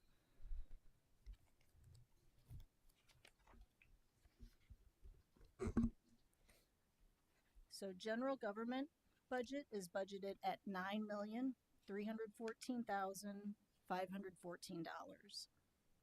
This is a 1.9% increase over the current budget, and the majority of this increase is for salaries. And there are no new positions budgeted for general government. There is a proposed increase of just over $100,000 for economic development expenses, which was actually moved over from non-departmental this year. This is primarily for small business initiatives, and I believe Mr. Brady will be speaking to this at the Economic Development Committee in more detail. Election expenses of $150,000 are also budgeted in for next year. There's what appears to be a large reduction in audit service expenditures, but that is really from carryover from 2025. The same audit schedule we had in prior years is again on the calendar for this year, so no changes. And then within the capital fund for general government, there are no CIP projects. There are some CMP projects. We have some smaller funding for wind vulnerability, electromagnetic pulse shielding, as well as our contract for fleet maintenance. And there is a 3% increase plus an additional mechanic being added to our fiscal year 26 fleet contract. So that's the increase there. Both technology and vehicle replacements also fall under general government for our asset replacement program. And that starts on page 119 if you want to see the detail behind that. With the vehicle replacement list, we've gone through this before, but there are 2 fire engines, 34 police vehicles, 3 garbage trucks, and other vehicles and equipment that are due for replacement this year.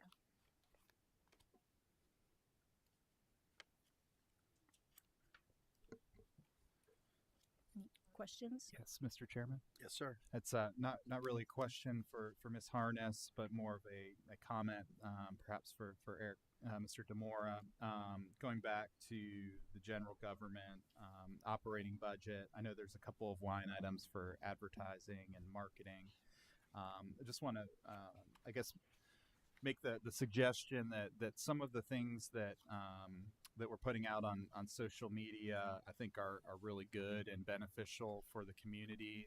And sometimes, just coming from a marketing background, I do this for my real job.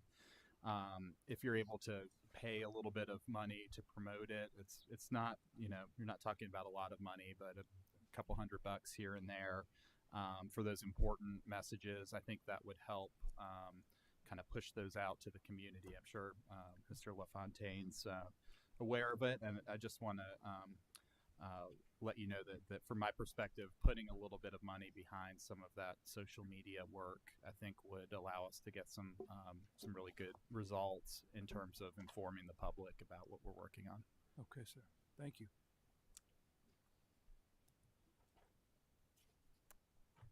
Next is the non-departmental expenses, and these are on page 11. No, sorry, page 42 of your book, behind the non-departmental tab.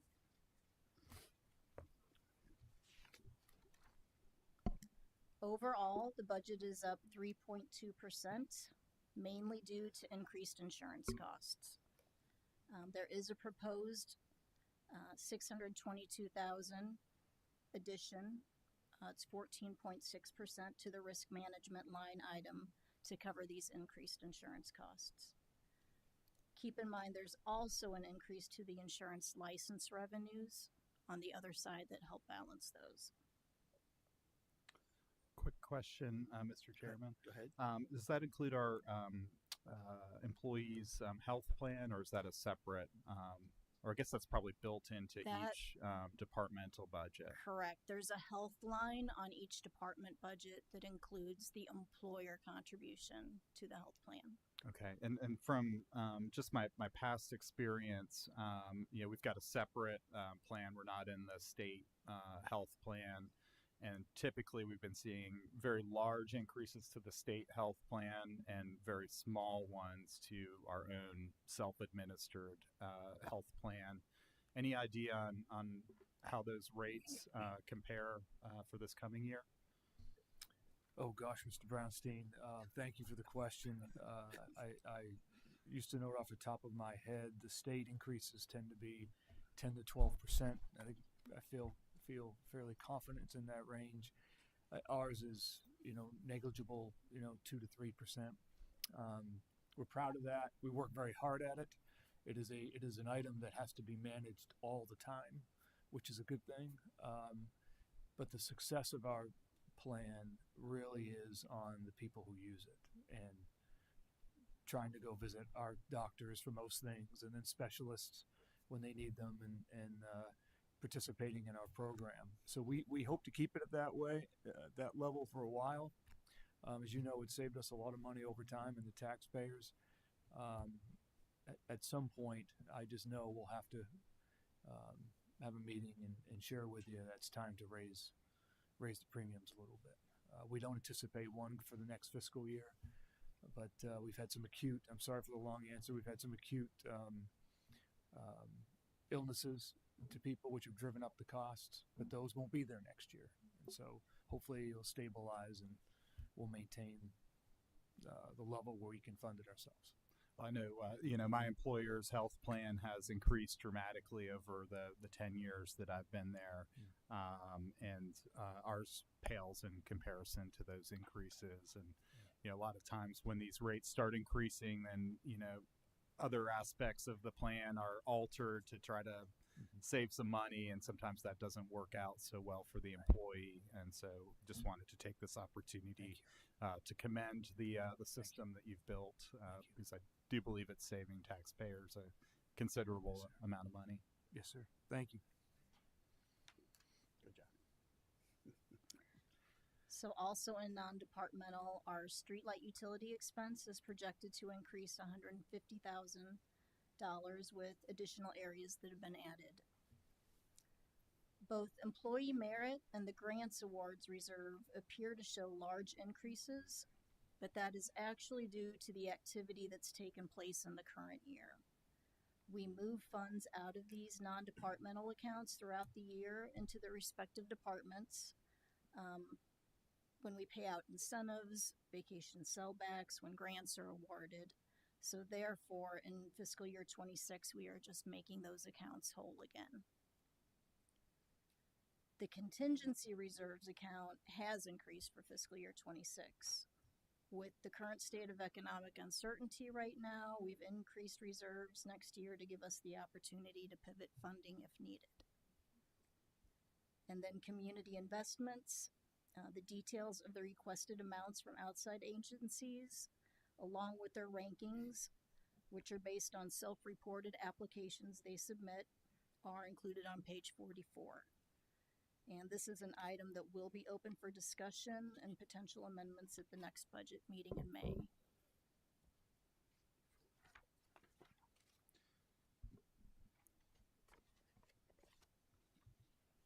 Just wanted to jump on real quick, Sure. and Mr. Chairman, and I really like seeing my sister's house back on the list. And for those of you who don't know, it's a domestic violence shelter in Charleston that serves our whole area. So glad that they applied this year for the funding.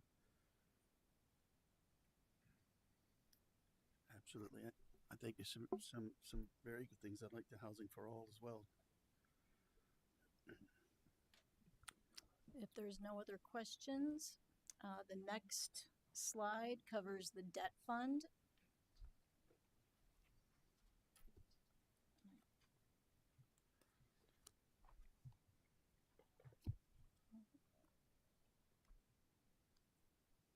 Debt service fund is on page 95 behind the debt service fund tab. And the debt fund is based on debt millage of 9.6 mils, which is also supported by special revenues and a transfer in from the general fund. So in total, the debt fund is $16,095,977. And it is funding 5 current GO bonds, 1 anticipated GO bond for purchase of green space. It's also supporting our state revolving fund loan for the Snee Farm stormwater project, in addition to 4 existing lease purchase obligations from the prior year's vehicle replacements, plus 2 proposed lease purchase obligations for our fiscal year 26 vehicle replacement plan. And we're proposing both a 5-year lease purchase in the amount of $2,025,000 for 27 of the police vehicles we have on the plan, plus a 7-year lease purchase for $3,050,000 for 2 fire engines and 1 fully automated garbage truck. And then all the remaining vehicles will be cash funded from the transfers in. And just a quick question, that the one that's labeled proposed 2025 GO bond, that's the land preservation that you referenced? Correct. Okay. Page is it? 96.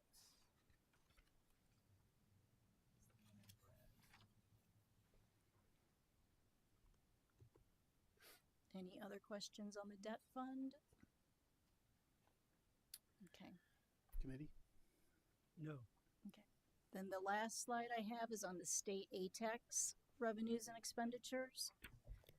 And again, behind the state accommodations tax tab on page 98 of your books. And per state code, The first $25,000 plus an additional 5% of state accommodations tax revenues must be allocated to the general fund, and those funds are used for general operations.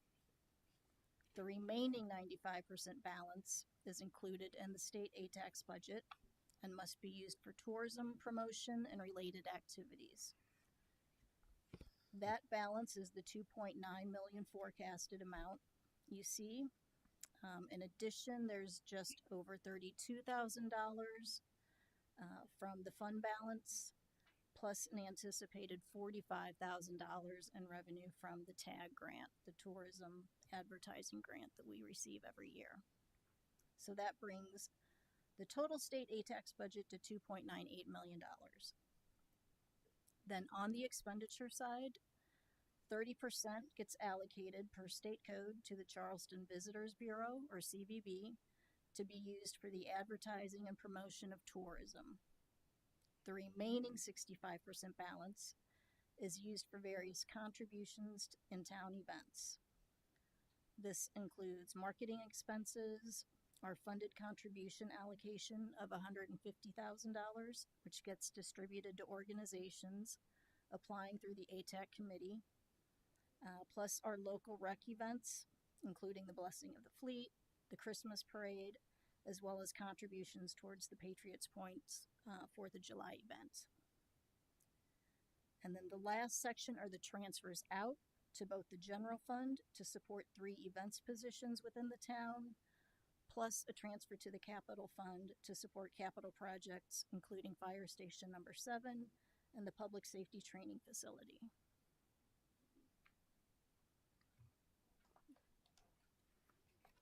And that's all I have. Mr. Chairman, I'd like to move that we recommend approval of agenda item 4A through F to the Budget Committee. Okay. Second. All right, we've got a motion and second. Any discussion? All I in favor? just wanted to thank you for all of the hard work that you and your staff put into this. I know, you know, it just magically appears on our desk, but I know that there's a whole lot of work that goes on before it gets to that point. So thank you very much. Okay. Absolutely. Thank you very much. Okay. Anything else? Got a vote? All right, we've got a motion and a second. All in favor, please say aye. Aye. All opposed? Ayes have it. All right. Item number 6 is adjourned. See you later, man.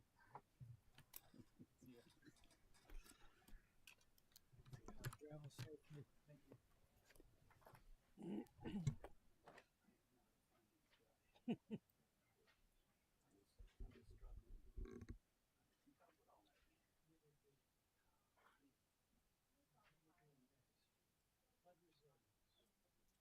Not me. I think I'm gone. You.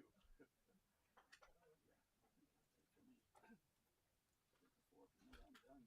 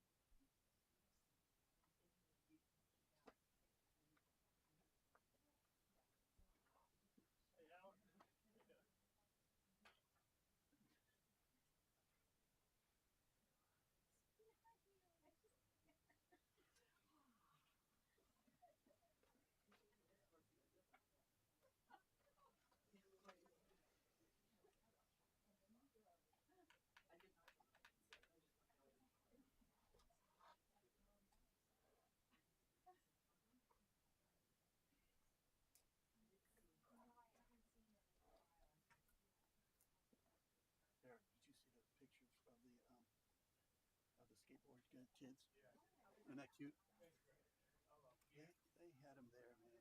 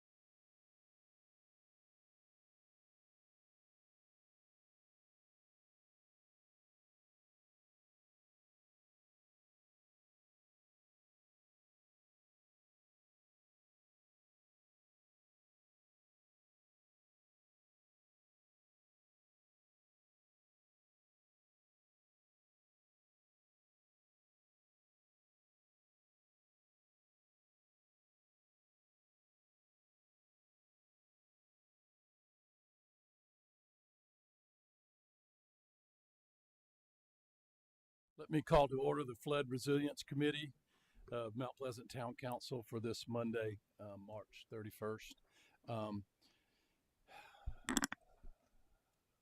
Before we get started, want to mention a good friend of Mount Pleasant has had a family tragedy over the weekend, and that is Tom Mulliken. His adult daughter, Mary Elizabeth, died unexpectedly yesterday of a bacterial blood infection, was rushed to the hospital and died of cardiac arrest. Tom spoke at one of our very first Flood Resilience Committee meetings. It might have been the first, I'm not sure, but he's come here several times. He walks the bridge with us every year during SC7. He's always following what we do. Could we just observe a quick moment of silence, and if it's in your heart, put up a prayer for the Mulliken family in this time of their loss, please.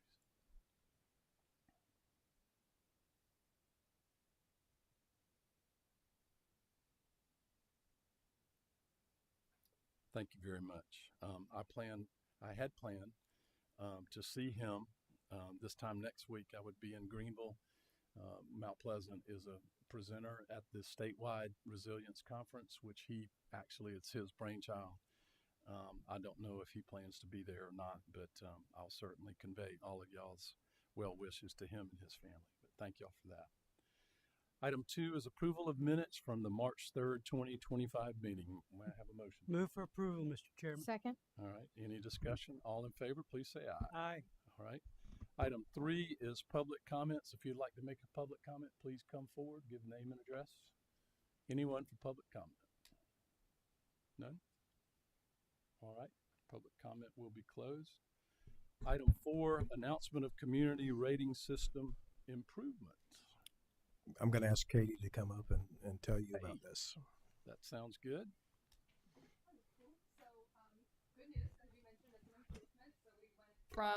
Thank you. As you mentioned, it was an improvement. So we went from a class 6 to a class 5. That means our discount increased 5%.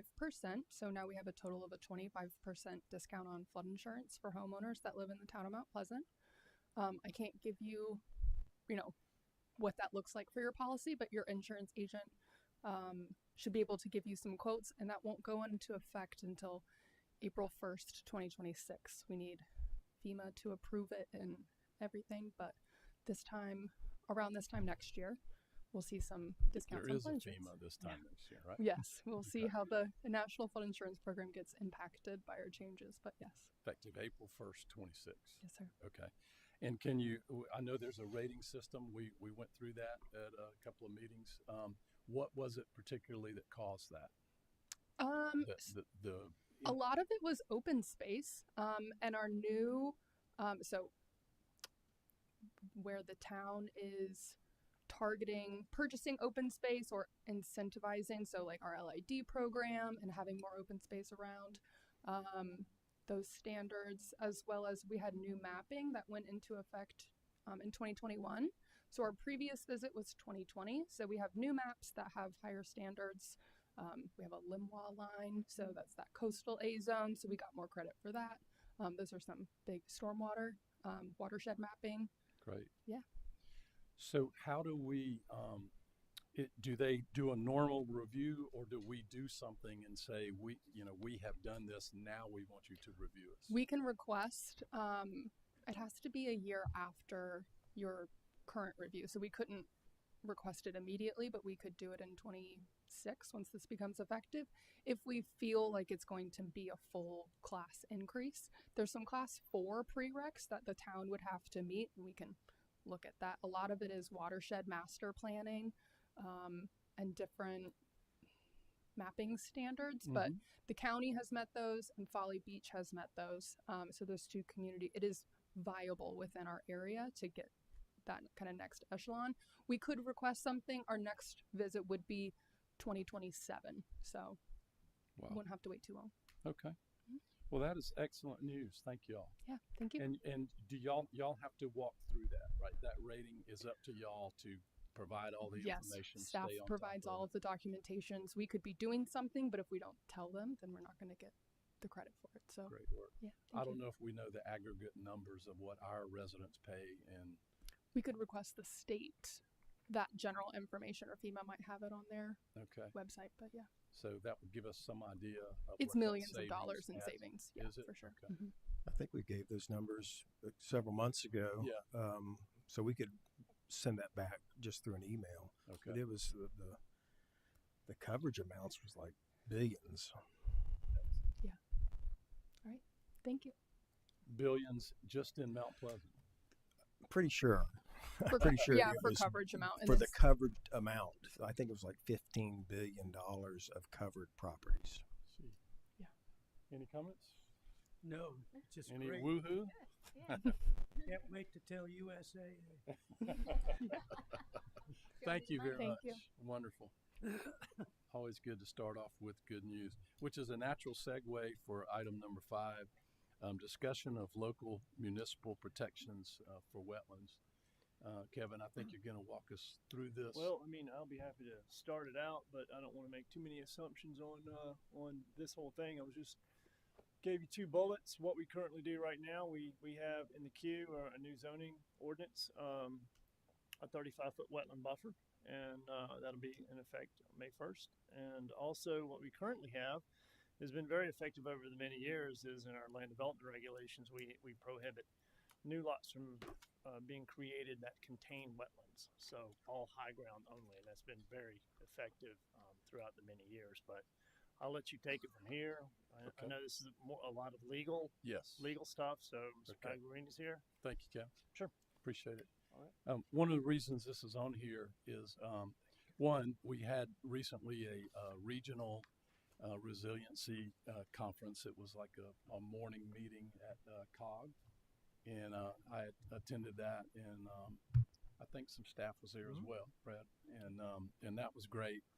But as you follow the news and things that are going on in this, what people are doing, and we've done this many times, is see some people addressing an issue that we also have. And right now, the city of Bluffton is taking action to provide at the municipal level protection for especially, quote, isolated wetlands, which I think is an archaic term, but it is a term that's used in probably, Mr. Pagliarini, in some laws as well. But most of this is a result of the 5-4 Sackett decision by the United States Supreme Court that says the Clean Water Act only applies to wetlands that have a, quote, continuous surface connection with waters of the United States, or navigable and permanent bodies of water. So that's sort of where this is coming from. In South Carolina, that's a reduction of about 37% of our wetlands in the entire state. So we could lose a third of the wetlands in the state on that.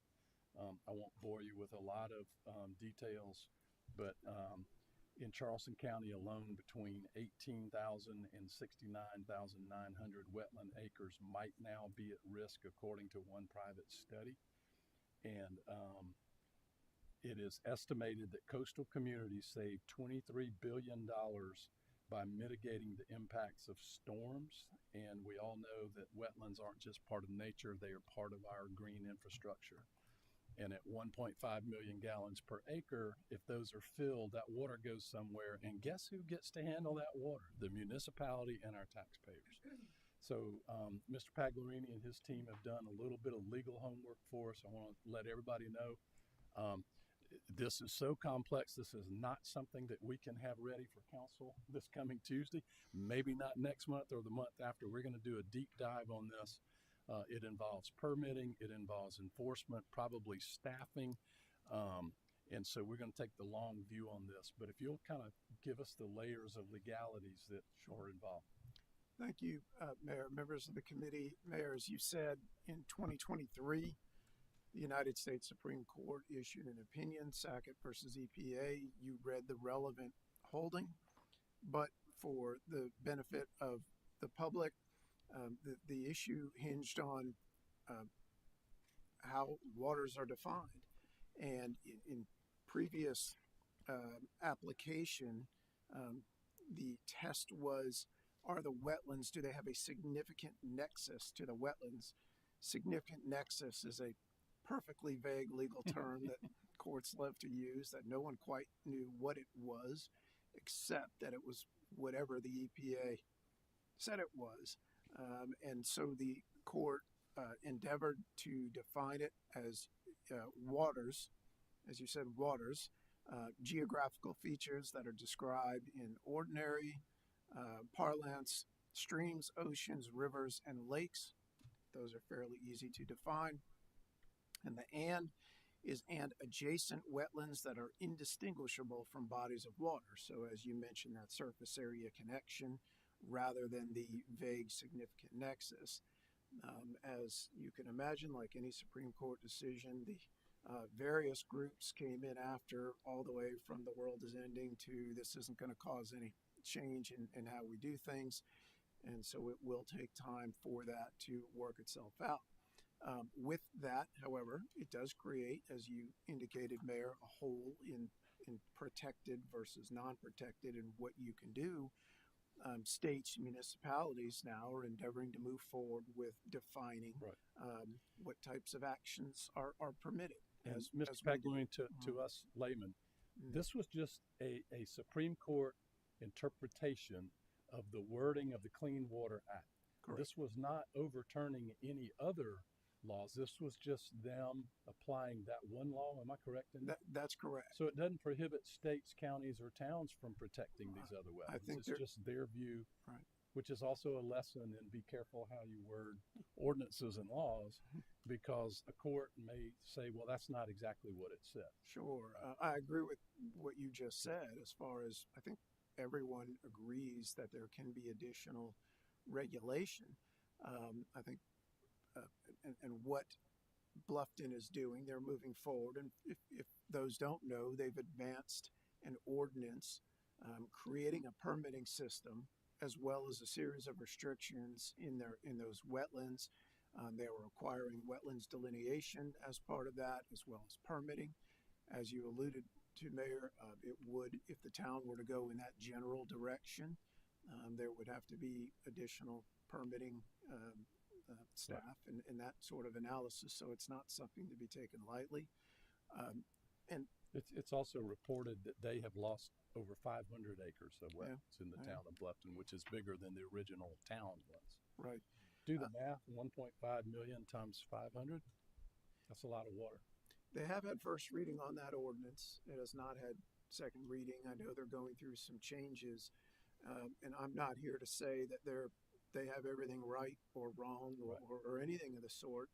I think that but for us, and as you mentioned, complicated, it's going to require staff to review our current LDRs, and then for council to weigh in on what sort of, for staff to determine what sort of restrictions are reasonable and that we can enforce, as well as what restrictions are going to benefit protecting those wetlands in the future, and then for council to weigh in ultimately on what council believes is reasonable.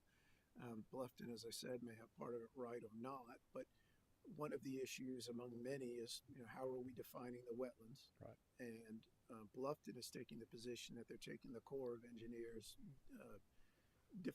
definitions back from publications in the 80s. I'm not sure that that's correct way to do it or not, but that is what they have decided to do. And then in addition, what are jurisdictional wetlands? Where and when is the Corps going to claim jurisdiction? And I think that presents a larger problem in getting a response from them. But I think under any circumstance, if all we are enacting are additional regulations, then, as you said, there should be no conflict. So perhaps that's a self-answering question, depending on the regulations we put in. So to get at a real granular level on this, does this affect the Corps of Engineers regulations of wetlands that are not covered by the Clean Water Act? Not at all. I think those so they can standards are the still same. Right. they can still regulate jurisdictional wetlands that are properly delineated. Right. But it's just not with the effect of the Clean Water Act. Is that right? That's correct. So the task before municipalities may not be as big as it might appear at first glance. I think that's correct, Mayor. Yeah. That's the exact way to look at it, and for us, it's creating a balanced system where it is not onerous. We always never want to wade into what would be considered a regulatory taking Right. for an otherwise reasonable development. That's on one end versus allowing anything, which we don't right now. We don't allow just anything. Right. There are reasonable restrictions that the town and other municipalities can enact. Okay. So I guess to sort of move things along, we've got other committee meetings and things. One, we know we need to keep visiting this idea. Do we have currently mapping of the wetlands in the town of Mount Pleasant? That is a Kevin question as to what. We don't. We have the National Wetland Inventory map that you can refer to as from the U.S. Fish and Wildlife, but we don't keep a per se specific wetland area Okay. in the town. Okay. I don't know how accurate that would really be Okay. if we did something like that. From a legal standpoint, would that be something that you would think we would be at least, I don't know if required is the right word, but prudent to have legally so we know what we have in the town? I would have to talk that through with the engineers to Okay. determine the accuracy and what their ability to rely on what is already out there. Okay. It probably would be a significant undertaking and significant maintenance of those records. So I'm not qualified to understand the depth and the cost. Okay. It's temporal also.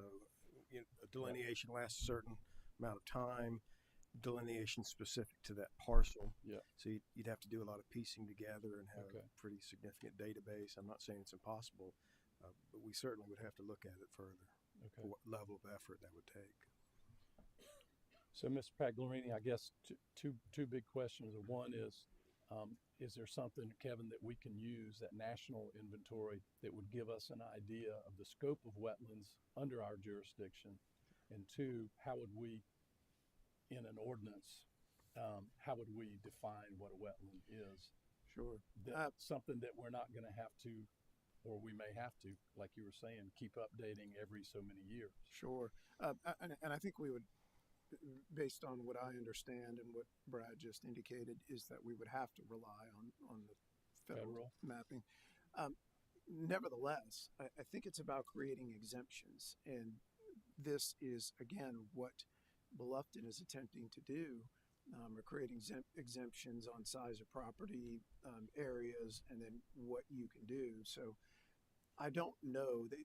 There are significant exemptions in their ordinance. As a practical matter, we do not have the ability yet to understand how much they are really affecting, how much wetlands they are really affecting with their exemptions, and that's going to be part of our analysis as well. Okay. Because if we have regulations that really don't apply to much of anything, it would not be a productive exercise. Okay.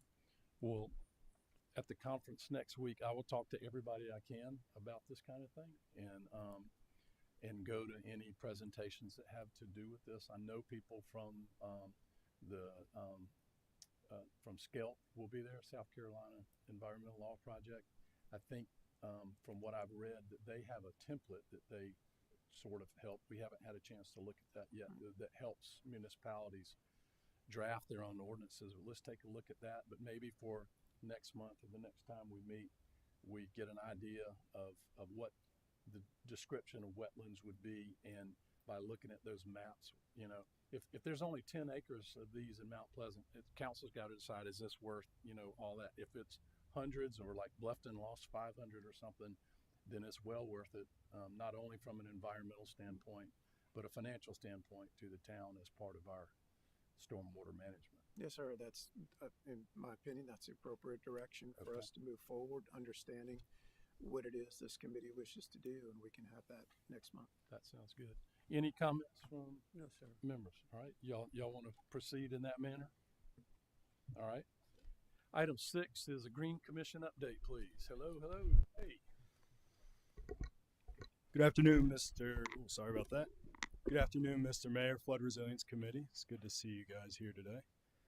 So hold on, let me back up. So what I'm going to update you is what our agenda items are, what we're working on, and a little outreach that Green Commission's working on. And so we had only 2 items on our last March meeting, but 2 very important items.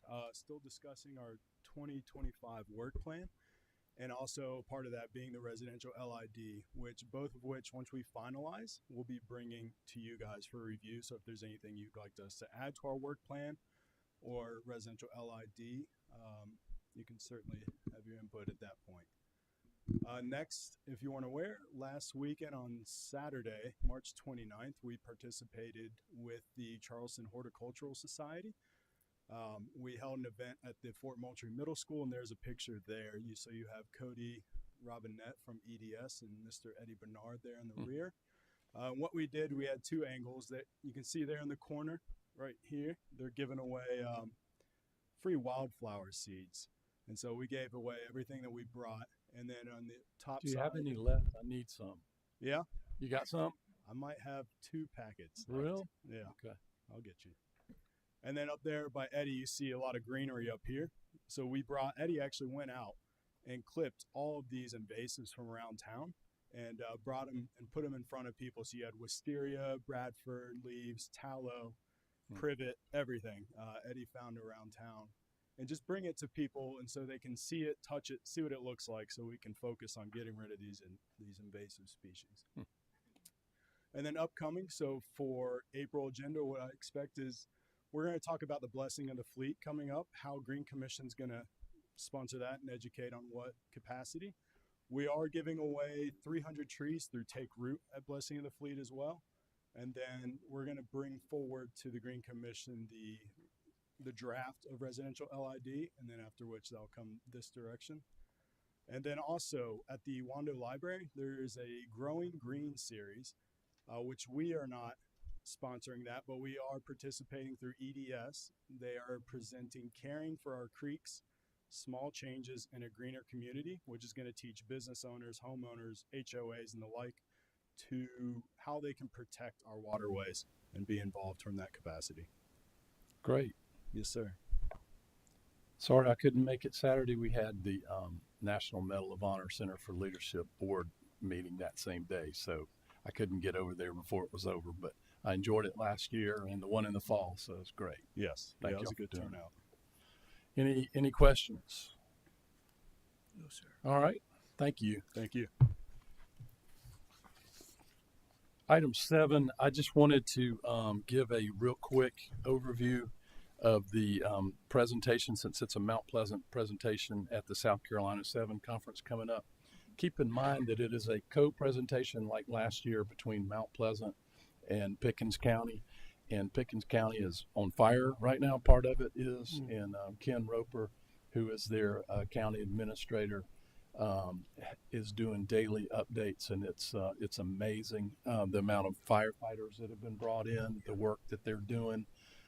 In North Carolina, in one of the counties where I used to live, before I moved back to the Low Country, people are being relocated out of their homes. That's when it gets real, when you have to leave your home and not sure if you're ever going to see it again. So resiliency is not just for seminars anymore. It's not just seminar speak. And so if Eric LaFontaine, do you have the controller for this? Let's see if it can work. The advanced arrow. Yeah, there we go. So my take on this, one of the things I learned last year is that when you start talking about your growth management stuff and a lot of your building requirements, that more than half the state sort of tunes that out because that's not their problem. Their problems are, resilience issues, stormwater management, flooding, and now fire and stuff too. And I almost feel like I'm teaching a Sunday school class, and the locusts and the frogs and all that stuff too. But talking about the leadership and how we don't do any of this stuff alone, and how we have a Green Commission, you can see them listed there. We're partners with Mount Pleasant Waterworks on getting septic tanks out of the ground and keeping Shim Creek clean and those type of things.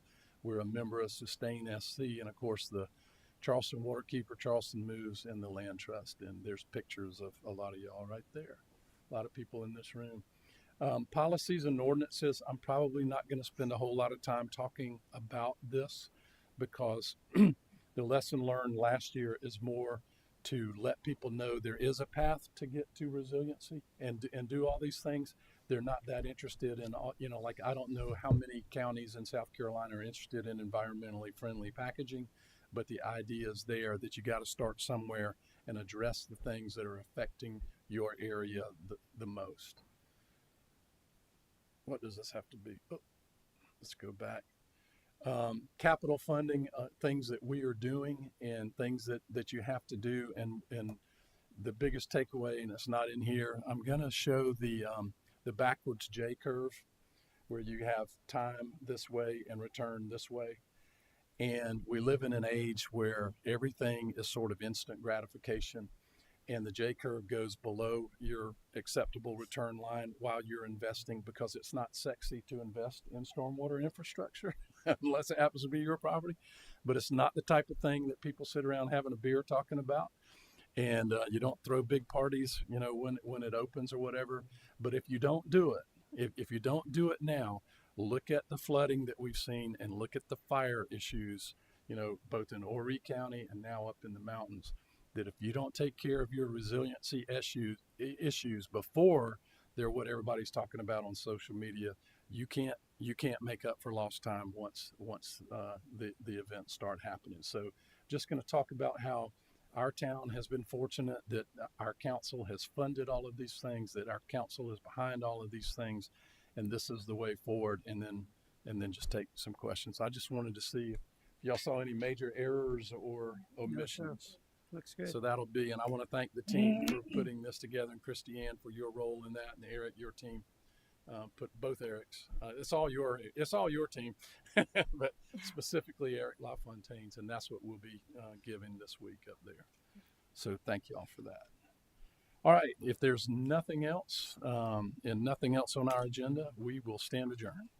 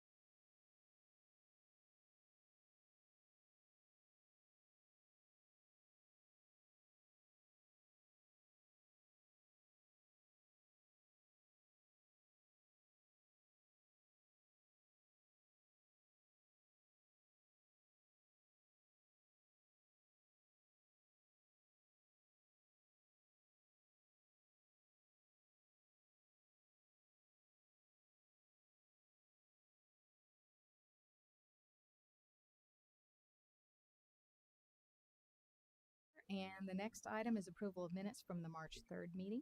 Move to approve. I'll second that. All in favor? Aye. Aye. Motion passes. Item 3 is public comment. If we have anybody to address the committee today? Not at all. Okay. Item 4 is review and approval of our economic development budget items. Afternoon, everybody. These are all items you saw last month, but we're bringing them back before you to get an official recommendation. As a reminder, the budget remains largely the same as last year. We do have a new line item for entrepreneurial initiatives that, as Tammy mentioned, got moved from a different piece, and we also included specific memberships for Low Country Local First. The funding aligns to prioritize marketing and support for small businesses, which is really part of our strategic plan and our strategic goals. Again, it aligns with our strategic plan. I think it will create an effective economic development program, always keeping quality of life at the front of mind. And I note that some membership levels, we'll talk about it on the next page, are recommended for adjustment, including a reduction in the Charleston Metro membership and an increase in CRDA membership. But I think in light of the fact that the Finance Committee just approved the $20,000 for the People First campaign, which is a chamber initiative, it's sort of a wash. So here are the budget totals for the year. Again, social media and marketing, continued promotion of the Mount Pleasant Made brand through all kind of channels, supports everything from content production to advertising and economic development event participation. Small business support and outreach. This is through our effort to reach small businesses throughout the community, appreciation events, networking opportunities, direct engagement, and other things that we even work internally with other departments on here. Digital infrastructure and economic development platforms. That is basically the software that I use for tracking commercial development, market trends, things like AlphaMap, CoStar, LoopNet, and also maintenance of MountPleasantMade.com. The next bullet there is the Entrepreneurial Initiative funding. That is a new one for us. This creates a flexible mechanism to support entrepreneurship through grants, partnerships, or programming, whether it's co-working support, the harbor, or other things that we may choose to participate in. That's what this line is for. The contractual line item is basically to support the ongoing implementation of our strategic plan. This could include external consultants, stakeholder engagement, project-based technical assistance or analysis. And as our needs evolve over the course of the fiscal year, this will be there to support that. We've talked about the Low Country Local First Ambassadors Program that gives us access to their powerful network of small businesses and their staff to promote a bevy of programs throughout the town over the course of the year. And then the other two are the Charleston Metro Chamber membership level. It still allows us to have a pretty robust seat at the table there. And then CRDA, an increase in that membership level, which really just helps us have a bigger voice in the region's economic development, recruitment efforts, business development, innovation initiatives as they unroll their new strategic plan as well. So that is my budget. Madam Chair, I'll turn it back over to y'all to discuss. Okay, thank you. Mr. Aquilano, you have any? I was curious, do you know what the typical match is from other municipalities on the CMCC and the Charleston Metro Chamber? I don't know every other municipality. I know that different ones have different sort of membership levels. What we have here is so we're buying. That's buying it as a membership then. That's a membership. That's right. That's Not just a membership. Okay. Still has us at sort of their highest level, and I think it's probably adequate. We still have a seat at the table for everything as a local government. Okay, thank you. I wanted to ask about this entrepreneurial initiative funding, this new line. Now, is this something that council will decide as the year goes on, if there's something we want to invest in? So Well, you this mentioned- this is a carryover from the Harbor Entrepreneur right. Centers. So as I kind of flesh out after you guys give the okay on the budget, we'll decide what we contribute probably to the harbor, which this year will come with a performance agreement that I've been working on for them, so we can have key performance indicators on that. But there's also an opportunity to not spend the entire thing on the Harbor Entrepreneur Center. There could be other initiatives that we could support throughout town that are sort of our own thing. So some of these, depending on our procurement rules, may be something that would come back before council. But in general, this is just program dollars for my budget over the course of the year. Okay. Does that make sense? So it's not necessarily something that council will decide every single time. Part of it'll go into will be a staff decision. Okay. Any other? No, I like how that's changed from being a specific check to a specific person to being a little bit more widespread and not as much commitment to one thing. I think it that's gives us appreciated. flexibility. Yeah, it gives more flexibility. That's good. Thank you. Okay. All right. I will move to approve the economic development budget. If you don't have any more questions, make a And motion send it to approve and send it to council. to budget committee. Is that where it goes? Let's go to Okay. budget committee. Okay. Yep. I'll second it. Okay. All in favor? Aye. Aye. All right. Motion passes. Thank you. We'll Thank y'all. adjourn. Thank you. Thank you. Anyways, I'm trying to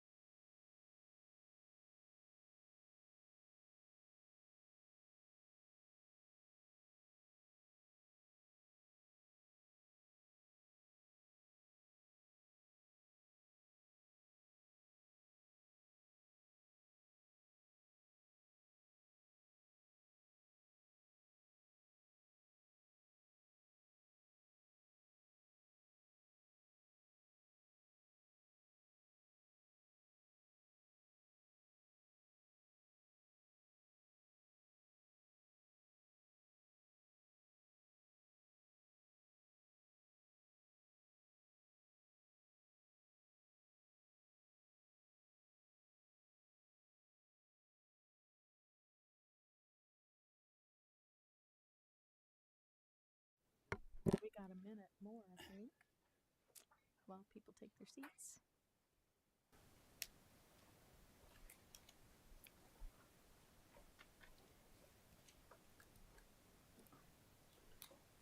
United States calling.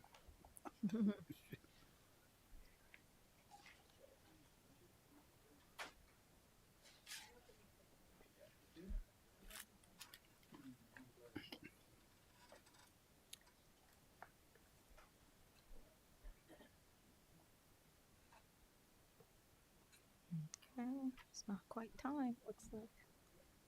All right. Ready to go. Okay. Alrighty. We'll call to order our Health, Recreation, Events Committee meeting for March 31st. Next item is approval of minutes from the March 3rd meeting. So moved. I'll second. All in favor? Aye. Aye. Motion passes. Item 3 is public comment. If we have anybody here to address the committee. Not today. Okay. Next item is budget review for fiscal year 2026. Thank you, Madam Chair. Good afternoon to you, Mr. Santos. If you'll flip to the Recreation tab in your budget, that's where we will find the Recreation Department budget. Wins the award for the most line items of any budget in town. And that's for a number of different reasons. We break out salaries for full-timers and then salaries for temporary employees, and then we break them out by what type of temporary employee. And then on the second page of the document, we break out our athletic program contractuals and our camps and senior programs and on and on.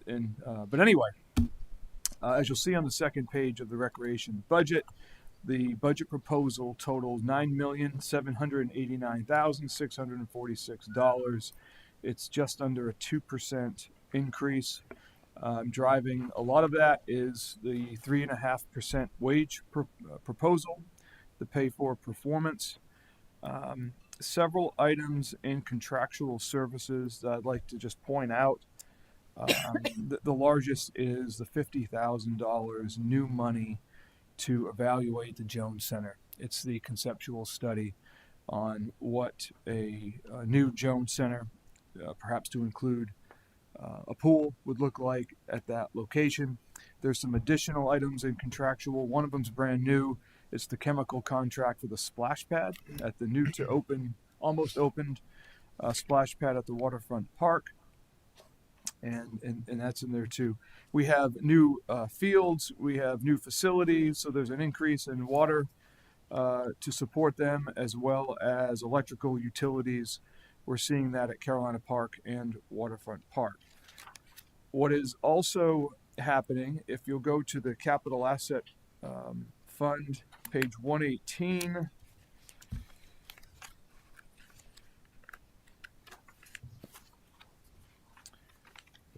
at the very top of 118 is recreation, and there's $75,000 for facility maintenance. That's for the Jones Center Skate Park. And there's $200,000 just underneath that, and that is for renovations for Sloan Park Playground. CIP items, go to the CIP tab, please, and page 130. That's the very last page under CIP. And there's a section for public recreation. Two of the projects that are listed are some of our two highest priority projects in our CIP. You know about both of them. One of them is the Jones Center comprehensive repair. That is ready to go forward. If you and council pass this budget, it includes an extra $500,000 to complete the budget for that project and to move it forward. Also included is just over $1.6 million towards Mount Pleasant Way. And so, Madam Chair, Mr. Santos, those are the highlights. Obviously, TJ's here to answer any questions that you have. I'm happy to discuss. Madam Chair, I'll make a motion that we approve as described by Mr. Demuro. Okay. And send it to Budget Committee? Right. Yes, ma'am. I'll second. Okay. All in favor? Aye. Aye. Sounds good. Looks good. Okay. Thank you. Uh-huh. Next item is consideration of donation acceptance from the United States Tennis Association of South Carolina and the Low Country Tennis Association for the Kerr Tennis Center. Thank you, Madam Chair. We have been very gracious to been asked by LCTA and the USTA to receive a grant donation from them to help with the repair of courts 9 through 12 at Muggsy Kerr. Currently, we're experiencing some issues with some moisture coming through the ground, and these repairs will eliminate that for the time being. So their donation is $35,000. Now, the reason we're bringing it to you today is there's a little bit of a timing issue with this. Hopefully, we can get this approved at the next council meeting so that we can meet those repairs to get done so that the tennis can continue in May when they have a big event coming over to that center. So I know Bill Ennis is here, I believe, so just like to thank him publicly as well for Thank you very kind much. of pushing this through on their side as well. So. Madam Chair, I'd like to make a motion that we approve the donation as described by staff. Okay, I'll second, and I guess we'll send this to council for our next meeting. All in favor? Aye. Thank you. Yes. Update on expanded sponsorship packages. Yes, so this conversation has been kind of going on the last 2 months when we were talking a little bit about corporate sponsorships, and it was directed to me to kind of see what other opportunities were out there. I've given you a little bit of a review from last month on currently what we do and the numbers that we currently have, which I spoke about last month, so I won't get into too many detail about that. But what we'd like to look at doing are two different additional sponsorships. Scoreboard sponsorships, which we currently have 16 scoreboards on our baseball/softball diamonds. We have 4 additional scoreboards on our what we call our rectangular fields, where we play football, soccer, lacrosse, the other rectangular sports. We're proposing that these sponsorships would be $10,000 to whatever company or business would want to sponsor those, and it would be a 2-year commitment. So that's one option that we're looking at. And the other one would be some print advertisements in our In Motion magazines. We could do half-page or full-page ads. We produce 5 of those each year. And in addition to them being online, we have about 10,000 printed copies that go out across the community.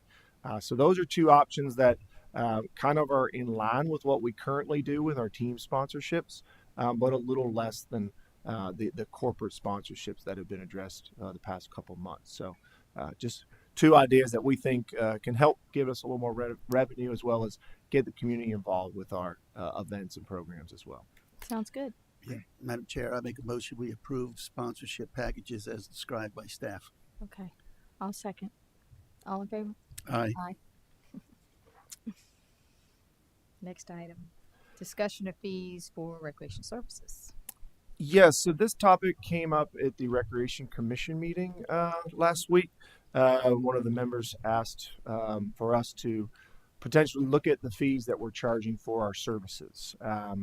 Obviously, with a short notice, I didn't dive into a lot of it, but we have checked with other municipalities around the area. I've got put it down here at the end of the slide. I might have missed it though. But we have looked at our fees are pretty reasonable in terms of across the Low Country as well as across kind of the South region here.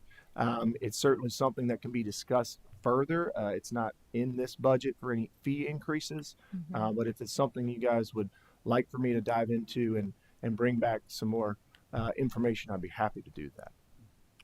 You interested in that? Yeah, I think that's important that you do that before we do anything. And I'm sure Eric will want to take a good look at it as well. So yeah. Okay. Sounds good. Thank you.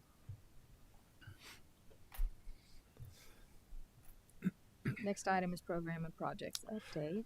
Yeah, and real quick, just kind of give you an update on our programs and projects. Our numbers are, again, very good, as they are every month, continue to go up. The couple of things I would like to kind of point out are our upcoming events. I know it's been mentioned a few times today already how busy the month of April is, and I think the rec department may be one of the busier departments in the month of April. But this Saturday we have the Cooper River Bridge Run, obviously, and then we'll also have a pickleball tournament coming up the following weekend, and Blessing of the Fleet at the end of end of the month. I would like to add we did a very, very nice skate park event last Saturday in partnership with Parrot Surf and Skate Shop. A lot of us were out there. We had 30, 40 plus folks that were out there skateboarding. So it's something I think we can build on. One good comments we had, a couple of them were a lot of the folks that attended didn't even know we had that facility. So hopefully they're now knowing that we have it, they will be using it a lot more often. So we're happy to see that. But it was a great event, and Councilman Santos and Councilman Brownstein were out there checking it out. So that's just a little update on our programs and our projects. Nothing's really changed other than we have what I will continue to call a tentative completion date for the Park West pool. Substantial completion is scheduled for Friday. As I mentioned just a second ago, that is a tentative date of this Friday. So also, as in previous meeting, our general contractor has been approved for the Muggsy Kerr Tennis Center. So as that project continues to move along, I'll get you more updates on that. Any questions? No, sounds Yes, good. sir. Sounds I know good. my daughter attended the skate function this weekend. Her little friend got third place, and they had a good time. I was working, so I missed it, but I think it's something we could probably build on and do a lot. I don't know if there are different, businesses in town besides Parrot that could sort of sponsor functions like that or show up and help out. I'm sure it will here in continue to town. grow as we But, continue to do it. Yeah, Yes, they ma'am. had a great time, and they hope we do it some more. So it was a lot of great smiling fun. faces, and Mhm. and they The had a little food ones. truck out there where they could get food and all that. And they just had a ball. I mean, some of the littlest guys, man, with all the pads on, but they were skating just like the older guys. It was so cute. It was good. Yeah. Okay. Well, if that's it, that's it. Yes, ma'am. We'll adjourn. Thank you. Thank you.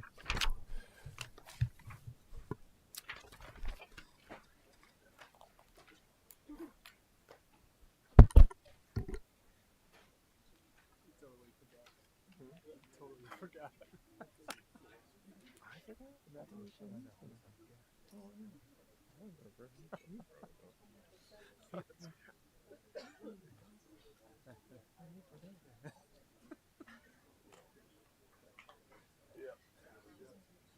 Goes without saying sometimes.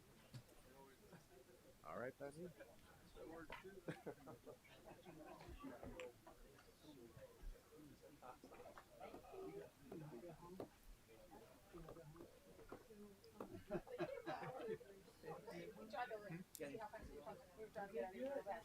Hey, did you check the police on that?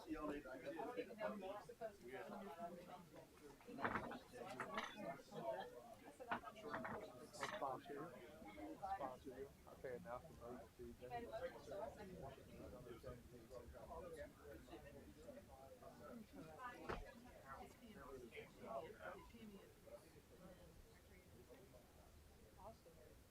That should be super fun. Right, I guess that's probably what they thought. But like seriously, no. Not the time. No.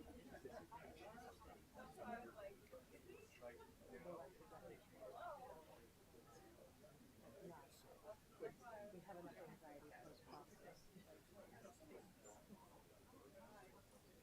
Yeah. I want to let you know that check is in this week's checklist. I'll email to the for the classical music. Thanks for handling that. Yeah, yeah. No worries. I'll email. I'll reply to the group just so everybody knows that's coming. Yeah, no worries. It's a nice Thanks. event. Check out the Yeah, it looks website. really cool. Yeah. Yeah, I can't remember what the date was, but there's some reason why it's in May, I think. Yeah, it's coming up. I think it's when I'll be going to see them. My daughter is in Austria. Oh, that's right. Yeah.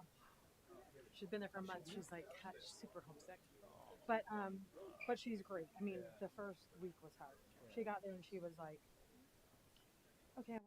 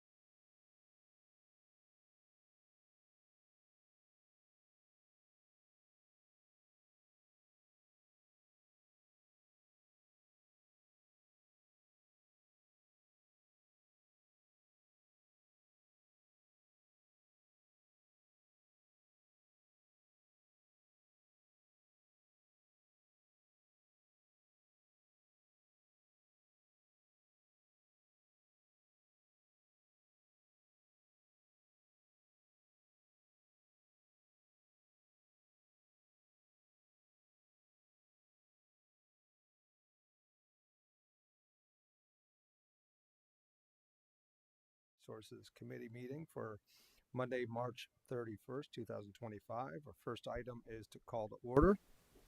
Next item is the approval of minutes from the January 6th, 2025 meeting. Move to approve. Second. All in favor? In favor, yes. Yes. All right. Minutes are approved. Third is public comments. If we have any, please step up to the podium. You have 2.5 minutes. I don't think I've ever had public comment at HR. I'd like to one day. So I'll leave a candy bar or something up there next time. All right.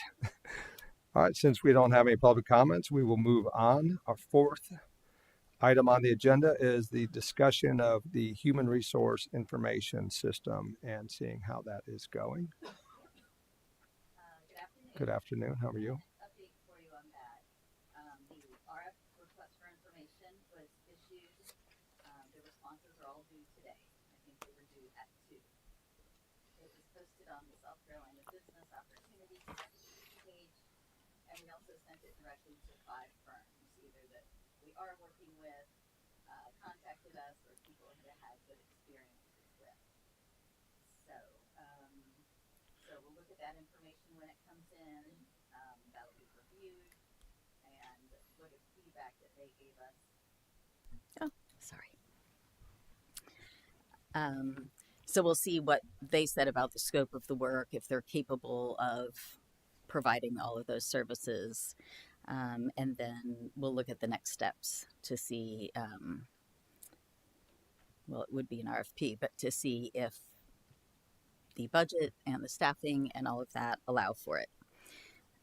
Okay. So, and by the way, I apologize. I forgot to welcome Mr. Tinky and congratulate him. So welcome to the HR committee. So what we were doing, Mr. Tinky, was we were looking at the HR system and how many different systems we use. And I don't know if we've looked at that, but it seems like we use a lot of systems. We still use a little bit of Excel, and we're still, we're over here, we're over here, we're over here, where you've got HR systems that will bring the entire thing together in one package. And I believe at a cheaper price. I would think $100,000 if I was betting, we would be able to save. I know implementation is not a fun thing to do, but I think it's definitely worth if we get the return on investment. So now we're at RFI stage. How do we go from I know we originally probably talked about an RFP, but how do we go from RFI to RFP, I guess is the question on that.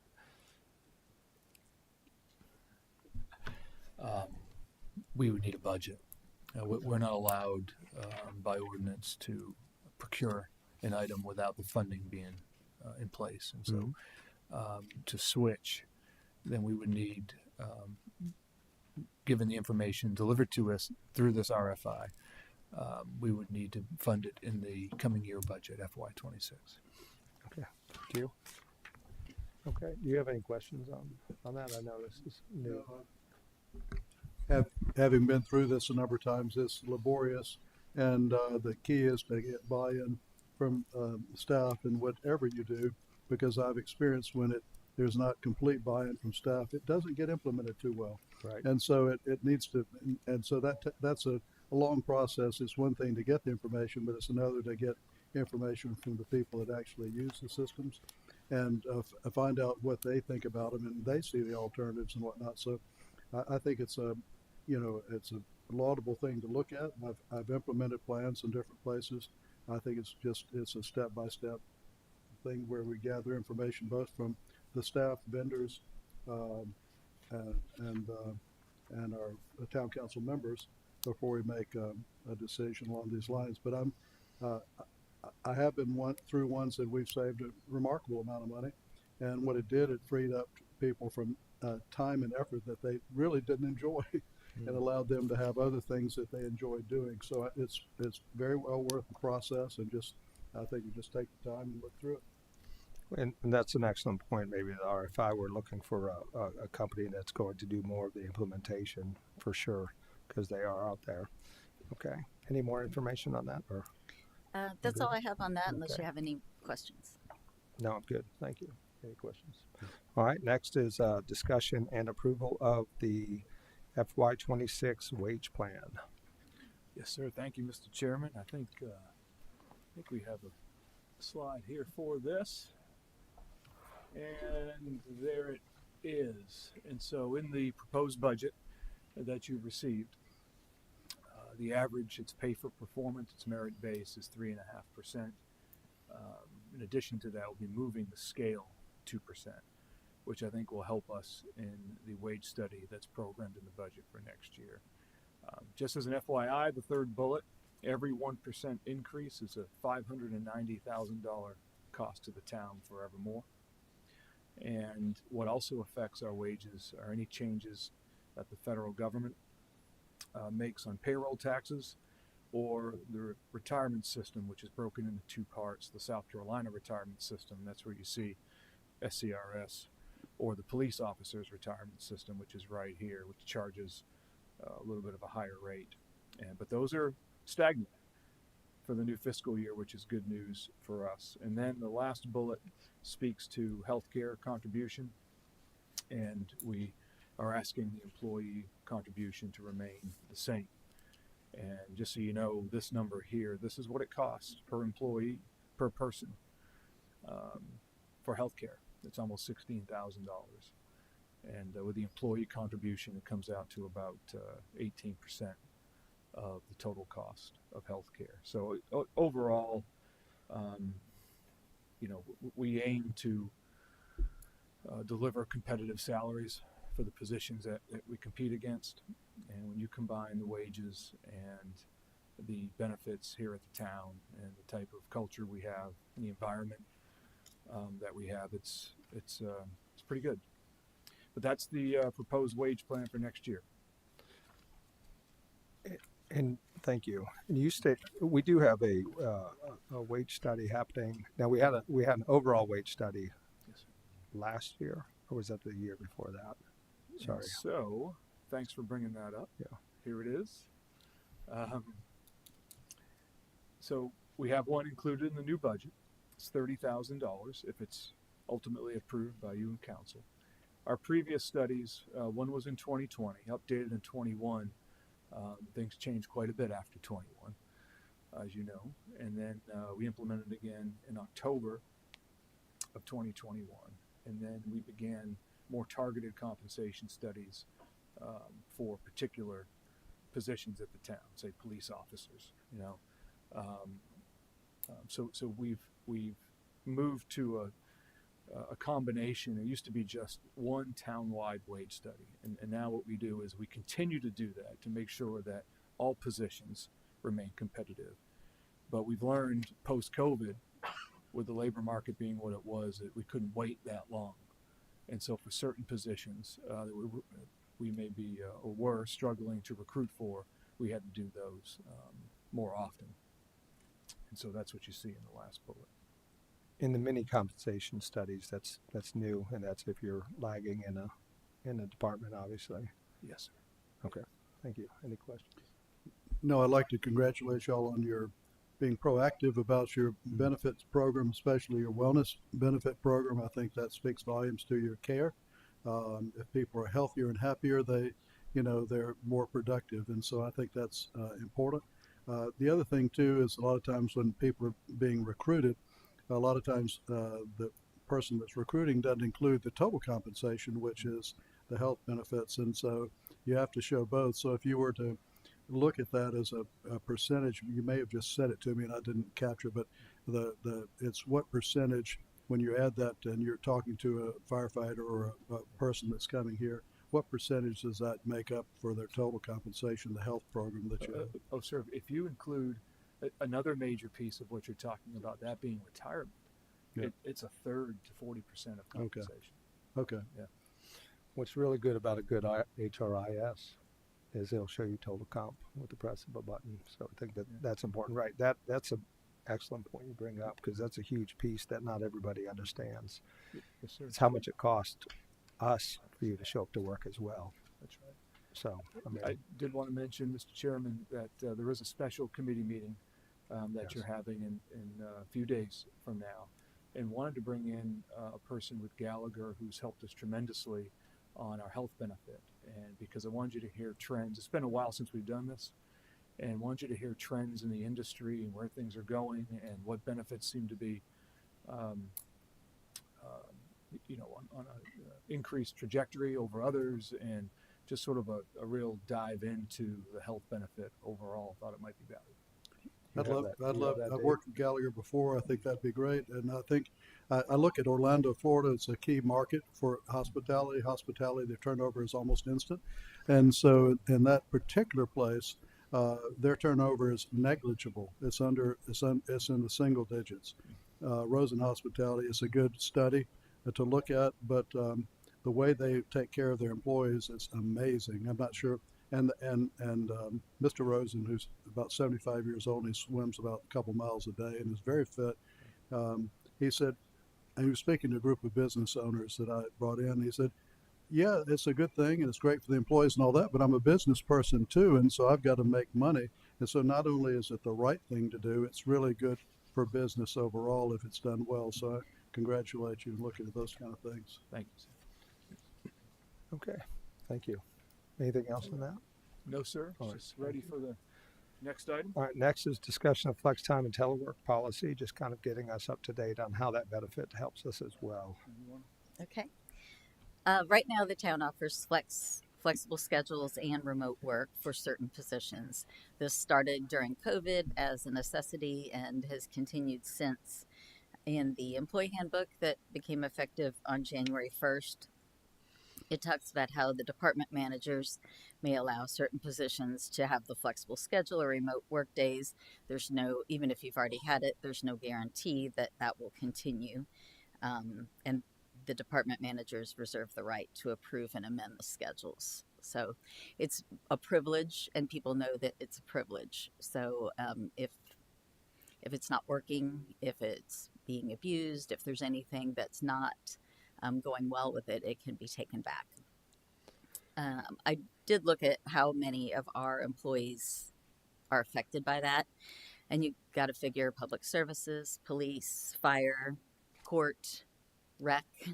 They can't really participate in that except for maybe a handful of people that are in the administrative offices for them. So when you look at that, it leaves about 15%, maybe up to 20% to give me a little room for error, but about that many of our employees have the capability to flex the schedules or to have a remote work day. And I would guess, thank you for that, I would guess, considering your turnover rate, that this is helping you. It's very much a recruiting and retention tool. Okay. People ask about it before they, when we're interviewing, and it's something that almost everyone else is doing, public and private. I know in the larger municipalities in the state, there's only one that doesn't offer it, and they kind of do things differently in other ways too. But it keeps us competitive also without having to throw money at it. It's something that people value, helps keep that work-life balance. Okay, I appreciate the update. Do you have any questions? When you benchmark municipality and municipal governments against other municipal governments, what's the turnover rate and compared? And you have to compare apples to apples, but if you were to do it, what tends to be for our size? Everyone that I've talked to, either a municipality or a county, ours is much lower. So I don't know what the average is. So this is all new to me. So We're in single digits here, right? I mean, 3%. We're single digits. Yeah, Charleston County. The last I heard was like 12 to 15%, and there's some municipalities that are around there or up into the 20s. So ours is in the single digits. Well, that's fantastic. I think low single digits. Low single digits. I think if I remember, 3.7%. I'm just. Yes, I didn't know. I didn't know the number. Sorry, but that's great. Yeah.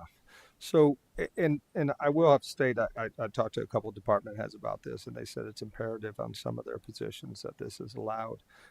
Also want to state, I had talked to some first responders, and I said, why Mount Pleasant? And they said the certifications that we offer and that we pay for keep them coming back, and the work-life balance that we offer as well, and what great city or town it is to work in. So I just had a couple chats with people. It was very pleasant to hear positive news.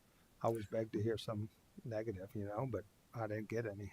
maybe they're just being nice, but I think that's excellent. So, okay. Any other questions, Mr. Tinky? Okay. Well, with that, unless you want me to slow it down a little bit, everybody tired, we are adjourned.